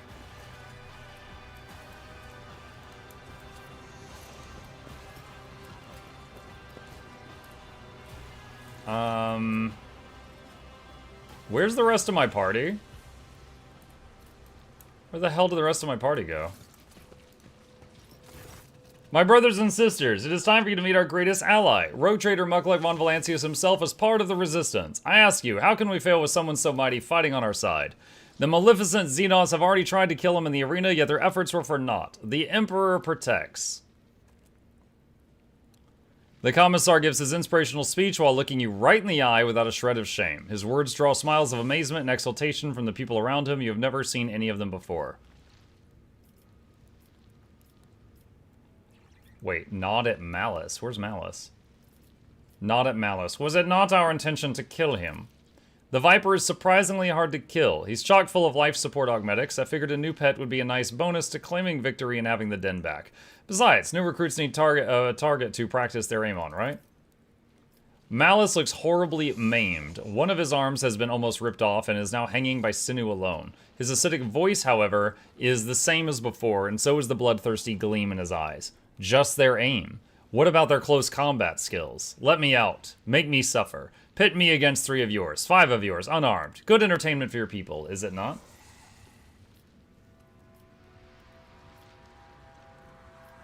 That is the least he deserves.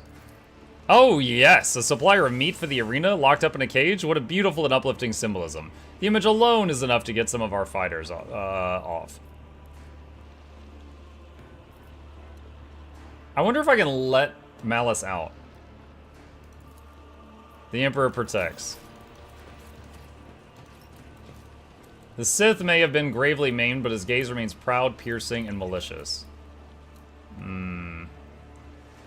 Oh, there's my party. They're over there. Okay. Alright. Quick save.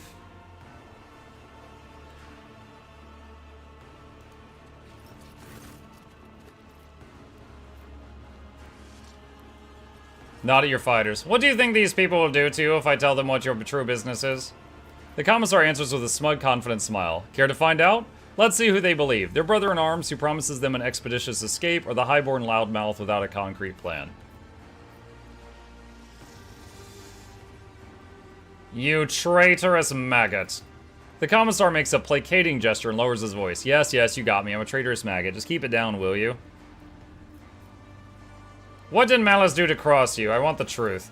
He robbed me of what was mine. When that scaled freak realized I'd been left without a patron, he brought his gang to my den, this den, and took it away, and my arena portal with it. Then he went on grazing on my pastures and snatching new arrivals that were supposed to be mine.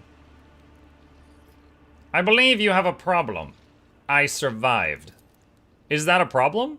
You're not going to, I don't know, kill me, are you? That would be most unwise. Malice used to be the one who could get you things to survive, but now I've taken over. If you kill me, he will supply you with good weapons, stimulants, armor. How about a deal? You take part in my show, I give you access to the stores of the Resistance. You just keep your mouth shut and your finger off the trigger.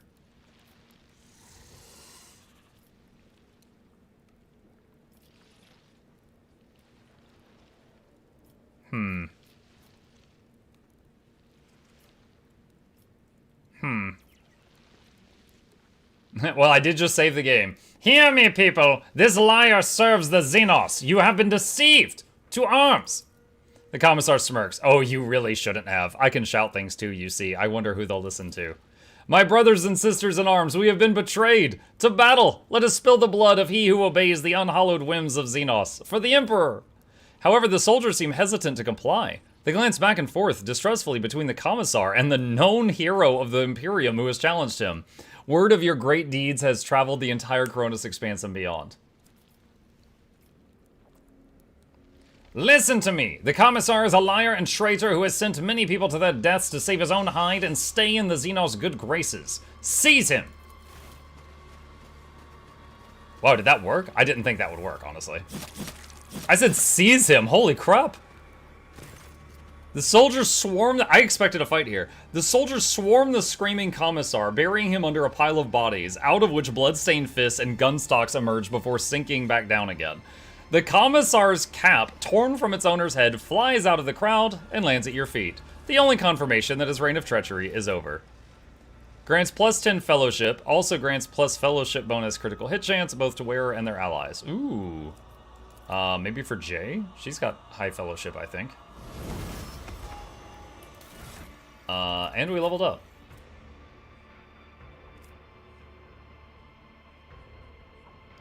Actually, if I do this, her lore Imperium is going to drop significantly. Actually, no. It's okay. I like how she tucked her hair up into the hat. Yes. Commissar. Okay. Survey the den.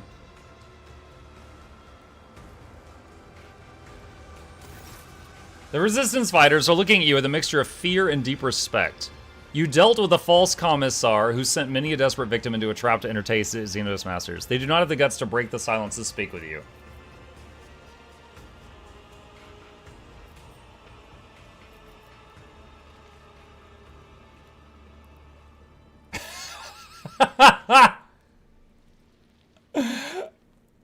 It's dogmatic, lawful, stupid. Execute Malice and the commissar. For the glory of his deeds, for the glory of humanity, and in the name of the God Emperor, I sentence you both to death. Carry out that sentence immediately. I mean, let the Emperor's justice be served. You're contemptible heretic, and you unholy Xenos, your sentence is death. Oh, are they gonna do this hand to hand?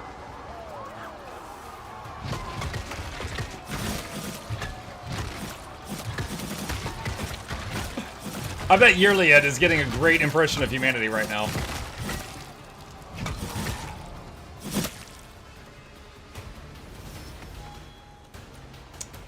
XP. Commissar's Arsenal. Bolter, Elite Chainsword, Meltagun, Thunderhammer, Commissar's Flank with Sufficient Armored Body Glove. Luck Thickener. Each time the wearer uses minor psychic powers, all allies affected by this power gain +1 stack of Thick Luck. Thick Luck allows those affected to reroll of a failed stat. Battle Plan. When you use Press the Advantage, resolve. Seal of the Purifier. Every time when more than 2 targets are damaged by the wielder's area attack, the wielder gains 4 momentum. Honor Insignia. If only one of the wearer's combat target areas is active. Combat Tactics. That's, Cass. Corruption Eradicator helmet. Isn't that a Sister of Battle helmet? The wearer's critical damage... Oh yeah, Adeptus Sororitas. It does, yeah, okay, I recognized it from, like, cinematics. The wearer's critical damage bonus is doubled against Xenos, Daemons, and Psychers. Warp Reflex Ring. After triggering Psychic Phenomenon, the wearer immediately restores 6 wounds and gains Psi rating movement points. After triggering Perils of the Warp, gain an action point. Going to dinner, have a fun stream. See ya, goddess. Shrieker's Arsenal. Astartes Chainsword, Combat Shotgun, Flamer, Serrated Glimmer Steel Blade, Drukari Weapon, Mars Pattern Shotgun, Iron Shield, Headhunter Light Carapace, Ranger Armor, Sharpshooter Boots, Single Shot Attacks from cover against +8% armor pen, Sword Dancer Cloak, whenever you dodge a melee attack, gain crit chance. Gladiator's Healing Kit. Restores wounds, removes bleeding, burning, and toxin. Heals a fresh injury. Wow. Wow. Dude, the medkits down here are, like, way better than, like, official medkits. What the heck? Commissar's Head. Malice's Hide. Oh my god, I bet I can bring these back to the doctor. Hotshot Lasgun. Radiant Chestplate.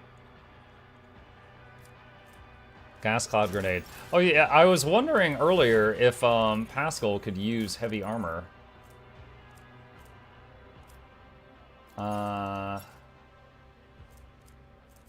Wait, where did the Radiant Chestplate go?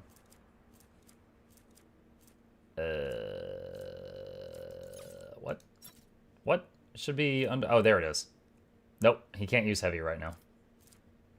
Yet. Okay. Alright, so lots of progress made, but chat, I am out of time. So I am going to save it here, and we will eagerly pick it up from this spot next time. And deal with those level ups. Alright, chat, with that, our stream comes to a close. Thank you guys so much for joining me this morning. I hope you had fun. A few quick plugs. If you happen to be new here, please hit that follow button if you're on Twitch, or subscribe if you're here on YouTube. Here's links to both of the YouTube channels if you want to see all the videos that I create. Jen had a quick question. Is this the DLC? No, this area is one of the major acts of the game. It is an unavoidable location in the main story. And if you're interested, in about an hour, the Guild Wars 2 main channel will be doing a stream where they're talking about the upcoming gameplay for 3 of the new Elite specs. I will be covering that during the evening stream tonight, so if you want to see that in a slightly more condensed version, I'll be getting to that this evening, after which we'll be playing Diplomacy is Not an Option. Special thanks to the patrons. They keep me in business. I thank them every day. And after all of that is said, I'm going to find someone to raid on the Twitch side of things. So if you are interested, give me just a second here. Let me see who is live. Looks like Noxxi is doing something right now. I'll raid Noxxi. Let's see. Looks like she is in Guild Wars 2. Doing some necromancer stuff on a super widescreen stream. And okay. All right. See you guys over there. Y'all have a good rest of your day. I will be back tonight.